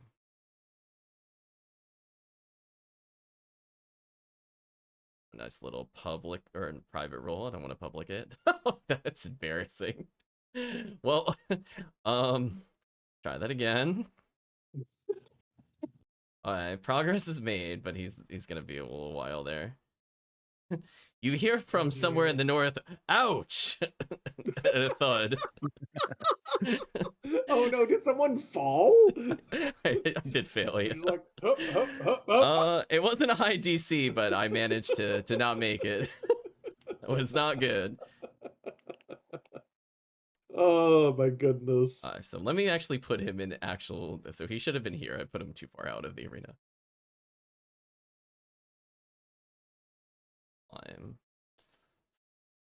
Climb check. Oops. Not put the macro in the chat. That would be weird. Let's go ahead and go through there. Okay, so they're making some distance.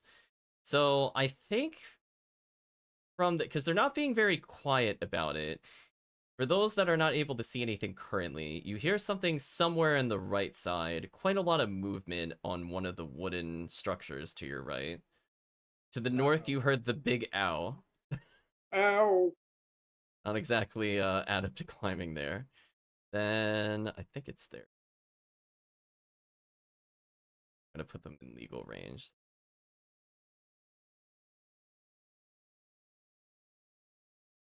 Or roll. How easy that is. I mean, wait a minute. Did he wait, did he actually fail it? Is this like Butterfingers? 1 second. Did I roll almost bare minimum? I am actively checking the DC. I can't believe he actually rolled that low. I have to actually look it up. Did he fail? These orcs did not go to the YMCA. No, they that was kind of embarrassing.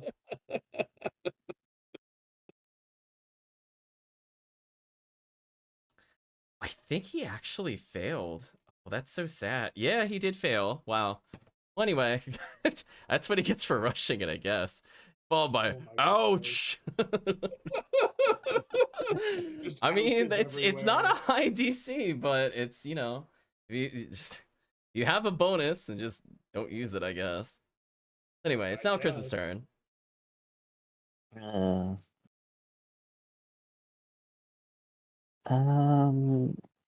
I will just approach the uneven terrain. Okay. Is there much else I can do right now? Depends. Do you want to join the middle, or are you looking to? Sorry, I gave you height by accident. I removed it. Are you looking to join the group that's going ahead, or are you looking to join Yentos? Staying partway between both of them. Okay, so you're just hanging back for now. Yep. Okay, that's fair. Well, the marvelous misadventures continue. Will I pass a check on basic climbing? We'll find out. Okay, at least someone has figured out how ladders work. We did it. The untrained skill check Finally. one should not fail. I failed. It's not even like DC 15. It's like, come on, what is that? How did I fail with that bonus? It's so sad. Which is Now, imagining Dark Souls 2 where you have like the this legal speared position might be helmet and it's here. the Okay. as they're going down the ladder. So this guy, it's gonna take a little bit of time. Unless they critically succeed, that's gonna especially the way I'm rolling right now. Okay, they're making some progress, and he gets to actually make 2 because he was close. Okay. So you hear some movement from beyond the ramp to the north. You hear some sounds to your left and right. You do hear quite a lot of movement, but you don't see anything yet. So with that, I believe the turn order is actually going to go back to the kineticist. Ooh. Gonna wrap it through a turn. So we could see the hourglass being dangled at the balcony is about a quarter of the way depleted now. Quarter of the way. Interesting. Okay. Proceed. So the kineticist will attempt to move up. All right. Yeah. I mean, fortunately, it's not the most quiet area ever. You are in a big arena, so you can't hear like the footsteps per se at a distance. That's But funny. It won't let me in because there's a wall. it won't let you in because there's a wall. Yeah, I get an error. Oh, okay. I know I need to make an athletics check, but I was figuring to get onto the 10-foot space there. I'll move you up. You should be good. Thank you. Boop. There we go. Nice. So I'll roll athletics. yeah, roll athletics to make sure that you can climb the incline. Did I fail? No, it's not a hard check. Okay, good. That's why I was like, how did I fail the check? I was like, I didn't make the DCs very high, so yeah, you're fine. You can move your basically half your speed, which is what you did. You moved up. So right now this 2 actions of movement. I'm gonna go ahead and elevate you further to see if that improves your vision. Okay. I am very surprised no one is visible, but it makes sense. I see know where they no are. one. I know where they are, and it I'm makes gonna raise sense. my shield. Yeah, I was gonna say, you're like, where out? You're like, how are they in the arena and I don't see them? That's not a good sign. Not a good sign. All right, so I got myself a 22 AC now. And a Okay. reaction. to use Shielding the up. Yeah, shield. nobody sees anything. You don't see anybody on the planks. You don't see anybody on the front of the palisades. You don't see anything on the ramps. You don't see anything in the pit. So you don't see anything anywhere, but you heard sounds. One of them loudly said, ow, the master of stealth that they are. Yeah, I know to the north and to the west there was an ow, but otherwise, meh. Yeah, pretty much. Oh, I don't have the reaction for the shield block. We'll apply it manually if you want to declare it. That's fine. Okay. So we'll just keep an eye on that. Okay. Okay, so you said it was double action to go up and then action to shield, so that means it is now Yentos. My turn is done. My bad. Hello, Yentos. You don't see anything. You hear movement to your left. There's some movement to your right. Hello there, Digist. You heard ouches from the north and the Movement to west. left of me. Movement to the right. Here I am, stuck in the middle with you. There we go. Okay. Where would you like to go? So far, no one is visible. Surprisingly, they're not stealthing. You just can't see them because of the tall structures. The Yeah, line of sight is super good. and it's like, hmm, What it's would Yentos certainly do? a choice. Yep. Honestly, I think I might regroup with everyone else at this point. So you don't. Okay, I so was you're gonna. hoping Yantos was gonna sweep. You thought I'd go around? I can go around the perimeter. It's just I'm worried about the squishy. Well, right now Chris is pretty far from anything. I mean, I'll let's jump let's down on draw this some, side then. let's draw some lines. Say he was attacked from somewhere over here. That would be 75 feet. If you get attacked from here, it'd be 60. Attack from here, 80.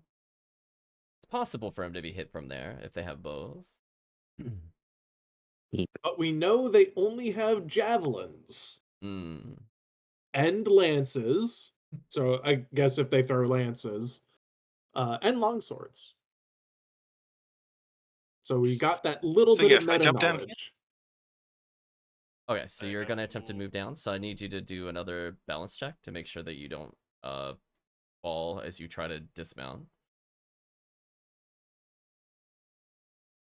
Could you imagine I just faceplant? That's why I checked. Okay, so I'm I gonna felt say like as an riding on my feet, though. action, I'm gonna say as an action, you can just immediately descend because you basically just kind of hang off the edge and drop down 5 feet, which does not injure you. So from that standpoint, that action will let you hang on the edge and drop off. So you spent So yeah, you spent about 2 actions. If you want to move further, you can if you want. okay, so I've already spent 2 actions. Oh, not just Damn. one? Hold on.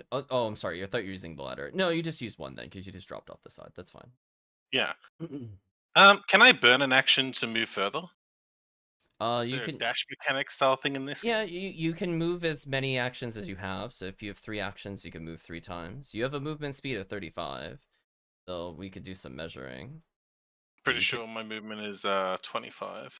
Yeah, so you would Well, probably while see. raging, you have 35. Without raging, you have 30. Oh, Yeah, you have 35 feet. So if you don't see anything, but I think that is. You knew. Yeah, so you move. So 35 feet would be here. So you've moved 10 feet with your third movement. Did you want to move anywhere here or stay here? you know what? I will. Can I sort of peek around the corner? You could, but then you have to step out. Boom. Oh, hi! Yanto sees somebody like brushing their knee from when they fell earlier. But Oh, anyway, they're prone. Get them. they are actually prone. They did fall. They ouched. So anyway, Yantos has now found the enemy. Mm-hmm. I have no actions left though. Yep. Uh-oh. He's just kind of like, uh-oh. That's Oh. fine. At least I know where everyone is. So we'll go back to the champion. The champion, meanwhile, is like, hey, nobody's in the arena. It's just a peaceful day. Another happy day. Nothing will go wrong.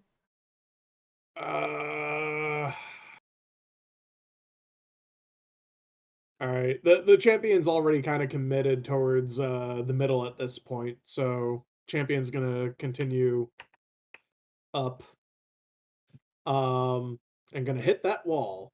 But we'll do an athletics. Please don't fail. Please don't fail. Please don't fail. Wow, 26. Holy crap. All right. Okay, so critical success, so you move your speed, I'm pretty sure, off of it. Yep. What would Kirk do? So I just need to get over the wall. Oh, the wall. I'll move you up preemptively. Thank you. Boop. Um.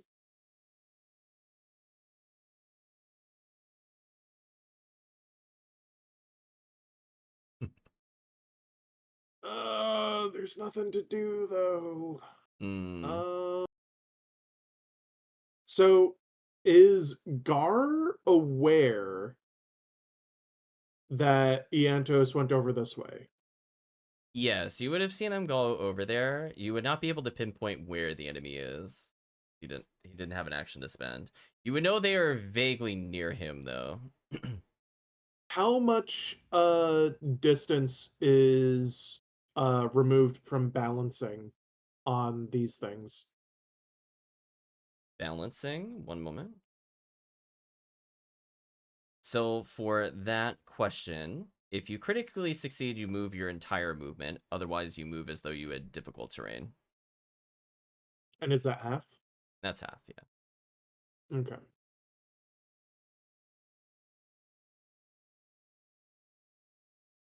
Okay, so Gar only used one movement to get up there. Yes. So Gar will attempt an acrobatics check. Why don't you just end your turn in the middle of the balance beam? What's the worst that could happen? I don't know, getting attacked by a javelin. No, that would never happen in this game. Fine. 14, does that pass?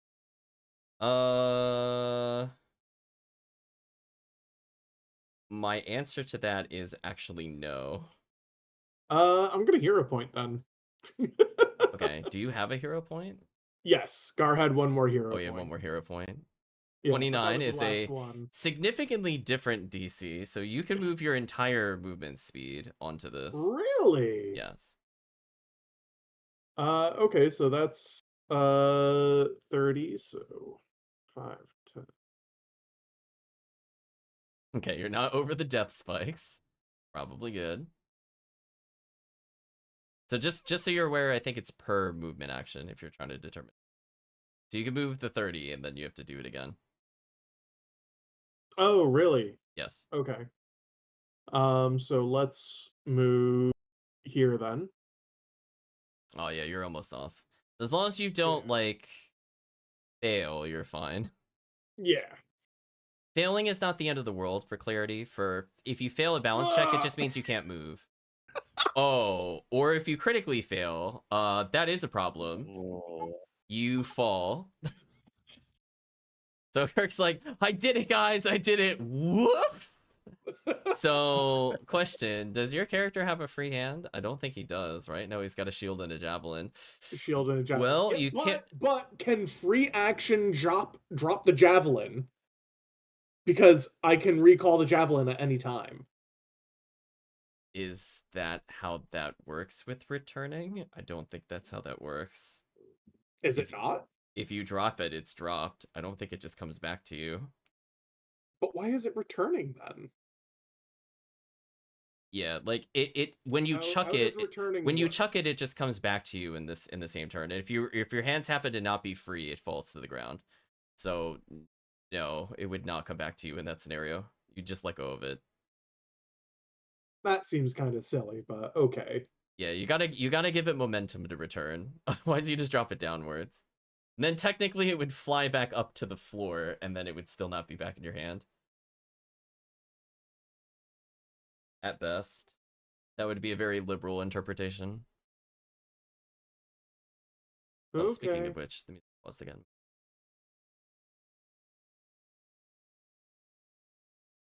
If that is the interpretation.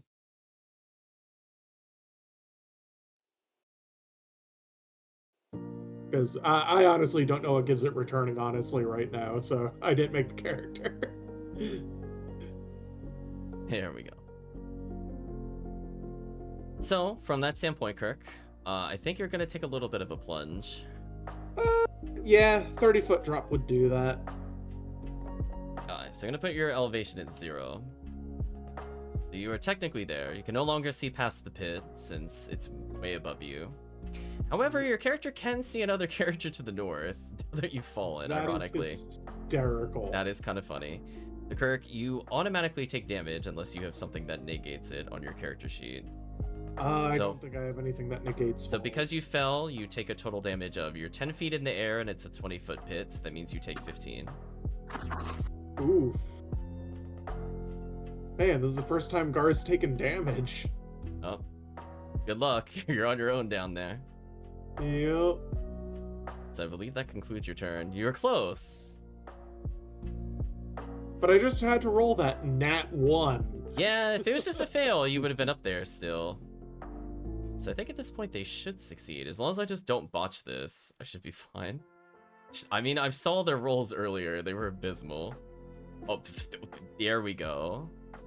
The roll I wanted the first time. Get out of here, game.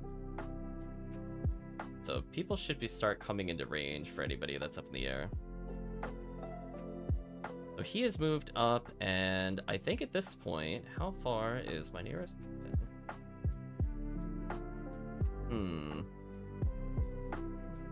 Let's see. There's a rogue 70 feet away. There's the kineticist with aura.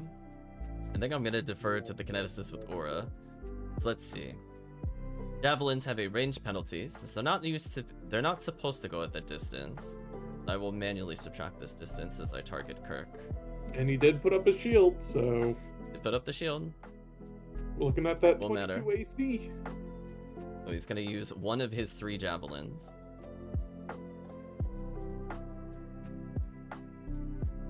Let's go ahead and private roll it. Don't think he's got a good chance at this. Oh, it actually automatically applied the range modifier. How convenient. Oh, oops, Butterfingers. So he goes to lean back and he goes to throw it and it just goes pew! It just drops in the pit. It's like not even remotely close to you. Just complete oops, Butterfingers. Damn So straight. that is pretty much his turn. He just kind of scratches his head and draws another javelin. Oh, he's gonna be so upset. Yeah, I think this is the guy that I should have marked which one fell. It actually sort of matters. I think this is this is the guy that fell. So he's got to stand up and then he's gonna try it again. I'm trying to be fair. So he wasted an action. Will he actually make it up here with a good roll? Nope. Okay. So some movement is done there. That ends his turn. The monster turns are fast once I get used to them. Then this guy, I think, was the other ouch. So he, no. This guy was fine. He made it.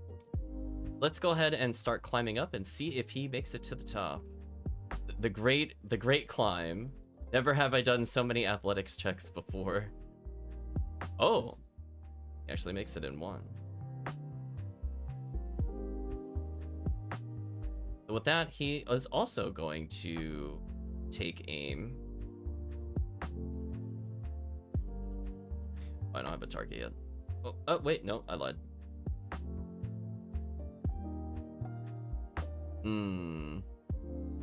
Oh, because he's further away, he has a longer range penalty. That is actually brutal. Kirk's position mattered. Holy, how much is he gonna miss this by? Straight. He actually didn't miss by very much, so I think your shield saved you. Nice. There we go.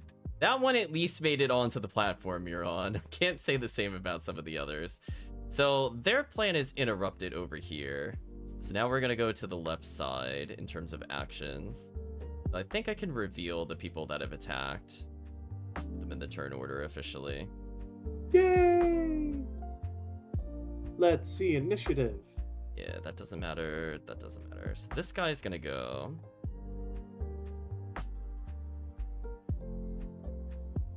I believe he's gonna come over and go greet Yantos the way that orcs know how to greet people. That's with a good old little fist to the face. Now he is doing something to improve his melee attacks, as he did not get his weapons approved. So he's gonna come in with a punching dagger and attempt to hit Yantos. Ooh, a Attempt punching being dagger. word. So he's gonna move forward. He's gonna spend an action to say, "Hey, I think I found this guy's weakness. I think it's punching him in the face." And he's gonna take a swing at Yantos. That is the wrong thing to say to a barbarian. I'm gonna make 2 checks here. Let's see how There he is does no here. weakness.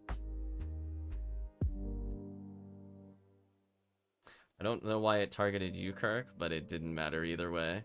Well, that was a big ol' swing and a miss. So it basically, it was the equivalency of just watching, like, it's like one of those things where, like, the master is fighting the student, and just kind of takes, like, 1 step to the side, and the fist just totally whiffs, and he, like, almost stumbles.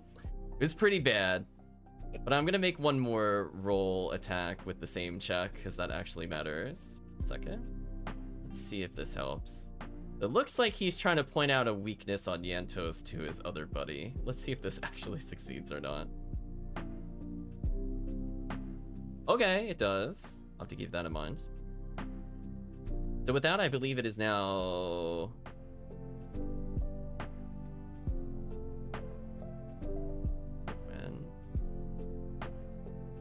I think, hold on. I just want to make sure the right characters are visible in that. So that guy went, this guy went. This guy should be visible. That's what I was missing last time. He just went. So it is Chris's turn. Welcome, Chris. Hey. So from Chris's position, he actually sees some enemies, sort of. You can see people up on the wooden structures to the right. They're just chucking javelins at Kirk. Ineffectively. Ineffectively.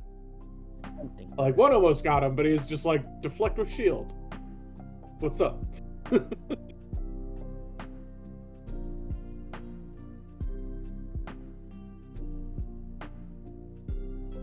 So they are 10 feet up. Indeed they are. So they're quite a distance away. Okay.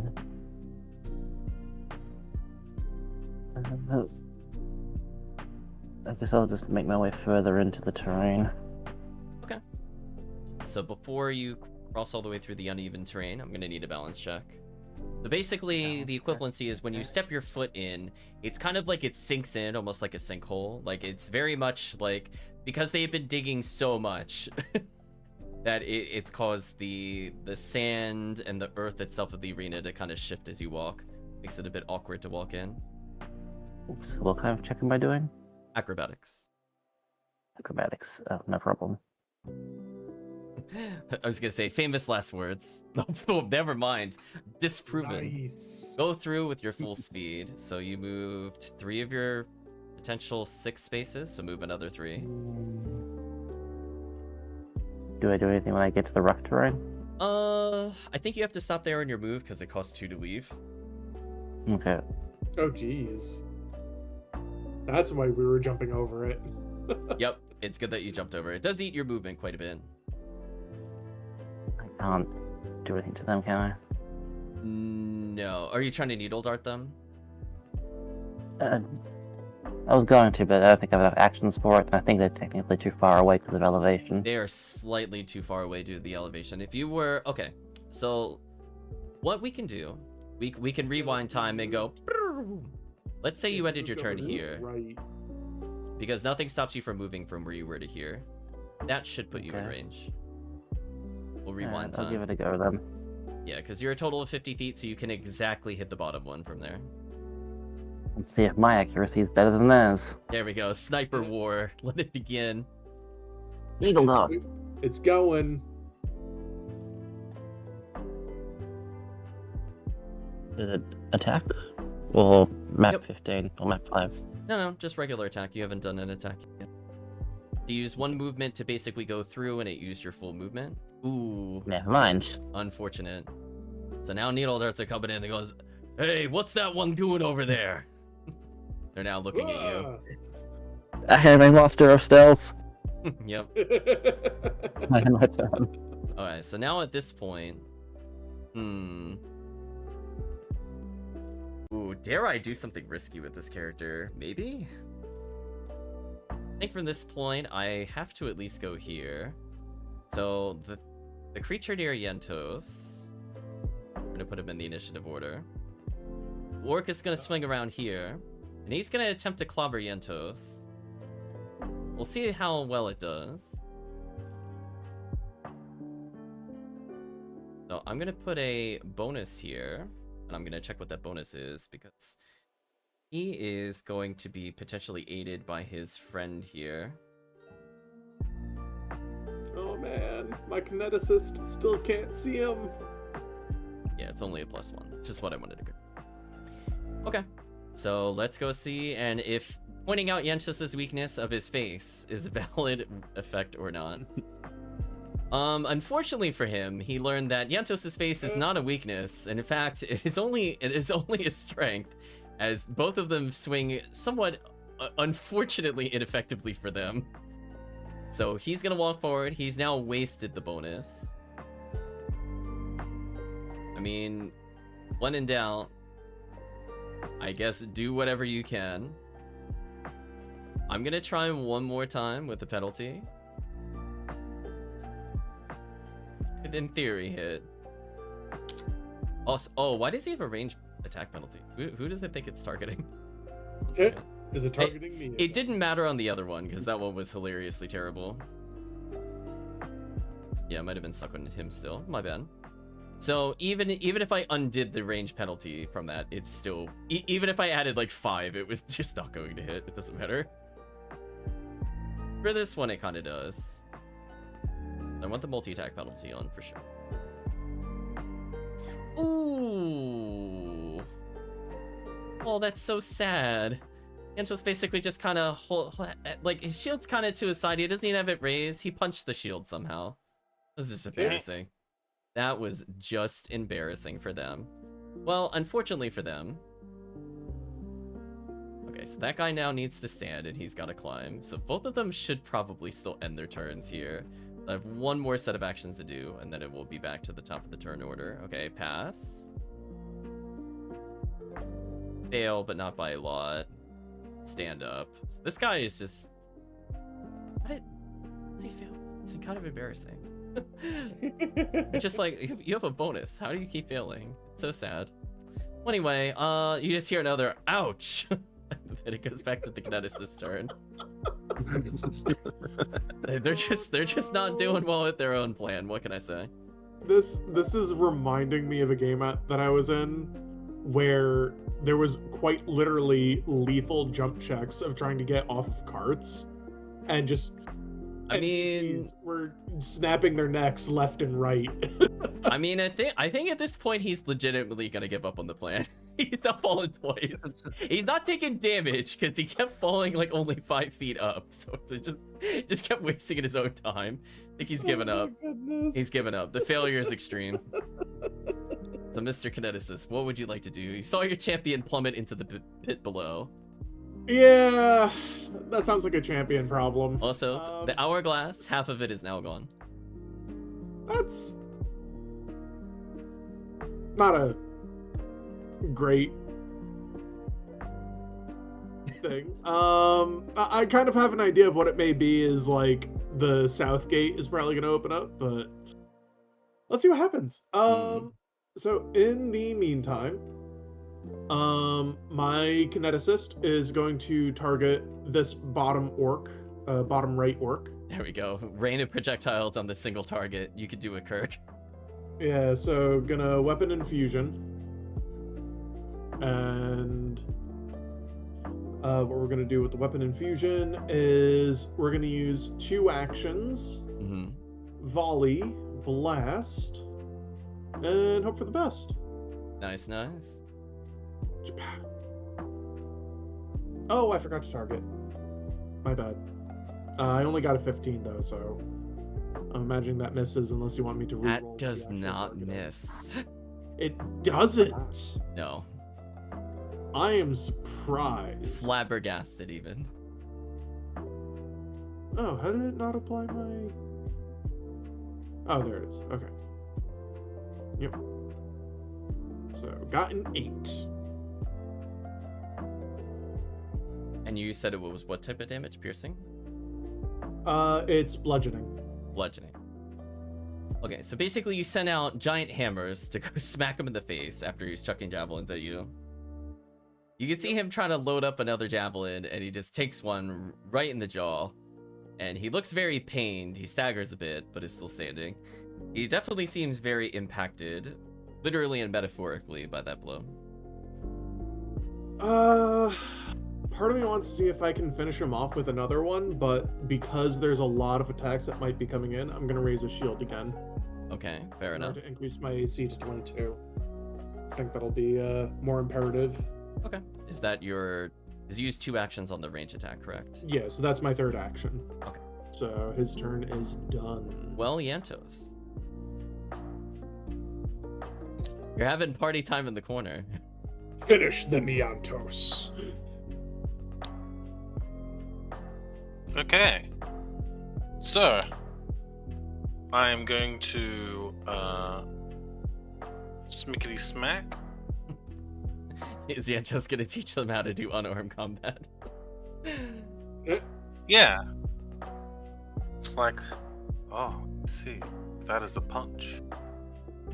Allow me to show you a punch. Yep. I didn't actually fucking apply the rage. There we go. Boom. You now have temporary health, which is important. It's like a free shield block. So I'm gonna punch this one straight in the fucking nose. I mean, you didn't Darn target him, but I will state to you that that is a critical. I was hoping that was a critical success. A lot of damage. Potentially. We'll see what Yentos rolls. Oh, So 7 times 2, so 14. does 14. Hmm. Alright, well, I'm gonna do double since it didn't do the critical. Double here. If he takes a lot of damage, it is basically on death's door right as he gets struck. That is definitely a punch. And then I'm gonna turn my attention to this lovely gentleman. Okay. And You're splitting your blows. I'm going to attempt to bite his throat. God damn it! Ooh, rolled a 2. Ouch. So that's 2 actions down. Yikes. What would you like to do, Yentos?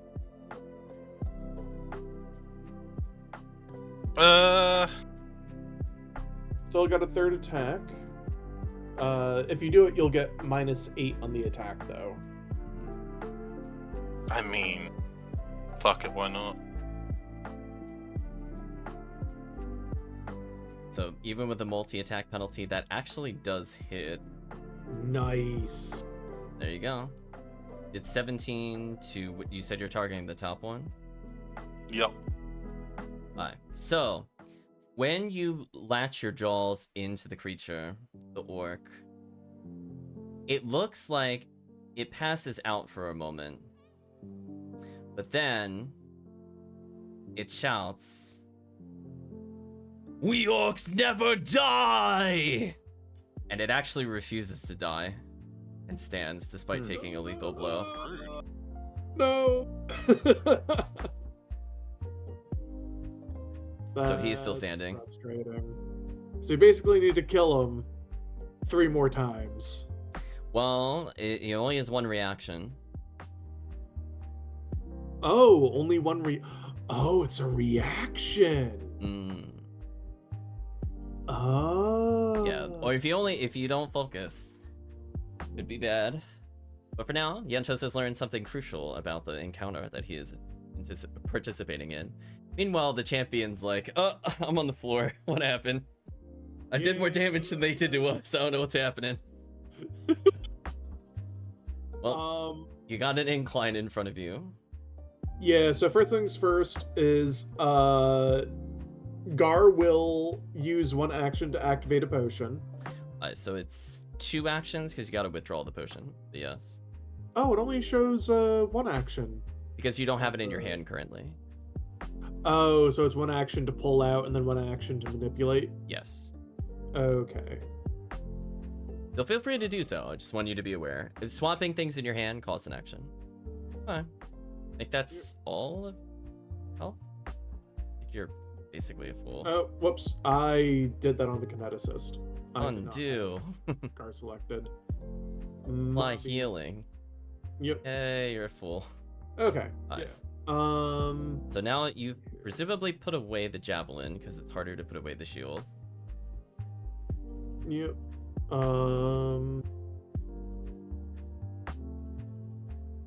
So to show that, sheathing that, and I'll draw it later.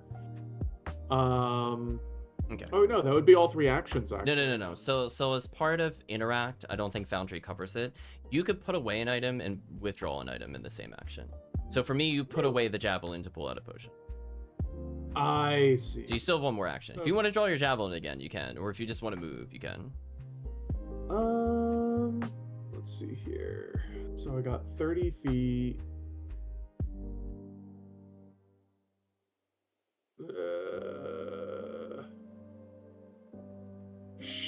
Sure, let's risk the corner. Oh, let's see where Kirk goes. Yep. Alright, so I need you to make a athletics check to climb the incline. Yep. And if you pass, I will not move you. You pass. So he can't see the creatures anymore, but he also doesn't see anything near him as well. So notice, I will draw attention to the structures.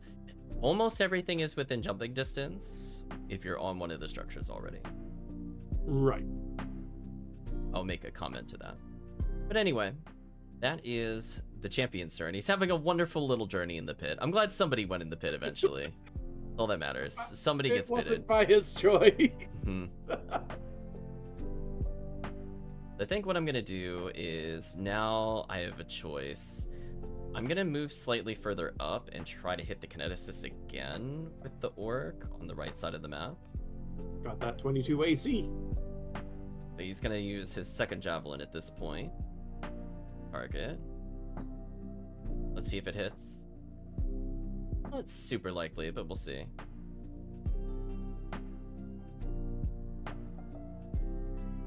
Oof! Just another one has failed. So he goes. This dumb. Me no hit with javelin. This is why I asked for a better weapon. And he just begins to descend down the platform. He has given up. You've made him rage quit at his plan. Yes, my plan went swimmingly. He cannot get through the AC. Let's see. No. We finally have... He should just succeed as long as I do this. We finally have somebody making it to the top over here. There's a series of sad failures. This guy's actually pretty close to Kirk. On the northern structure, on the tallest of the platforms, there's now a javelin coming down at Kirk. So let me adjust his height to make sure that it considers it. Not that you're very far in height difference.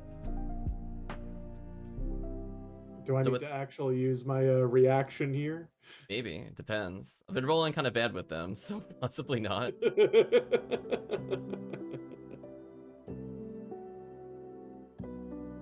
does it think it's...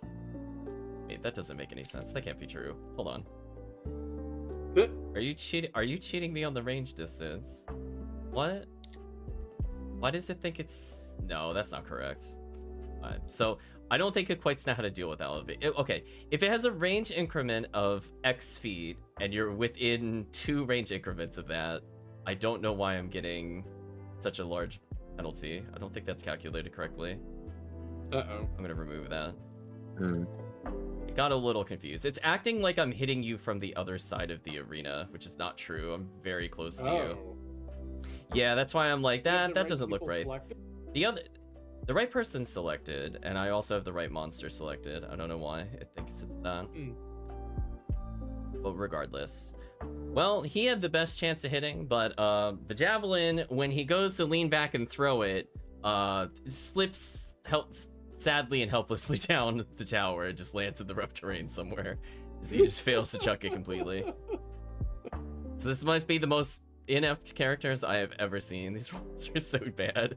In fact, the rolls are so bad that they're gonna go, "Me had enough of this! Charge! Screw the plan!" And they're now gonna come out. So this guy has fallen for like the second time. So he's gonna come here. He goes, "At last, the challenge! Charge!" Oh no! No! Not the champion. I think that's legal, right? Because he only moved 4 or 5. Yeah, that's legal. Okay. Is he making the athletics check? He's not climbing. He's just kind of going sideways on it. It's still a slope. It's not the same. Having run on slopes, I would disagree. He's not going against the slope. He's going parallel. He's going perpendicular to it. Twist your ankle on that. That's not how that works. Having run on slopes, I again disagree. I'm not gonna argue with it. So he's still gonna make his attack check on you. Okay. Let's see how he does here. Nat 1.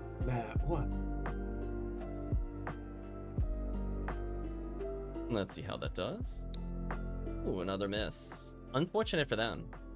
So it looks like even your other character is able to dodge. So that is moot point. Let's move forward in the order.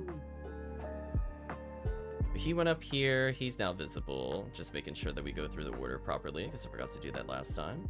He's being targeted by multiple people. Sucks to be him. I guess at this point, since they shouted screw the plan, I think what they're going to do is... He wants to climb it. Where would he go? So he's gonna abandon the tower. I just need to roll a check to make sure he doesn't fall on his base or something stupid. He succeeded a basic ladder. He did it. Congratulations. So he's gonna spend an action to come down, and I think at this point they are going to 5, 10.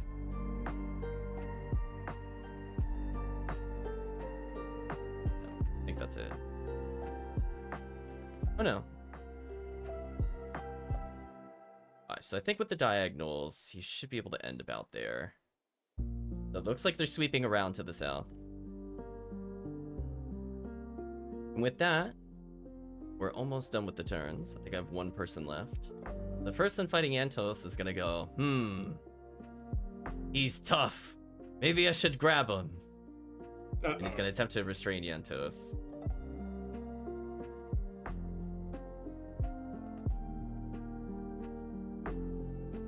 I thought I had it on the heart bar. Come on.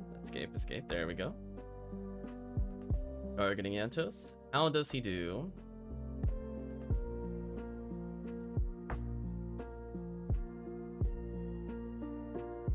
Is that a correct attribute? Wait a minute. What? What is going on with my targeting? I looked at that. I'm like, there's no way that's correct. No, there's no way that's correct. Should not have a plus 12. That's impossible. I know what CR these Plus characters 12, are. Jesus. Yeah, it's like it's not recognizing who I'm targeting as sometimes, and I don't know why that is. Yeah, I'll roll it manually here. This is fine. I guess it thought because I had clicked Yantos to target that Yantos was grappling himself. It's like a very metaphorical thing, but that's not what I was trying to do here. Well, I can say with tall certainty that he did not succeed. So seeing that his grapple did not succeed, he's gonna go, "Oh, I'm gonna kill you! I'll show you!" And he's gonna attempt to spook Yantos. Ooh. Okay. Yantos just blinks, unwavering, unaffected. Oh, be swing. Yantos is giving him an existential crisis. He's having a bad day. He'll take a penalty to hit. Like, why does it now think I have a multi-attack penalty? I swear something is weird. Something weird's happening with my targeting. It's gonna ignore it. Uh-oh. Oh, no. Actually, no, that's correct. I'm sorry. That one is correct. The other one was incorrect. Ooh! Yantos, I will let you know. If you were not playing the Remaster Barbarian, you would have been struck by that, but he does not hit you due to the Remaster not giving you an AC penalty. Actually mattered. That actually mattered. There we go. Remaster matters. +1 AC means one less hit. So now it is Chris's turn. Let's go, Chris. The enemies are getting a little closer to Chris. So he has some interesting options.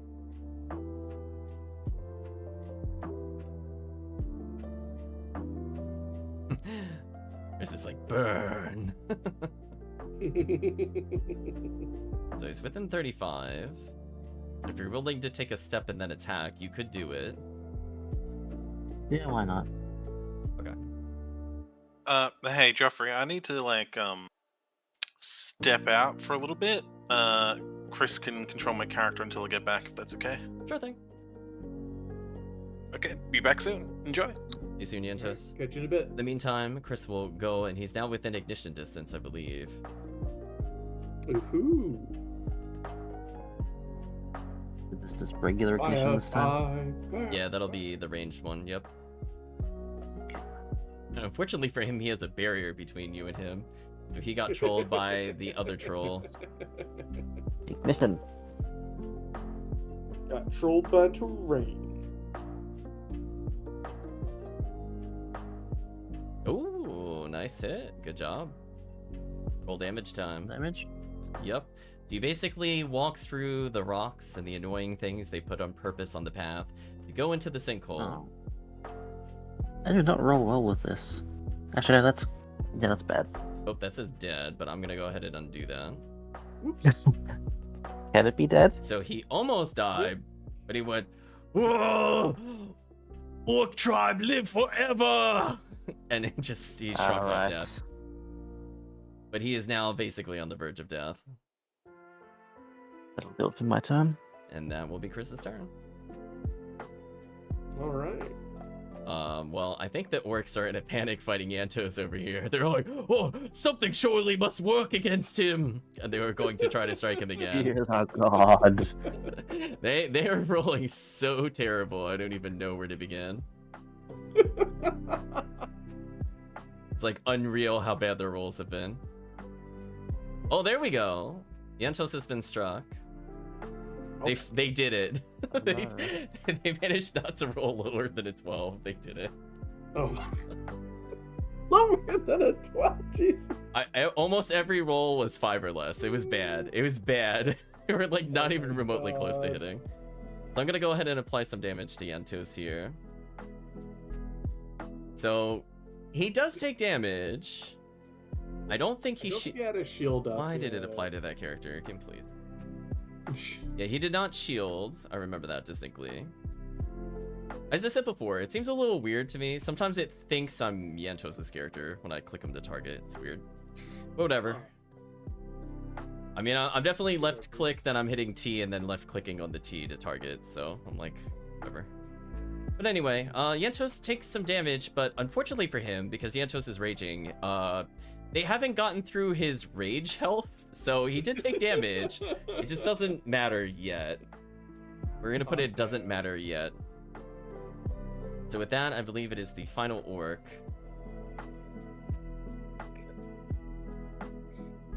I think I moved already. Yeah, I moved him already. He already attacked Kirk this turn. We talked about that before. I don't think there's anybody that hasn't moved, which is double checking. Yeah, because I did one of them slightly out of order, but it doesn't impact any. With that, I'm going to end their turn. Alrighty. So at this point, the hourglass is almost depleted at the start of Kirk's turn.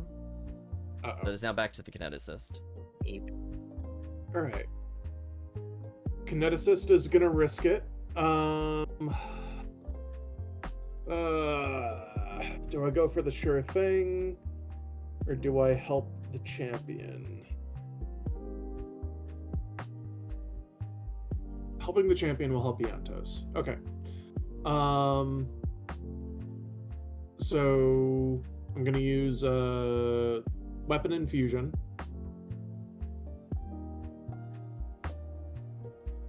Here. And I'm going to 2-action volley on this orc up here in the top left. And let's blast him. And I miss. Oh no. Okay. So for 1 action, I will target this one in the bottom right that already used its reaction. Mm-hmm. Try to see if I can finish it off. Finish it. it. Well, he goes, "All tribe never die. Oh no!" And then just it immediately gets obliterated. That's essentially what happens. Excellent. And that's my 3 actions. The MC goes, "Oh, first blood at last. Oh, it's so exciting watching people fight to the death." It's now Yantos' turn. Well, I'm assuming Yantos will probably attack. Like, could potentially expedite his turn. Unless you guys would like him to move, I think he will stand and deliver the death blows on a couple of these things. I Stand and think deliver. he's gonna finish things off. So Yeah. I'm gonna target his Yantos. I'm gonna open up his sheet. We'll start off with a nice little bite. Do a public roll. I rolled a crit. Doesn't matter. So he's going to resist the hit, but I'm just gonna go in and claw him. I just need to hit him once.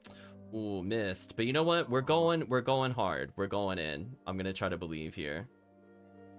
Oh, jeez, critical. And it went through. Okay. Hey. So I used all 3 actions. There's basically a frenzy of claws, but ultimately, success was had. Hell yeah. So despite being by himself, he did manage to take it down in melee, which is kind of annoying to do. So I'm sure that has his friends shaken there a little bit. Let's I move would forward hope to so. the champion's turn. All right. Okay, I'm gonna go for demoralize first Okay. as the champion. So let's target you. Demoralize, intimidation. Got the demon mask, charisma, all the other things. Yeah, you succeed. I'm just gonna apply some frighten to him. He's rethinking life. He basically just fell off a rope several times. Was like, you know what, for honor, and then somebody just went, "Grrrr!" and he went, no. It's So- basically his life in the past 30 seconds. It's just been bad for him. He's just like, oh, I finally get to go, and like penitent stare on him. Pretty much. He's So- hosed. One action to draw the javelin, and then going to strike, and I critical. I mean, I don't even think you technically have to roll, but we'll find out, I guess. I mean, I think your minimum damage is insane. 24. So For the glory of the tribe, he says as he tries to shrug off a death blow. So unfortunately, that's all 3 of my actions, so I can't try to finish him off right now. The hope was to have the kineticist hit him enough that he wasted that, but Let's lower his height down. Let's see. So I think he sees that. So he watches his friend get gunned down all the way to the wall. I think he's having some second thoughts. I think what he's actually going to do, he missed a couple javelin shots. His friend is dead. He went, "Oh, me not paid for this," and decides to start fleeing in this direction. what? He actually has the choice to run? So he is not dealing with you at all. He seems to be heading towards something in particular as he goes to the north. So you might still see him, but he'll probably I have partial still see cover. him. Yeah. So you can see he's hustling to go over to the north. So that's his turn. All right, well, we'll see what happens with the rest of the orcs. Okay. So now the orc on the tower to the north is going to try to strike Kirk yet again. Although whether or not it will apply the right bonus, we'll find out in a moment. I mean, Let me go ahead and try to strike at Kirk with one of my final javelins. Hold on a moment. I still have the raise a shield up. That shouldn't be there. Okay. Okay. Sorry. AC should be corrected. Well, Kirk, I'm gonna let you know. It didn't matter. Crit fail. Yep. So basically, he just looks at his javelin and goes, "It's like they want us to lose," and he starts going back down, and he starts climbing down out of annoyance. He's not even gonna hold the high ground. That's how bad it Oh my is. He's goodness. done. He's piecing out. He's done. That's fantastic. So let's go to the next character. Oh, so we have something fighting Yantos. So, well, I guess for glory, he says, watching his ally get shredded. Yeah, I just mean- like Fucking eviscerated I between just- the white claw. I mean, he's by himself. It's kind of like the unnamed mook. I mean, that's basically what's happening. I almost feel like making his role public just to embarrass him. Oh wait, he hit Kirk for some reason, but that's fine. So that will hit Yentos, because Yentos does not have more AC than Kirk does. Yentos you could hit again. Took 5. Okay, Yentos is actually finally showing some damage. And then he goes, what would he do in this scenario? So he attacked. He sees Yantos basically get the equivalency of like a very annoying paper cut worth of damage. And he goes, oh, gotta go to the boss. And decides to start running away from Yantos at a higher speed. Oh, too bad Yantos doesn't have an attack of opportunity. Yeah, he doesn't, unfortunately. Dang. Oh. So he's attempting to book it. He no longer wants to engage a 1v1. So we're now gonna go to Chris's turn. Is there even anything around me anymore? I don't think so. Everything is just kind of pieced No. out. They're all to the north, but the thing is that probably at the end of this initiative, they're gonna be coming from the south. Yeah. I'll head closer towards. As a reminder, that can't possibly be true because Alright. your reserve fighter is there. Oh, that's true. So where is the fourth gate then? It's under us, isn't it? Oh no. How far can I move through the rough terrain, actually? So you were on uneven terrain, so you could do 5, 10, Yep. 15, 20, 25, 30. So you can make it to the top of the slope, but I'll need you to make a acrobatics check to leave the uneven terrain. No problem. And then an athletics to climb the slope. That's might be a bit more of a problem. Many checks. Acrobatics, that you acrobatics succeed check's by a lot. solid. DC, if you can't pass it, most mortals can't. You know what? 10 still beats the incline. It's not a big Oh, incline. thank goodness. I was Yeah. concerned. So you're fine. Oh, So you've taken 1 move action. I still can't. Wait, can I see him? I'm gonna move your And he's too character. far away. Yeah, I'm gonna move your height up so you can see a little over the platform. Oop. That should help reveal There we go. things. Now that you're at the incline, you should see things.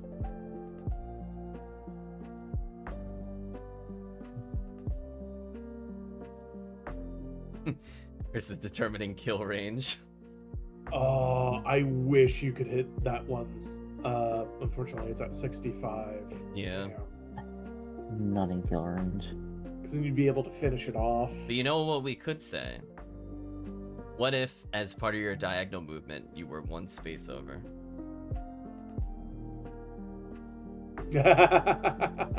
So remember, first diagonal still counts as 5 Yeah. feet. Okay. It still says 65. Damn. Oh, really? That's unfortunate. Yeah. Oh well, I tried. Yep. Can I, like, distract him? Or something? Distract.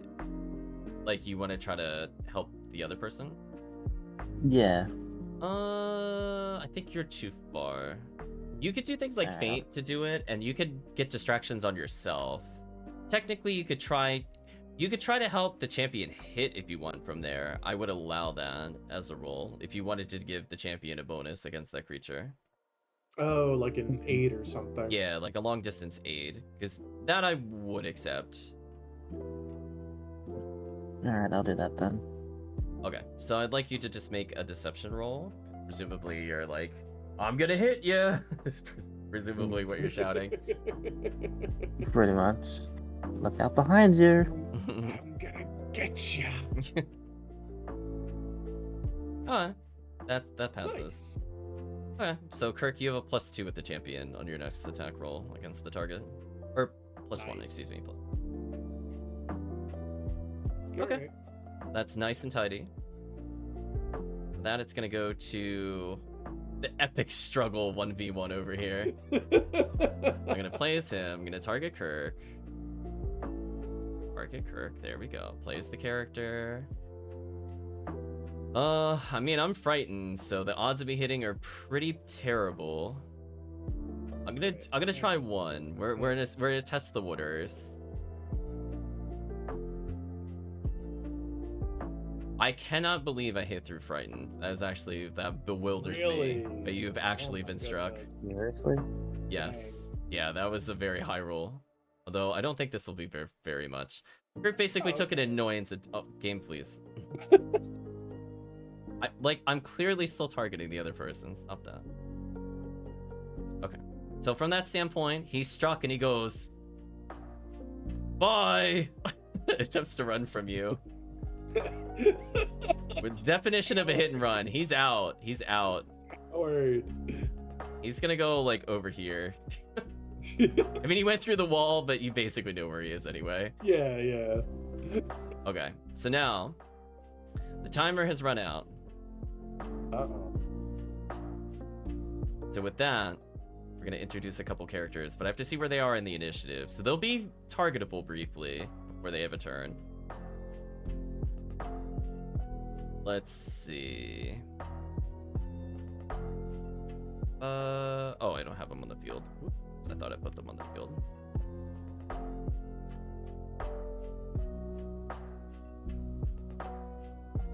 I'm gonna plop them in. I think some of you might see what is happening. I'm gonna give them some initiative. Let's find out where they are in the initiative total. I only see this one. So the northern gate opens. Kirk, if you'd like to roll initiative for the masked fighter, you may do so at this point. Sure. There we are. See where they go. So you're shoved out, so they're not quite ready for combat. You just kind of get rudely pushed in by the people near them. Okay. Let's keep a private roll.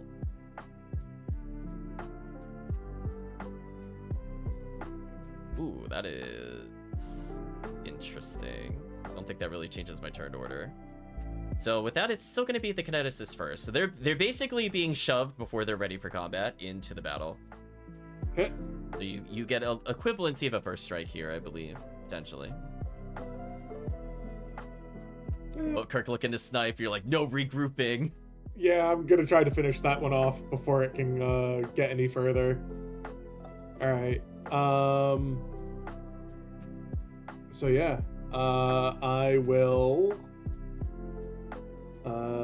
use weapon infusion, and I will 2-action volley. And what? Why am I getting an error? Target was out of range. What? Why am I getting that? Oh, it's not my turn. It's the Orc Brute's turn. Sorry. Now I should be able to. I mean, that your targeting has nothing to do with turn order. Separate. I got a hit. Oh, okay. So you're hitting the one that's running away? Yep. Did 11 damage. Okay, well, he is very injured, but still going strong. He's hoofing it over there. All right. Well, time to attack him again. For 1 action. Ooh, multi-attack. Yeah. Trying to whittle him down. Why am I?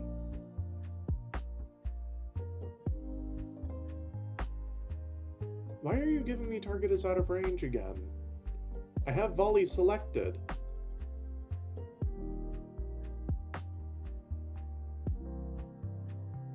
And he's within 100 feet. We'll call it foundry weirdness. I had that earlier where it's like it likes switching who's making the roll, even though I have the character sheet open and rolled from the character sheet. Yeah. Alright. Critical hit! Well, I would say roll damage, but I think he's gonna say, no, not my time yet, and he shrugs it off. Yeah. He's trying. I just want to see.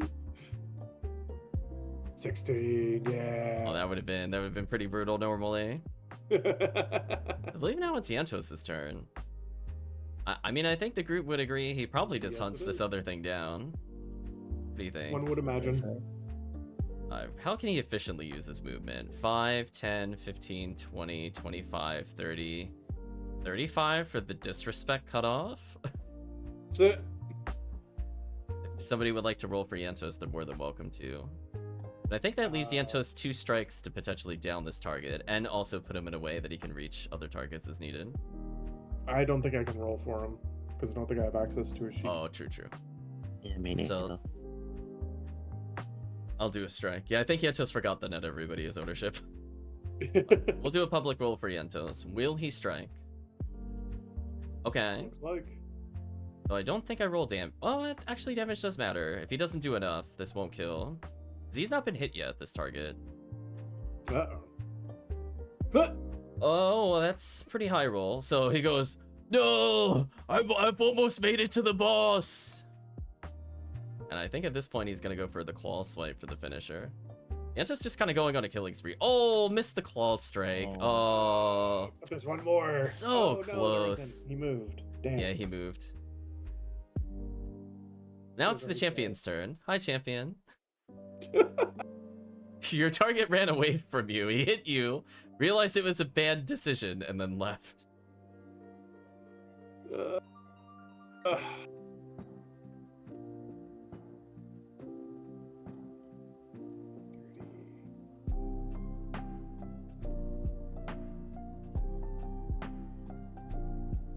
Like, I kind of feel like he just needs to regroup at this point. Mm-hmm.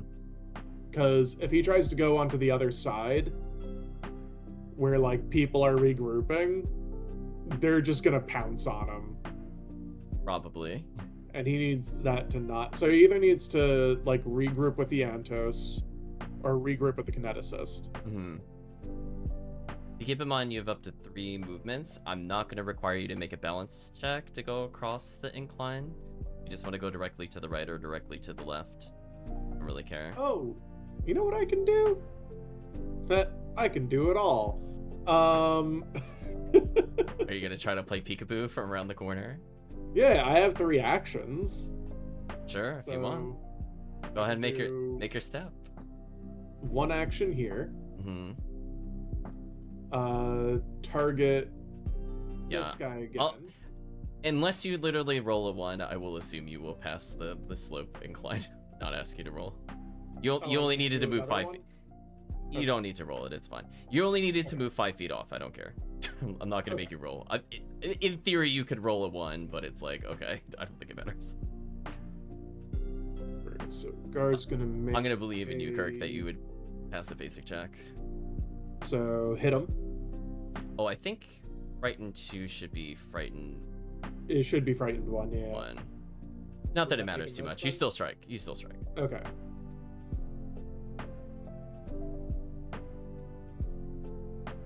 Or do you still strike? Maybe you don't. Actually, you don't strike. I don't? Okay. No, I didn't realize you only had a 13 total. Okay. Well, in that case, let's see here. How far is... So say from Kirk's perspective, he's like, oh no. He sees all that works. Yep. He's like, Jana, time to run. Yes. There you go. Cutting the other guy off. Man, that guy is probably hosed. Teamwork. So let's Alright, see. so that's all 3 actions. 5, 10, 15, 20, 25.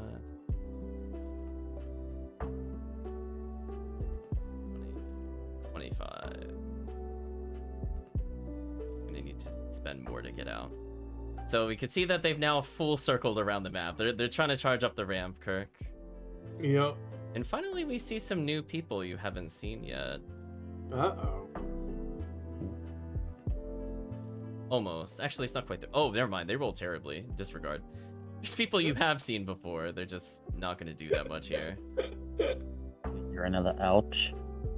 I think so. 5, 10, 15, Oh. 20.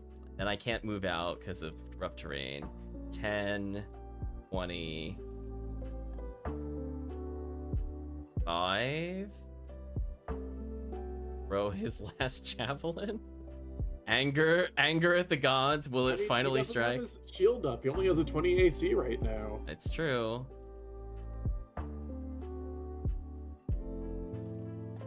So his last javelin.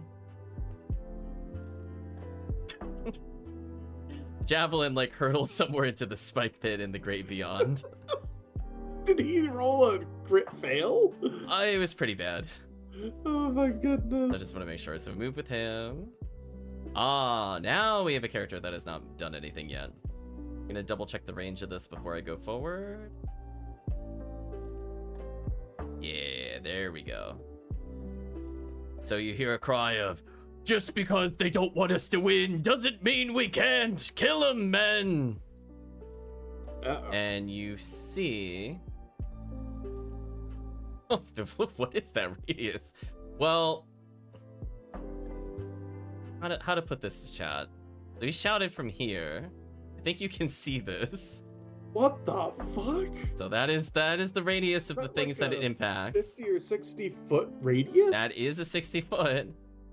So he is now giving little buffs to everybody that is within range. So give me one moment as I apply these. Basically, he the only spends one his who action. doesn't have it is the one that's about to get killed by Yantos. Probably. And the chat. I'm gonna give them the effect. I give them the effect. Give them the effect. I'm gonna give these guys the effect. Give this an effect. Gives themselves a bonus. I think that's basically everybody except for the guy that's probably not gonna make it a turn. So let's see. I'm gonna double check his equipment one time to make sure I didn't misread. Yep. Okay. So what he's gonna do is he is wielding some good old javelins. 5, 10, 15, 20. I think that's legal. Then he can't do anything from there.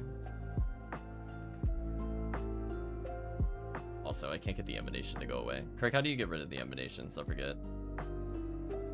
So if it's one of the area things, Mhm. you need to select it In what mode? and then hit the delete key. In what mode, Kirk? I have a million tools. Is it token controls? No, so let's see here. So select the circle template again, and then click on it at the center, where it has like the blast square that shows up, and then hit the delete key. I don't think you... What are you doing to select? I can't select it, Kirk. That's what I'm telling you. Oh, you can't. No. I have a million tools. But anyway, while I do this, I'm going to target you with this. So the War Chief is going to throw one of his javelins. Okay. You just get a little bit of a penalty because I think you're slightly out of range. Ooh, you said you didn't have your shield up? I do not. That is I have only 20 AC. unfortunate. That is definitely going to strike you. Dang. Ooh. 10 is certainly something. Bonk. To himself, apparently.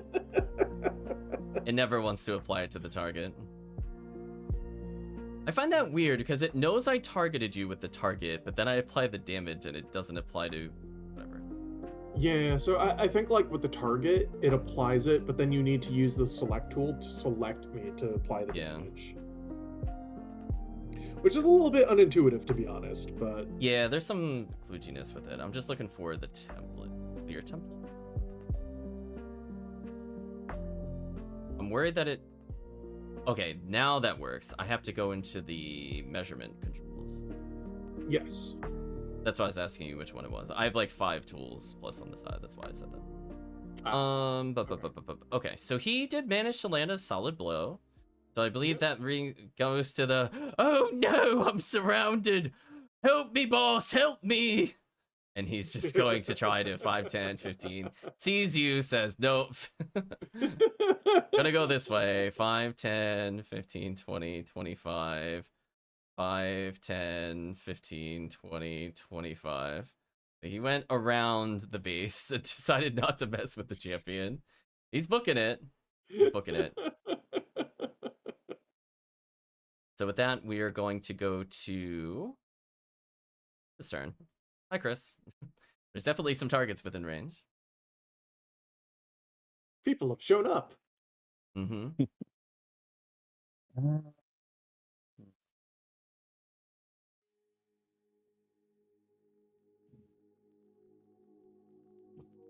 approach a little bit and target the one up the front and fire the darts at him. Nice, nice. Don't quite want to get into melee range yet. Probably be for the best now there's been too. more of them than us. Yeah. The party is split. Okay. Damage. Which brute did you target? The one that's at the front of the three. So he's at basically full health, and now he's about to take some damage. Boom. So he takes a nice little needle dart formed from your star knives. Basically go through his chest. I believe that is Chris's turn as he tries to hold off the impending surge. Yeah. Mhm. So one of the warriors comes out and says, "What am I supposed to do with this?" And he's holding the long sword, and he like almost throws it away, second guesses it, and puts it back on his back. Like, "That's not a great axe."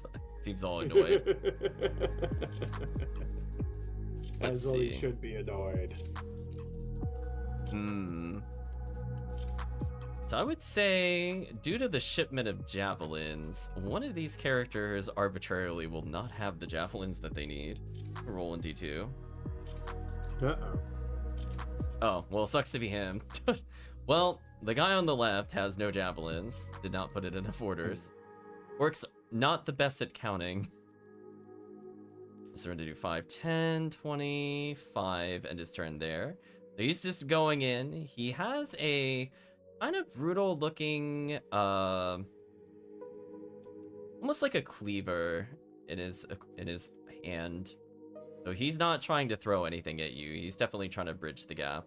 So he has to contend with the incline on his next turn, but that does end his turn. Now it's the fighter's turn. Hi, fighter. Mass fighter. The gate opens. You basically get shoved out one space. I'm going to move you forward a space. And then the gate is promptly closed behind you. All right. Let's see here. You have 30-foot speed. Mm-hmm. So we'll get to here. And, Just see dead bodies wherever he looks, yep. We're gonna get that athletics check in. Oh, I'm gonna make the jump. Yep. Got a 29. So you can move 5, 10, 15, 20. You can actually make it all the way to the slope of the incline with one jump because you passed by that much. Does the masked fighter have a quick jump? He doesn't, but it's still required a movement to do it anyway. So it would take 2 actions for you, regardless. So does he still have an action left? You do. Ooh, all right. Well, another athletics check to get up here. I'm gonna preemptively move your character up in height. Something tells me. You're gonna be fine. You're gonna be fine. So gets up here. We're gonna hold the line. There you go. Meanwhile, Chris is like, I'm not about to get charged down by works. Someone will block me. Thank you. Hold the line. Hold the line. Here they come. The surge approaches. Yep. So with that, it's going to be the other orc. We never ended Chris's turn. Chris's turn. Yeah, that's fine. We'll move it forward. We're gonna go 5, 10, or 5, 10, 15. Can't go past 20. Actually, no, 20. No, I can't do that because the guy's in the way. They're blocking each other. It's awkward. 5, 10, 15, 20, 25. So that's 2 movements. But this guy actually has a javelin. So he's going to target... Probably the kineticist first, because he's closer. Alright. Let's go ahead and do this.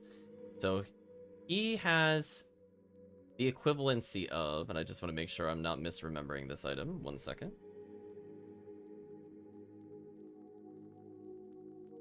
He's going to make an attempt to strike with his javelin. I just want to see if he has something in his other hand. Don't think he does. Oh. He can actually hold it in one hand. Okay, then he'll have it in his other hand. So he kind of has like the equivalency of a battle axe in his other hand. But not quite. It's a little specialized. Let's go ahead and try that roll and see how we go here. Will he finally? Will someone break the javelin curse? Kirk? I did get hit by one javelin. Even with battle cry, he's still the javelin. It landed. It almost hit you. Basically, it impacted on your armor, but it did not pierce. But it was very close. Hysterical. So he now has the equivalency of an axe in his other hand. Okay. And that ends his turn. The other orc brute is like. I'm gonna ping to make sure I'm looking at the right one. Okay. Everybody's clumping up. 5, 10, 15, 20. Stop.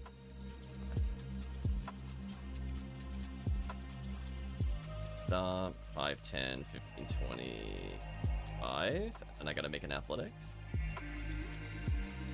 Fair enough. Let's hope I don't fail the athletics check.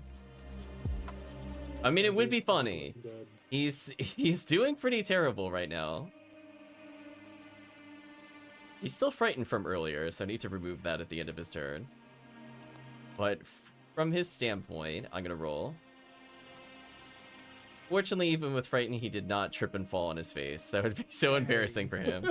So he's climbing. So he is now wielding specifically, it looks like some kind of dagger attached to his fist. It looks like the orc surge is coming, so they are now at full strength. You are now at full strength. The real battle continues. It is back to the top of the turn order for the kineticist. Kineticist, you see a whole array of enemies in front of you. Have fun. I do. And I'm gonna move one up. I was gonna say the kineticist just shouts AoE. I'm back. Hello. Welcome back. Welcome back. We're in the final surge going on. And I am activating. Where is it? Shard Strike. I gotta roll reflexes for. Nice. You don't hit the one on the far right. So you hit these three. It's these three. Yep, right in front of me. Let me see if I can bulk roll this. Private. Guess I could have shift clicked it, because I think that would have been faster. Ooh. Did one of them crit fail? One of them did crit fail. Is that bleed damage on fail? It is bleed damage on crit fail. So he is just hosed. That's what I was hoping for. I'm gonna apply it to him. So the one closest to you just took massive damage.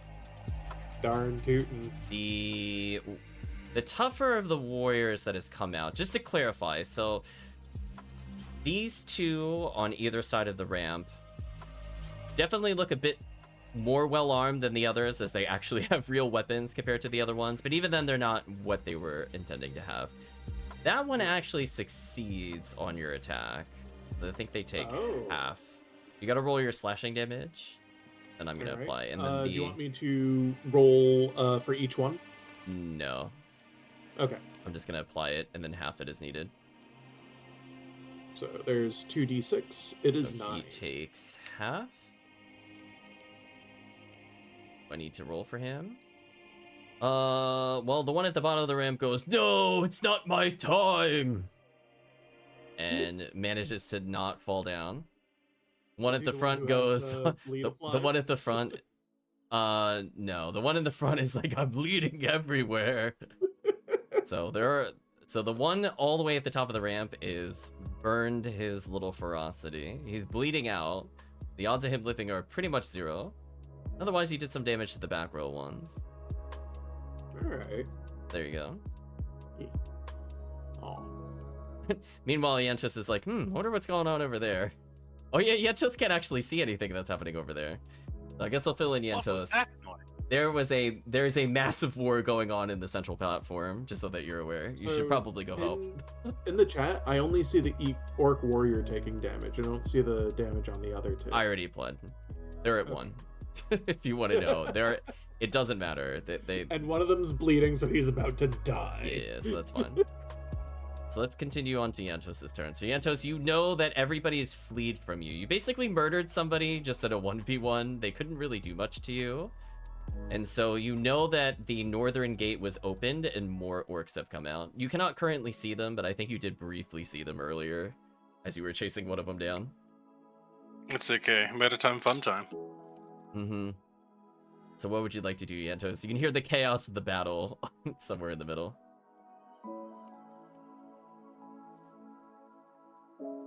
Hello. Oh, we see the guy that ran from you earlier, and you can see the rear line of the other characters. So what'd you like to do, Yantos? He's been fleeing you this whole time, by the way. He literally triple action ran from you. Oh, But- did he? Yeah. Oh, nice. In which case, I'm going to try to do a really difficult intimidation check. Okay. I'm going to basically unleash a mighty roar Mm-hmm. and yell at him, "Cease your retreat! I have bad news for If you. you value your life, you will ally with us and help us take down your friends. I have Then I might spare you." I have bad news for you. You can't do that while raging, sadly. Ah. So just be like, Yeah, that's fine. you're in a kind of a murder rage at the moment. So his Easy come, easy go. he's gonna attempt to burn. So he still has a ferocity, I think. So he might live if he's struck. Yeah, because he's got nothing else. If he gets hit again, though, he's definitely dead. Look, I What if tried sh- diplomacy. Can you mark this guy as dying? Or wounded. Oh, Jesus. Well, I should have been applying that before. Damn. So I'm just gonna go ahead and move him to wounded 2. I'm not gonna just upgrade it. Because he can only do it so many times. Yep. And then this guy is also, I think, wounded 2. So I think he's just hosed on many levels. But we'll try to be more accurate with our marks here. This guy is wounded 1 because he activated it once. I think that is accurate. And this guy is also wounded, if I remember correctly. There we go. Accuracy. I did it. The Entos does a lot of damage, but orcs refuse to die. They are notoriously hard to kill. So he is on death's door in more ways than one. So he You still have one is. more action? So Yantos moved 2 actions to catch up and 1 to strike. Darn. Okay. Although, actually, I take that back. Yantos says sudden charge. We're gonna say that was a sudden charge because that was 2 moves and an attack. Yantos, you actually get 1 more attack. We're gonna make sure you use your ability. If you'd like to swing again to finish him. Oh, absolutely. Do it. Do it. Basically just Oh!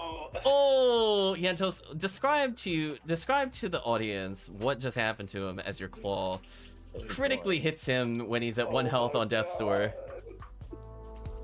So he's stumbling backwards, looking at me in fear, knowing that his time is at an end. I raise my claw, and I strike it down across him. Off comes his jaw and half of his left pectoral, and he falls to the ground, sputtering. Hell yeah. Nice. And then you hear a, "Oh, I just love a good bloodbath. Well done, bravo!" from the balcony above you. You got a good view of it too. So it wasn't Yeah. even obstructed, even partially. Progress. So good. Some of the audience probably got sprayed with blood and were like, "Oh my god." Pretty much. Nice kill. So I believe that makes it the champion's turn. Oh, dearie. Okay. There we go. So champion is up. And sees nothing. I mean, you hear without a shadow of a doubt there are a million enemies to the right, if you're wondering that. 10, 15, 25, 30. Just at range. Yeah, I don't want to get too close, so do... Where was your character previously, Kurt? Right here. You've moved 25 so far.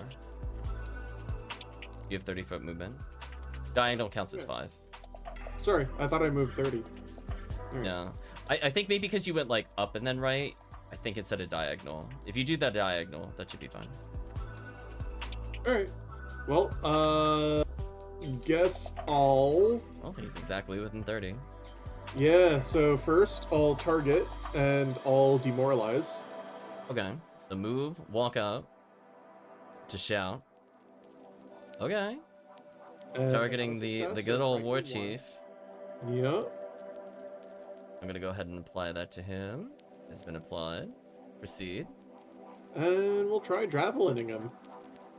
Got a hit. Okay, so the war chief basically went, "Get him, man," followed by, "Oh, what is that coming from my side?" Oh, bleh. What is that damage? Is that max? I think I Oh got my max, gosh. yeah. Holy. Freaking damage. Holy, that was I so don't much think damage. He was expecting that. No, you caught me and him off guard as he just takes a solid one in the chest. He almost goes down from that. That was brutal. Holy crap. Wasn't even a crit. Max Imagine if damage. it was a crit. If it was a crit, that would be monstrous. Oh. So, needless to say, surprise! Oh, what happened to my men on the flanks? They should be protecting me, he says while like trying to cover his wound. Perished. Okay, so we have the orc brute here. Oh, they're just having a fun time. Oh, are they finally gonna make it past it? Hold on. 5-10. I'm assuming he's gonna pass the balance check, but I've seen what they've done before. I'm going to roll it because I don't trust it. He needs to just not basically roll a 5. Okay, he didn't roll a 5, he did it. So 5, 10, 15, or yeah, 5, 10, 15, 20, 25. Oh, he can actually get there in one move. My Hi. reactive strike with the Gisarm.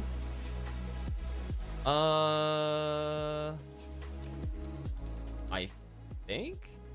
Yes? Question mark? I forgot how diagonals work with ranged weapons. I will say for all intents and purposes, yes. Yeah, because he's within 10 feet, because the Gisarm has reach. Yeah. Alright. So he moved into your range, so yes, you would get a strike attempt against him. Okay. So let me select him and target him. And we will strike. Critical! Coming up here was a big mistake. Oh, only 12 damage. So you burn his ferocity, but he's gonna try to make a strike. Okay. Let's have him target this. Yeah, I need to drag out some of the numbers here. So he's gonna go in, he's gonna go for 2 punches. I'm just gonna play them back to back. Okay. Oops. Interesting, it just flashed. Oh no, it did the thing where it got rid of all the terrain. Happened last time. Oh no. So he does land the second one. Yeah, I'm gonna have to reset the world, sadly, in a second. But I Okay. think from the standpoint of strikes, funny enough, his first strike came not that close, but the second strike, due to Got a high roll on the it. battle cry, I think just put it right over the top. I'm gonna go ahead and roll. Okay. Hit a solid 6. Alright, alright. Oh, the world's acting weird on me again. I think I might need to close and reopen since I had this happen yesterday as well. I don't know why it does that. It just sometimes it just freaks out. We're just gonna go ahead and return to setup real quick. Okay. Hopefully it will remember our initiatives and everything else. It should remember the tokens. That I'm not worried about. But yeah, like if I can't see the map, that's kind of a problem. So I don't know why that happens. Just a bit. Kind of annoying. Yeah, because I need to know when I'm making my checks. There we go. So everything is good. I'm gonna unpause. I'm gonna proceed. So feel free to rejoin. So he is just gonna deal 6 to Kirk. Geneticist takes 6 damage. And that concludes his action. So he did his best. We'll move on to the other Orc Brood. Who I accidentally killed. He needs to also make it up here. 5, 10, 15, 20, 25? Flank. Buff flanks. So 2 arms indeed. So he's gonna go for a similar thing. Help! It's I'm in dire danger. Yeah, I was gonna say it's flanking time. I'm in danger. I'm gonna make sure Kirk is targeted because I just remembered it lost the target because it crashed earlier. We're gonna try 2 attacks.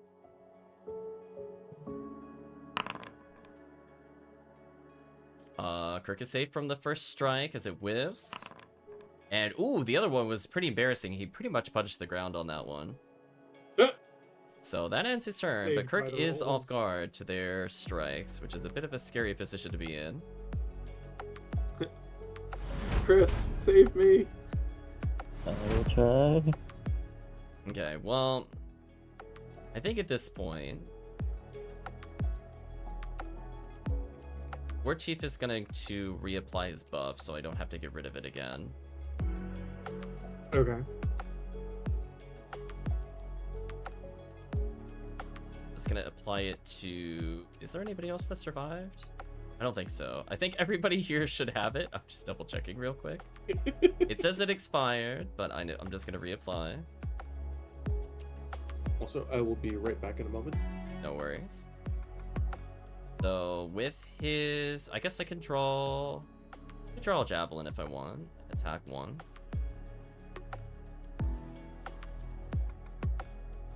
I guess I can have a javelin off with Kirk's character. It hit me. You really tried javelin again? I know the javelin plan has not worked super well for them, but we'll see if this works. Ooh, Kirk barely slipping by. That was pretty close. So near miss. And with that, I'm gonna skip all the dead people. So it's now Chris's turn. Yeah. I will take 1 diagonal step forward. And then I will breathe some fire. Nice, nice. That's a 15-foot cone. I am returned. Welcome back. Thank you. The 15-foot cone, I think, will hit at least 3 no matter where you aim it.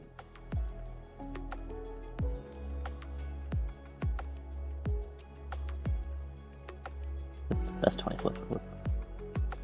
Looks pretty good. Oh. I was gonna do the ones that you just did. That's 15-foot. Oh, recently.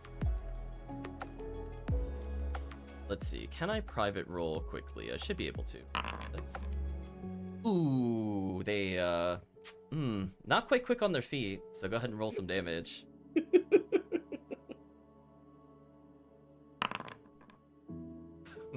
Okay, so they both take 5. I don't roll great.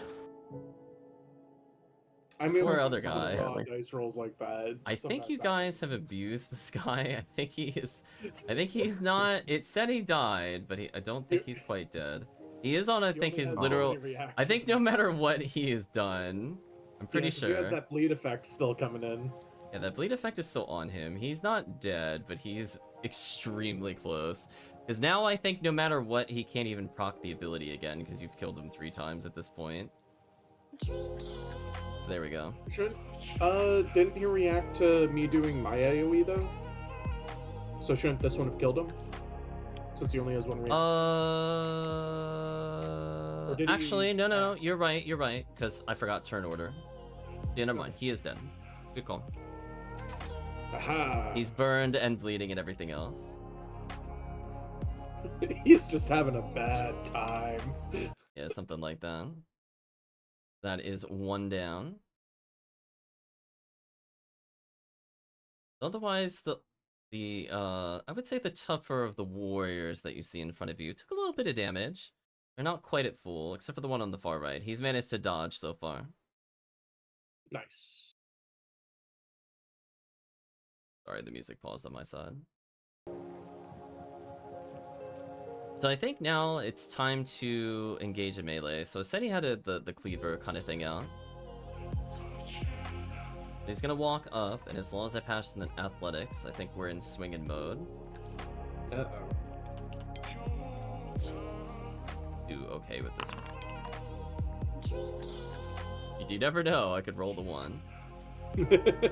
Alright, so he gets through. I think ideally what he does while his ally is here, I think he's gonna walk up to here and try to get a strike here. To get the advantage of the off guard. That's one action, and he's now going to attempt to attack twice. Ooh. Let's try to attack with his weapon. Yikes. Just gonna roll both now, because this saves me time. Okay, well, fortunately, the nimbleness of the rogue has evaded the giant cleaver aiming for his head. So he is done with his turn. And now it's the fighter's turn. Fighter has all sorts of goodies. Fighter has decisions. Fighter knows what his decision is. Oh, okay. Which one is it? Yeah, we're gonna brutish shove. You're pushing him in the spike pit. Yeah. I mean, you can. Somebody lined up for it. It'll be a bad surprise for him. He did. So the only requirement is that you're wielding a two-handed weapon.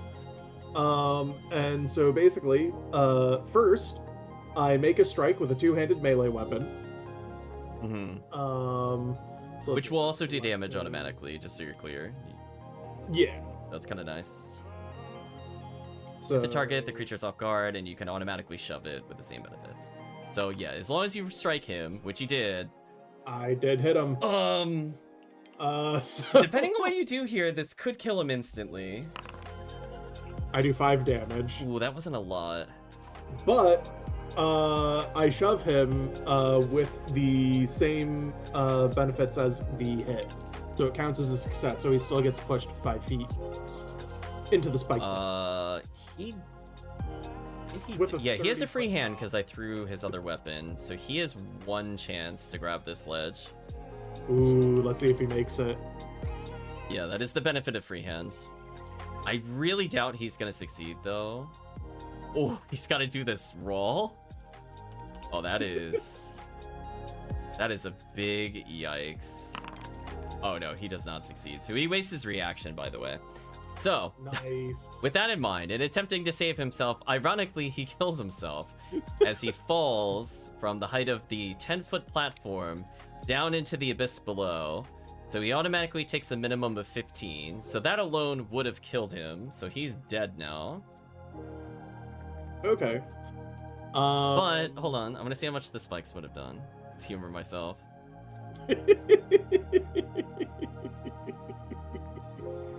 Let's see.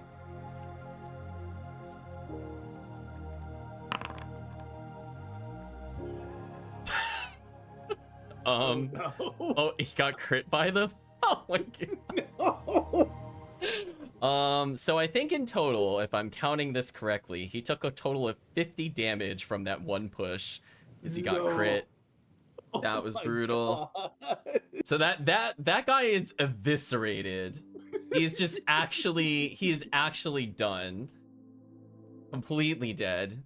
The shove worked. goodness. Kirk is happy. Kirk had I one am happy. one dream in life achieved. So You wanna know what's shove one gonna completed. happen? So combat maneuvers, do they also suffer from the multi-attack penalty? They do. They do? Okay, so if I were to try to shove this other one, it would be at a -5. Yes.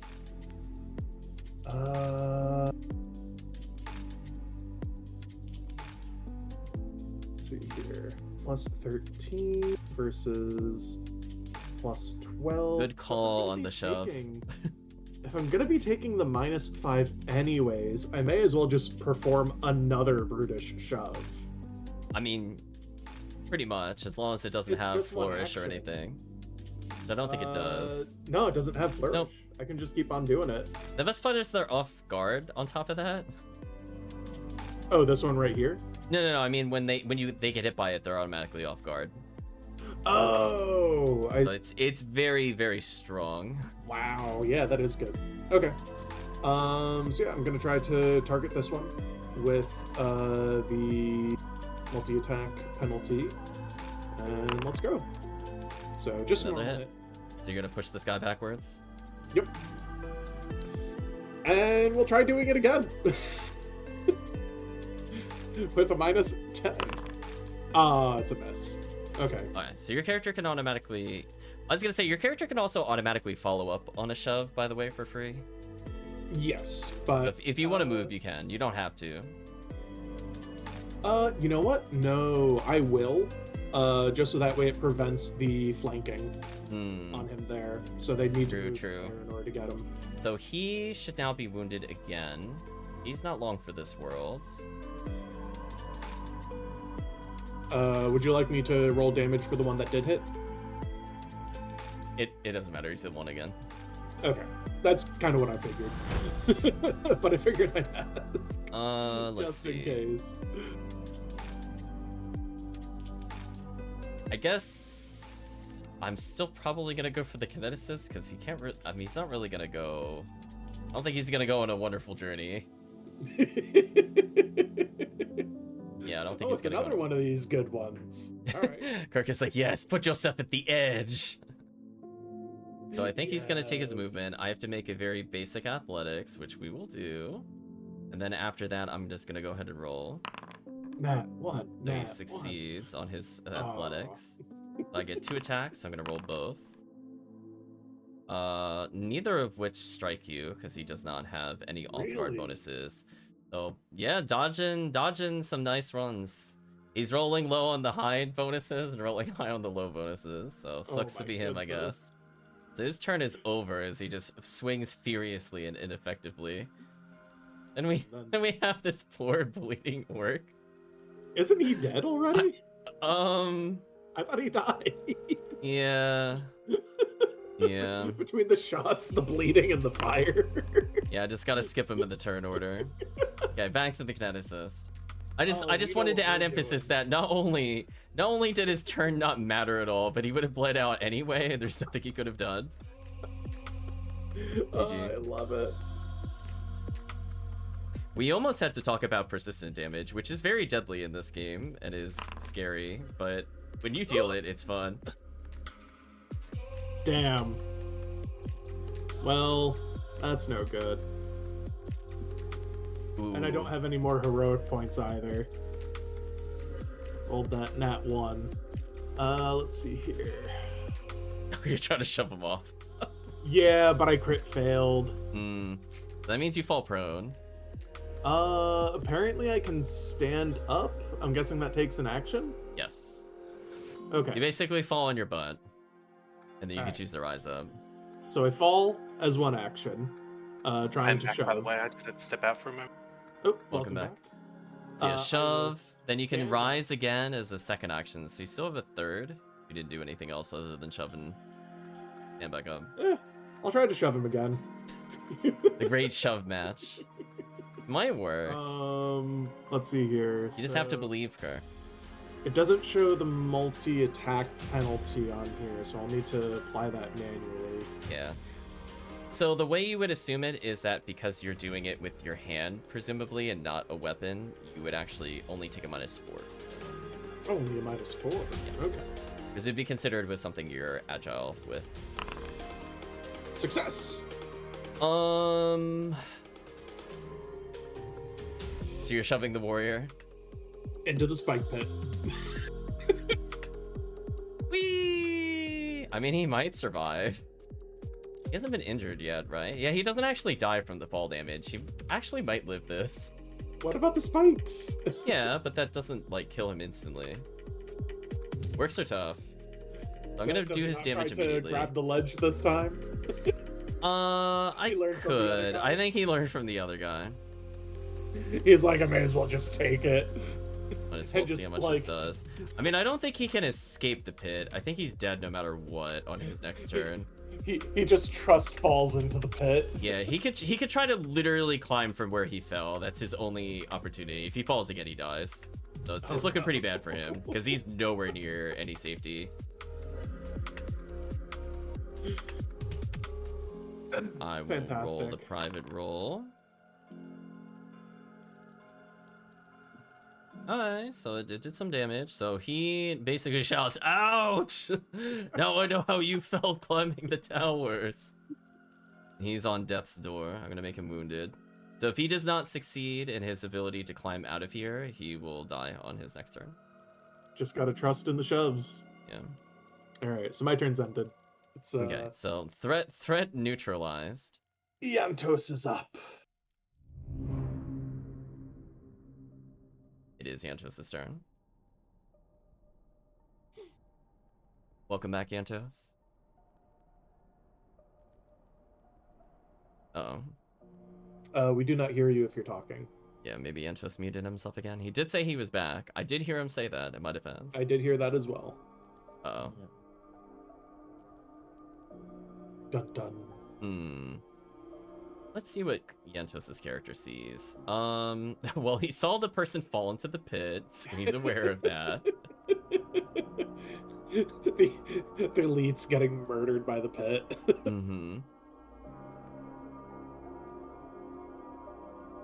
So I'm assuming Yantos had to step away again? What I'm gonna do... Sorry, no, I'm eating. Go on. Oh, you're eating? Alright, well let us know what you want to do, since it is your turn. Okay. So, I will, Like 50 plus feet away. I guess the enemies are like all over here, so I will head towards them best as I can. I mean, there's a boss I'll right here in the way. actions to- Or war Sorry, chief. sir? I was gonna say, Yantos technically doesn't see him. Oh, he Keep does. moving forward, Yantos. Yeah, he doesn't have line of sight. Oh, god damn it, I accidentally put my character on the thing I Move could... the dead body away. I'm assuming Yantos is probably gonna sudden, so he moves up. Then as a move and an attack, you could hit the guy that's on that ramp if you want Yantos. That's all I got. As part of your sudden charge. Let's do it. Oh yeah, that's right, I have that. Sudden charge is nice. You end your movement within reach of melee, you can automatically hit. So you get up to 2 attacks on him right now. I see. Did not target, but that does strike. Yup. Okay, so let's apply some damage. So he is on death's door, barely able to stand. What would you like to do now, Yantos? Oh no, the Oh. critical miss. Ooh. Yantos, like, Ah. almost broke a nail. Ooh.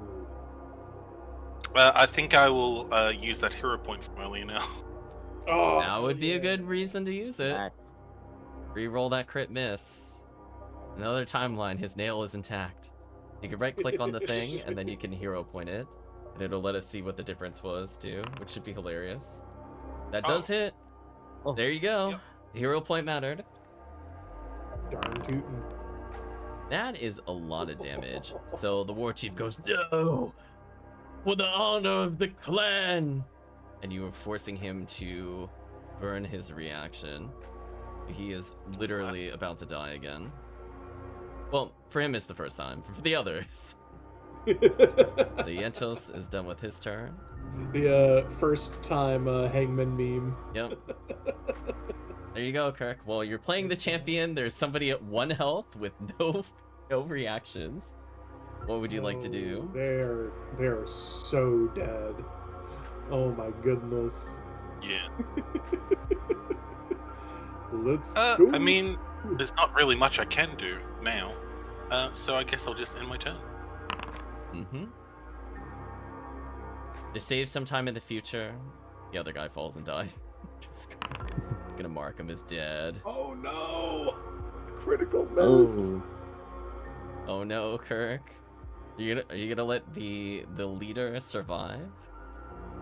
I mean, I don't have any hero points, so I'm just Rip, gonna need to no try hero to attack points. again. And a miss.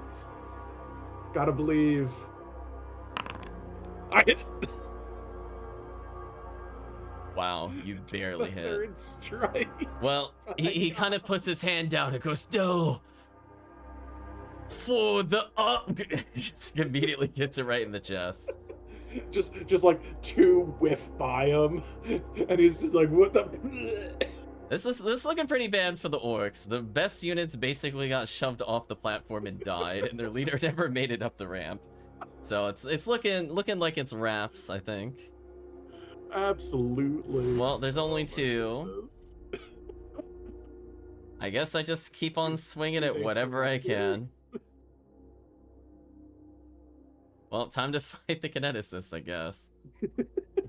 He's here, I might as well as try. Well, Kirk, we're gonna make it simple. I'm just gonna go 1, 2, 3, and I'll let you know if any of them come remotely close to striking. Strategy is out the Right. window. Well, that was embarrassing. Well, let's try with this person. Maybe there will be something else that will Did I happen. seriously miss all of them? Alright, so the battle cry is now over. The leader's dead anyway. You finally got hit by something. Oh. There you go. A little 4, a little token home, Kirk. So between them swinging 6 strikes, repeatedly with punching daggers, you basically just bobbed and weaved, and then one of them happened to raise you barely. So, during this encounter, the kineticist has only lost 20 hit points. I mean, that's what happens. Sometimes the rolls favor you. Yeah. We're gonna go to Chris. Gonna skip all the dead bodies. There's a lot of them.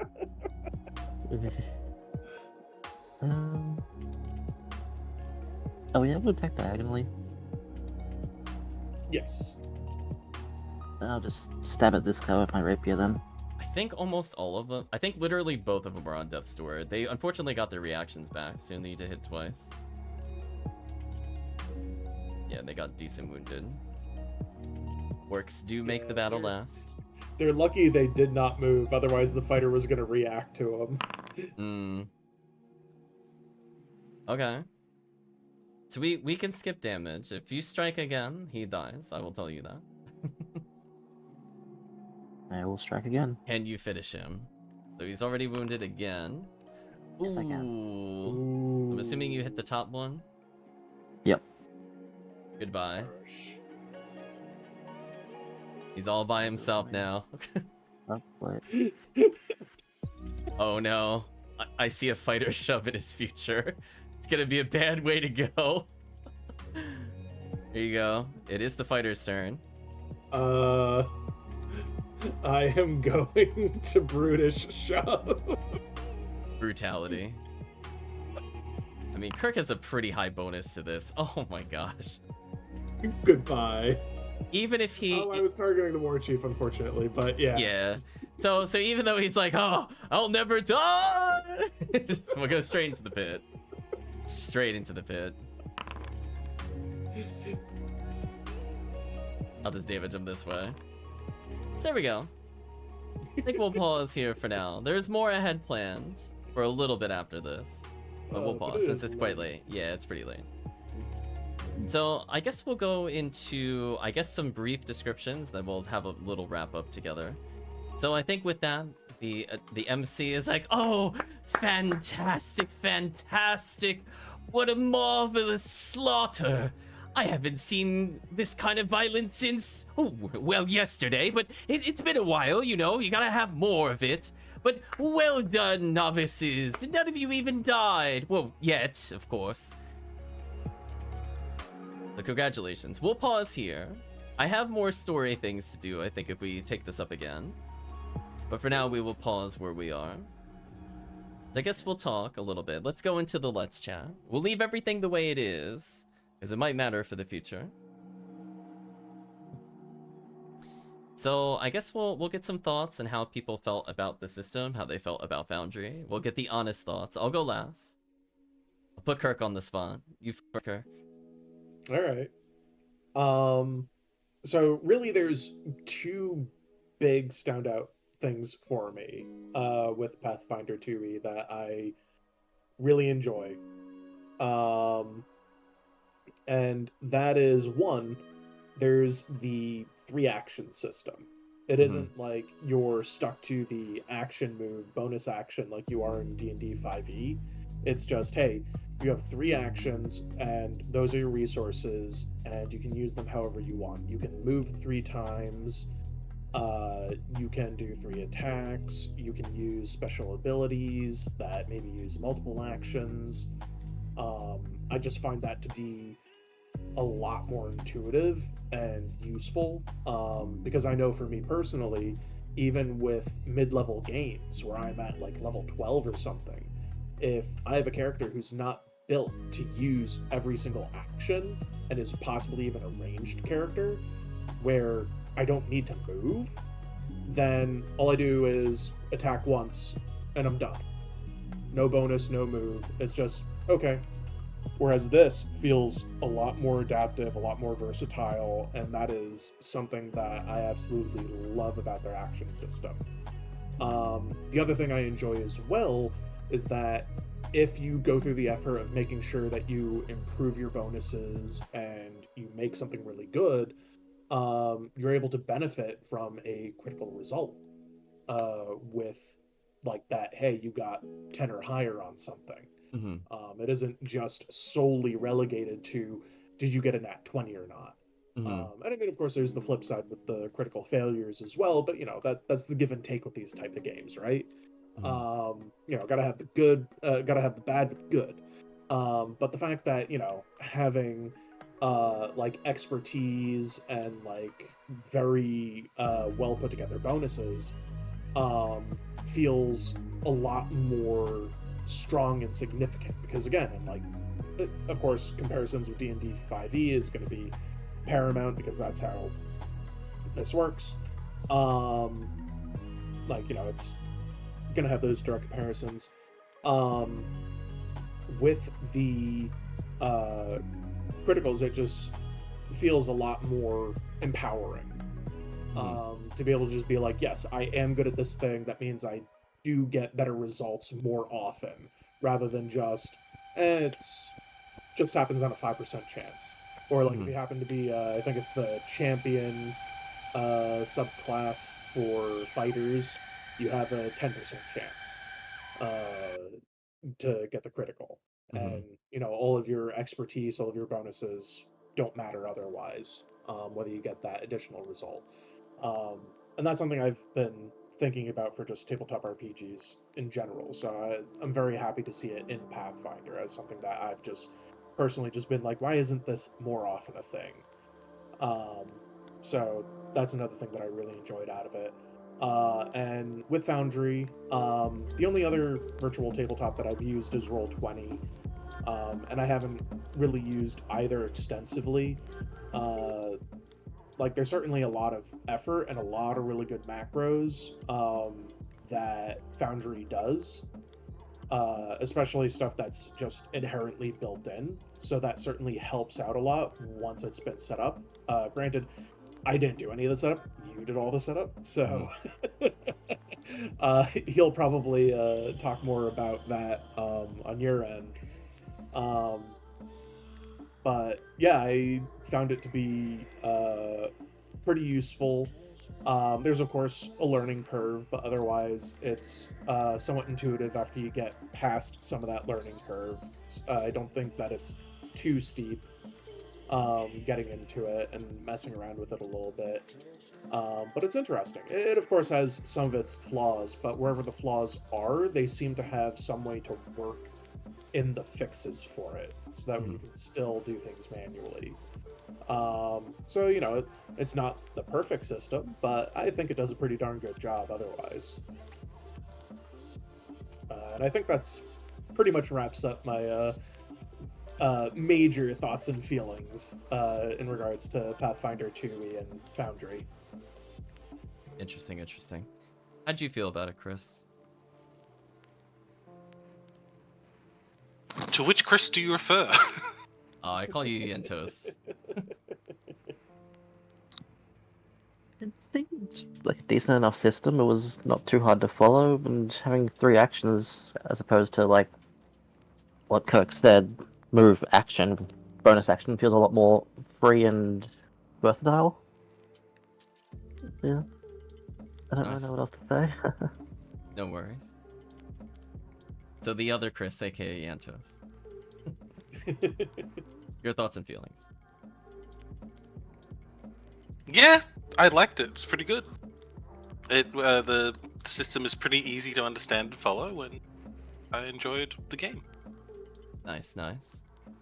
So I guess I'll give some thoughts on it so far. So I was estimating how long it would take to go through 3 encounters. So I would say roughly around the time we did the second encounter. I was thinking it was going to take like an hour, hour and a half. It was more like 2 hours. So we ended up rolling a bit longer than expected based off of the number of things. Some of it is the extent, orcs are orcs. They refuse to die. But I think from that standpoint, I liked having a nice, from a Foundry perspective, mix of all the character sheets in a format where I can do some of the math faster. Because it is kind of annoying flipping as like a GM between like 20 to 30 sheets and trying to keep that all straight if I have like a physical copy from like a book. And even from the standpoint where I would occasionally glance while you were taking your turns at the website version, because there's a archive essentially for 2nd edition Pathfinder, I still ended up mostly using the sheets that were in Foundry itself. Like I would cross-check a couple things, like there's a few times I did look up stuff in the archive while we played, rather than directly from the sheet itself, because I was double-checking. But I think from the standpoint of making Foundry usable, I do think with its ability to add in modules, which is something you wouldn't know about unless you try setting it up, there are a lot of things I did need to download to kind of improve the quality of life. Like I really liked, for example, one of my little minor favorite mods was where it calculates all the hit bonuses and penalties and tells you which ones were important. I think that's probably one of my favorite add-ons. It's not in there by default. So for example, from my side, a lot of the time, when I saw you guys hitting or missing, I did see if you're really close, like what pushed it over the edge for the most part. I think in the practice sessions, I saw it a bit more so than in the other portions.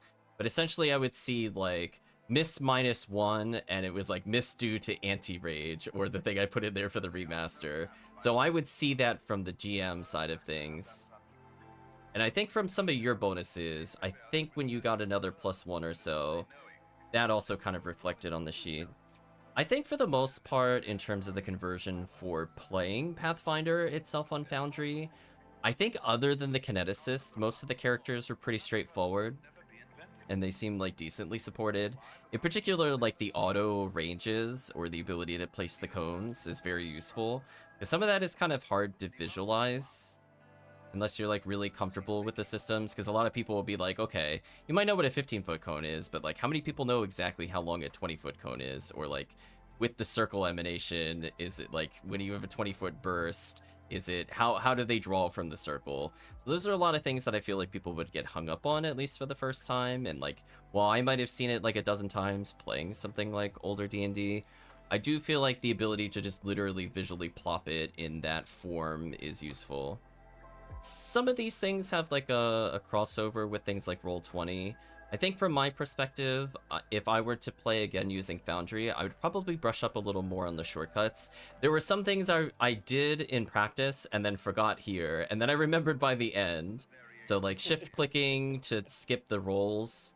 Like I started doing that more towards the end. I could have sped it up a little from the standpoint of gameplay there. But I do like, for the most part, the ability to target people.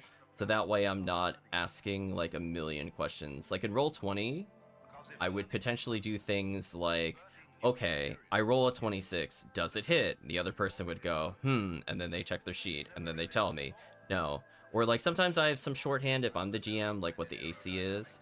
So it automatically calculating like the degrees of success is a big time save potentially, depending on what it has. And I think it also keeps track of conditions, which can be very easily lost in the moment, especially when we start adding things like auras or like grapple and things like that. It's very easy to overlook those things in like a roll 20. Not that it's like impossible to remember, but the fact that like I can literally assign that condition and it will statistically update everything, including some of the more nuanced things that I may or may not know if they come up like on skill checks. I might forget to do it. Like I'll remember maybe like an AC penalty, or maybe I'll do this, or I'll be like, oh, you know, when should this ability expire? But because I apply it as a condition, it will either count down and tell me it expired, or I can look at a little description if I really needed more information. I think that was useful as a learning tool, since there are some differences between Pathfinder conditions and something like D&D. In particular for things like slow and stun, they behave very different.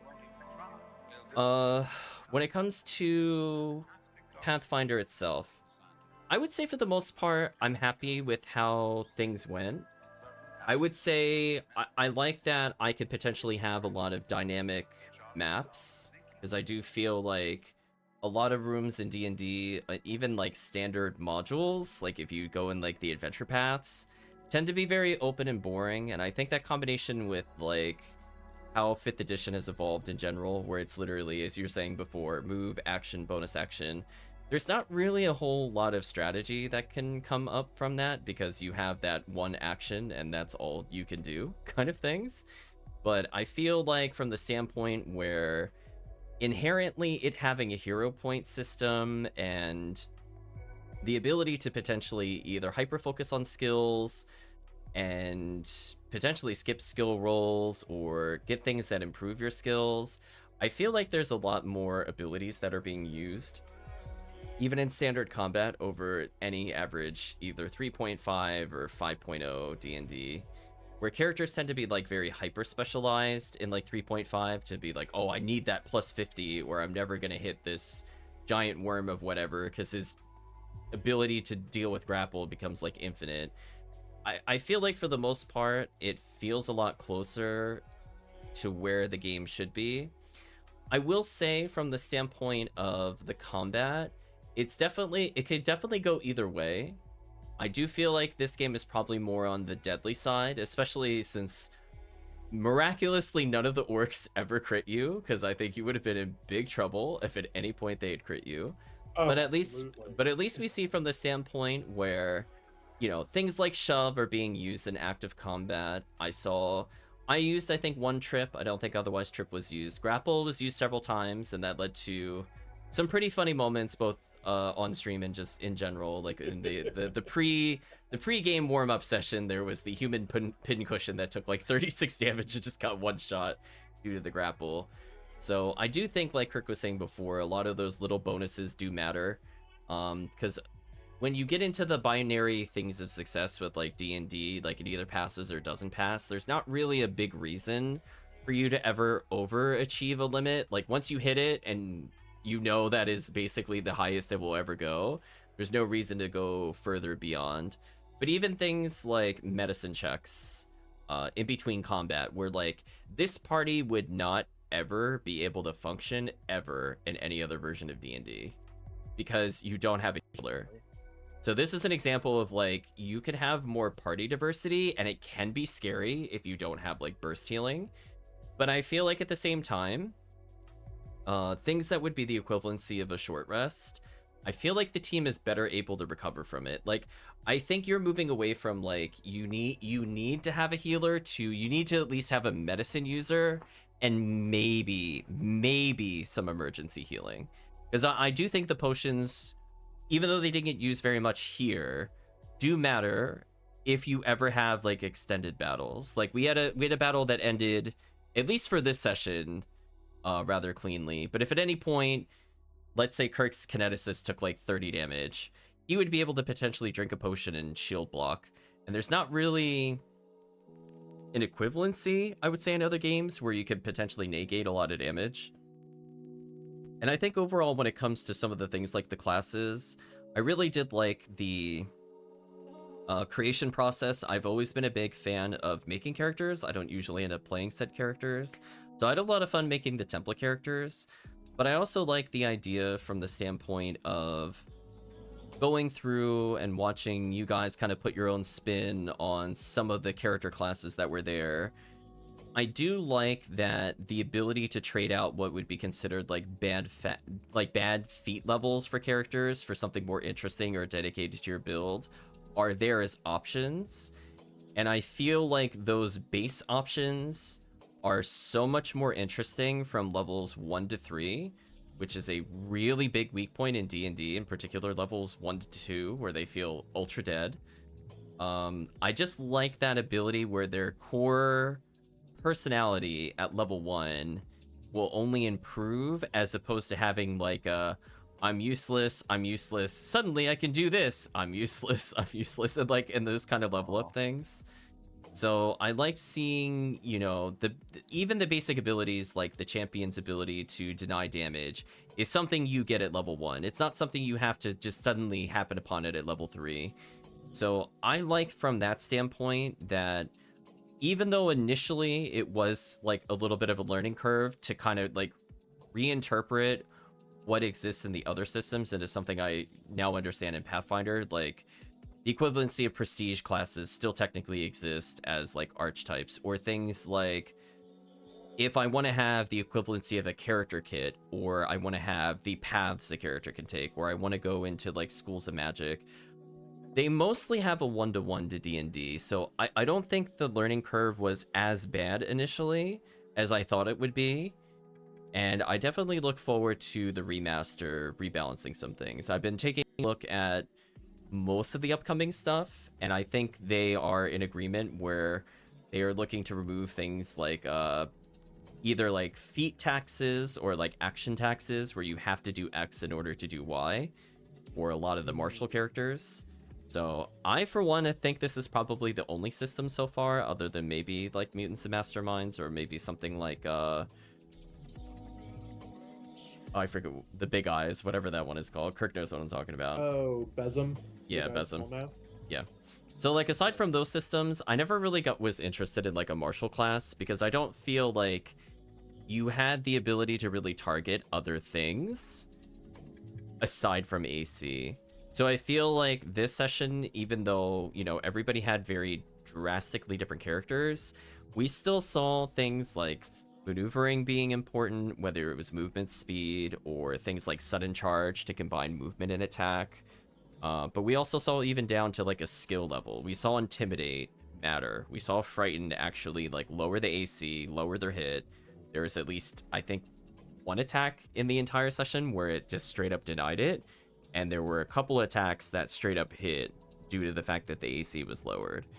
So I do feel like it's interesting to see, like, you're not playing like a 2 or 3 skill fighter like in D&D that can't really do anything outside of combat, that can't really do anything in combat other than swing the pointy stick in the direction of the enemy and hope it kills them. I feel like there was more zone control. I feel like there was more actual use of combat maneuvers, and I feel at the same time you're also not forced to be like, oh, I need this +5 item in order to, you know, go against their combat maneuver check, like you would even in like the older edition of Pathfinder. So if characters are good at athletics, they are good at several techniques, and it will always target something other than AC. And if they want it to target other things, they could spend feats towards it. So I like that much better as a system. Absolutely. Yeah, and like you reminded me how often I was actually using the demoralize. Because it was basically just like, oh, we're going up against something bad, and now that I know that, like, you know, frighten does so many good benefits, it's just like, yeah, if I'm about to attack, why don't I start with that? Why don't I soften up the enemy with a potential demoralize? And so definitely a lot more flexibility with the maneuvers and the abilities that are skill check based rather than only being weapon, spell, combat options that have a significant effect on the battlefield, especially with doing teamwork between the characters. Yeah, I think too with like the 3-action system, I like that it gears it away from, for the most part, just only using triple attacks. Like, I'll do it as the monsters. I don't have to play optimally with the monsters. I could just rule and do whatever it is. They can have their desperation moments. But I like for like more fleshed out characters that like each of you had something that you did with your third action. If it was a spell, you did a move, you did a 2-action spell. If you're doing a melee, sometimes you get 2 strikes and move, and that's fine. But we did see other things where you're setting up potentially for the turn. I don't think anybody used the feint. I almost got a chance to use the feint, but you killed the other character that was gonna do it. Poor Sin Spawn. That's been Sin Spawn got actually deleted. But I think from the yeah, I think from that standpoint, you know, we saw things like the setup where we're like, okay, there's things that don't involve an attack roll. There's that risk reward. Like you could just do 3 attacks, or you could just try to make sure those 2 attacks are more likely to hit and crit. And you can make those kind of judgment calls. That's like an actual decision that you make as a character, where I don't think that literally exists in 5th edition. Unless you're a spellcaster. And I think that was my big takeaway. I felt like I was playing closer to what a spellcaster would be doing in D&D, where I actually have to make decisions. Which can, you know, be a positive and negative. It depends on how comfortable you are with going through some of their maneuvers. But I feel like even just focusing on like 1 or 2 maneuvers, I just feel like you have so much more potential zone control. Like between automatically having like the reach, attack of opportunity, do more than just strike, where it could potentially lead to pushes, or you could ready attacks and stuff like that. I feel like it's more likely to come up than in 5th edition comparatively. Like 5th edition, I think specifically wanted you to basically stick to a target and never leave. And it's nice that there's kind of more of a freedom in some sense, where not all enemies have attack opportunities.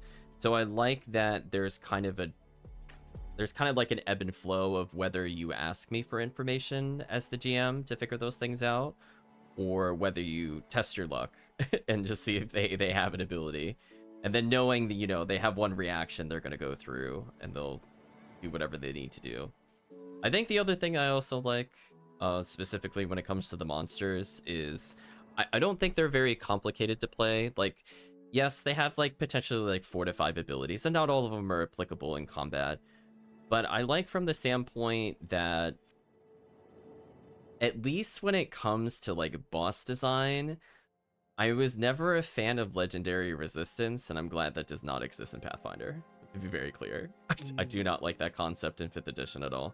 I don't think that's in the older editions of D&D. Normally, they just had the equivalency of like spell resistance, X number, where you had to beat that number to penetrate their spell resistance in order to hit them. But like, I just felt like it was just always a bad in 5th edition, where it was like, aha, I will use my will spell, and I will use it to crush the enemy's... Oh, wait, you're a boss, never mind, it just won't work. I'm glad I wasted my spell. Cool. Where... They largely did that for 5e, though, as a means of dealing with action economy. Yeah, like, I feel like... Okay, so let's give a really easy example. So something that... It didn't come up in this game, but it's just something that exists in Pathfinder. There are spells with something known as the incapacitation trait, which solves a lot of the problems that legendary resistance tried to do, but did it terribly because it's very binary in 5th edition. So for those that don't know what that is, basically, if the enemy is higher level than you, they are treated as having 1 degree of success higher.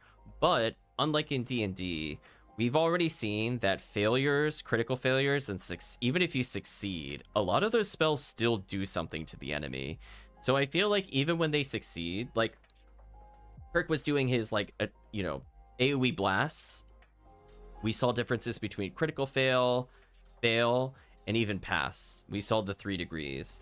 So in those scenarios where they want to do something that is potentially like encounter ending with like a color spray equivalency, you can daze people or do the equivalency thereof. You can stun people. You can dazzle people. But the thing is like, if they just succeed at it, it might just be for 1 round, or it might be like a partial effect, which is, good, because in regular D&D that wouldn't do anything. So it's nice that they tried to think about where, like, we have these like really powerful crowd level effects. We will put the incapacitation trait on it. For things we feel are more fair or require like an attack roll, that target something like a health or an AC, we're not going to put those things. So things like the Force Barrage, Grim Tendrils, Ignition, those things are not inherently weaker because an enemy is arbitrarily a boss. The spells are already designed to do what they need to do, and they are balanced around that fact. My only concern, I think, would be is that it seems a lot easier to potentially have marshals do like a lot of back-to-back encounters, which is both good and bad, because I would say depending on what edition of D&D, you were just kind of hosed if you took damage. You just basically rested for weeks and prayed you got bed rest and recovered. But in this game, you know, you can medicine check up. I mean, even if you aren't like super trained at it, every hour you heal potentially 2d8, which is like kind of slow at first. But I like the fact that you're able to slowly rank up the skills in an order that you like. I feel like there's more of a reward for having the int bonus compared to other games, because skills are generally a lot better in this game. They have both in and out of combat utility and actually come up more than once. I like that potentially if you're in situations like if you're in the woods, you might end up using a stealth check for your initiative. I like that if you are like potentially in the middle of a negotiation and you recognize there's like a spy from an enemy nation and you're going to declare war on them, essentially, that would be actually more of a diplomacy check. Like those kinds of things where suddenly you are not locked into you need dex in order to succeed in initiative, I think go a long way to making the game feel more rewarding for different skills.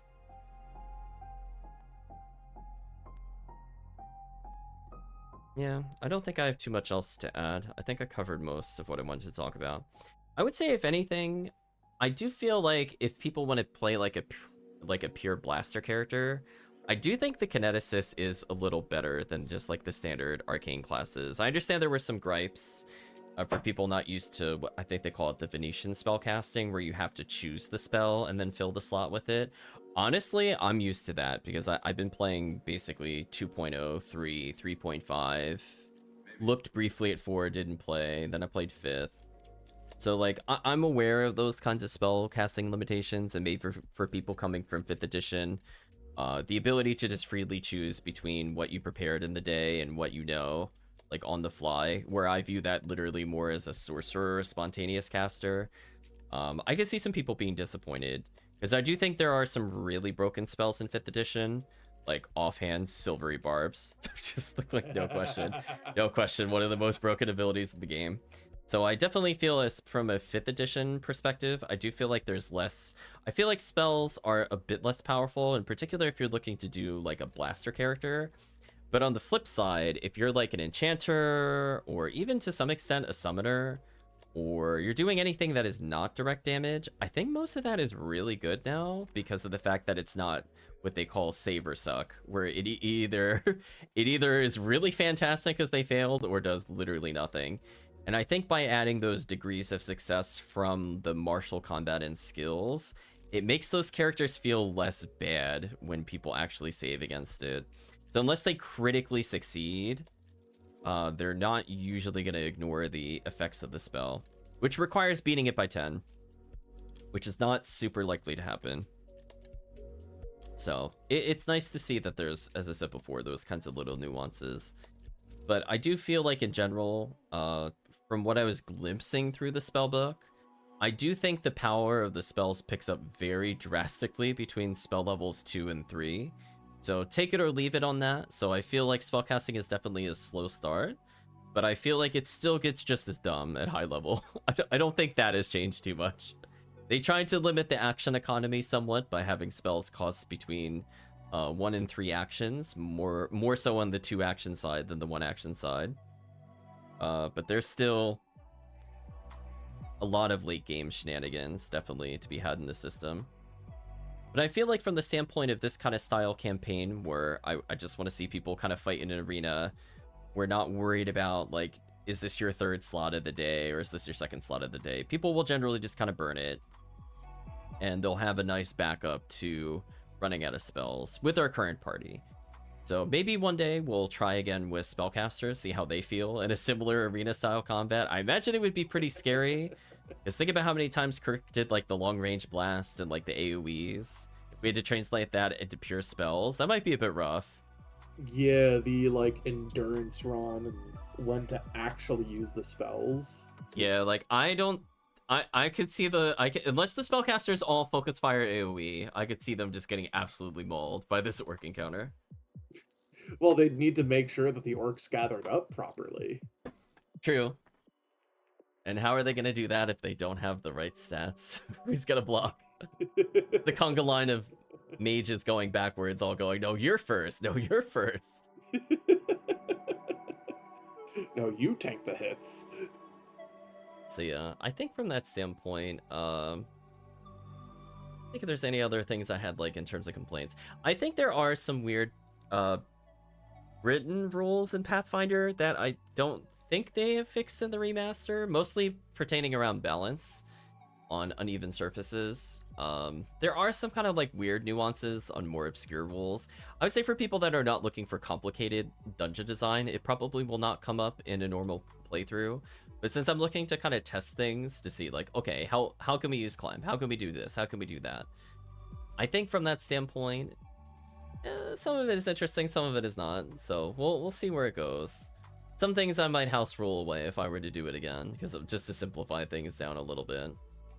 I don't think that's too different than some of the 5th edition stuff, to be honest. I think a lot of people unintentionally house rule that game because the rules are in weird spots for those. And So sometimes the rules don't even make sense. yeah, that is also true. I've run into stuff in 5e where I had to house rule something because it's just like, wait, so it says this here, but it says this other thing here, and why does it work that way? I feel like this was not thought through. Yeah. I would say probably reflecting on the session specifically, I probably forgot to off-guard a couple creatures. I think that was about it. I don't think it would have made a big difference, because I think most of the times when you hit by like 3 or more, so I don't think that would have mattered for the most part. Okay. But otherwise, you know, I tried to pay attention, like I'm playing like, oh, they fell, they were prone, they must stand, kind of things. It's kind of the silliness there. Just so many orcs failing their climb check. Yeah, I think I rolled like a 2, a 3, a 5, a 2, a 4, I think a 6 on the one that fails. I'm like, okay, I'm done. They can't climb this. How are they have like a +5. They can't beat a DC 10. I don't know what's happening. Why are they not winning? Climbs, failing the javelins. Yeah, They're failing the just like, javelins. "All right, fine. Hmm. No strategy. Only crunch. It was great playing with you guys, but I have to head off. You guys take care. All See right. you, Antus. Have a good one. Yeah. Bye for now. Okay. So I think for the most part, yeah, I'm glad that most mechanics were tested to some extent. I don't think there was anything that was not explicitly tested in the arena. I think we managed to hit everything. Inclines, uneven ground, rough terrain, climbing. So I feel like it allowed for a decent amount of complexity. Foundry was okay at creating it. It definitely was like drawing my own map because I don't have tile. I have like in-person tiles from HC 3.5, but from the standpoint of like doing a tile on digital, I have to look more to see if there's tile sets. I didn't have a lot of time to look into that, even though we had an extra week or so, because a lot of it was more like, okay, so I'm missing a draw tool, how do I find it? Then I find a module, and I'm like, okay, that doesn't do what I quite needed to do. What if I really need this? And then I have another module. So I think in our server overall, let me look, how many did we have? We had 1, 2, 3, 4, 5, 6, 7, 8, 9, 10, 11, 12, 13, 14, 15, 16 modules, including the Pathfinder 2nd edition.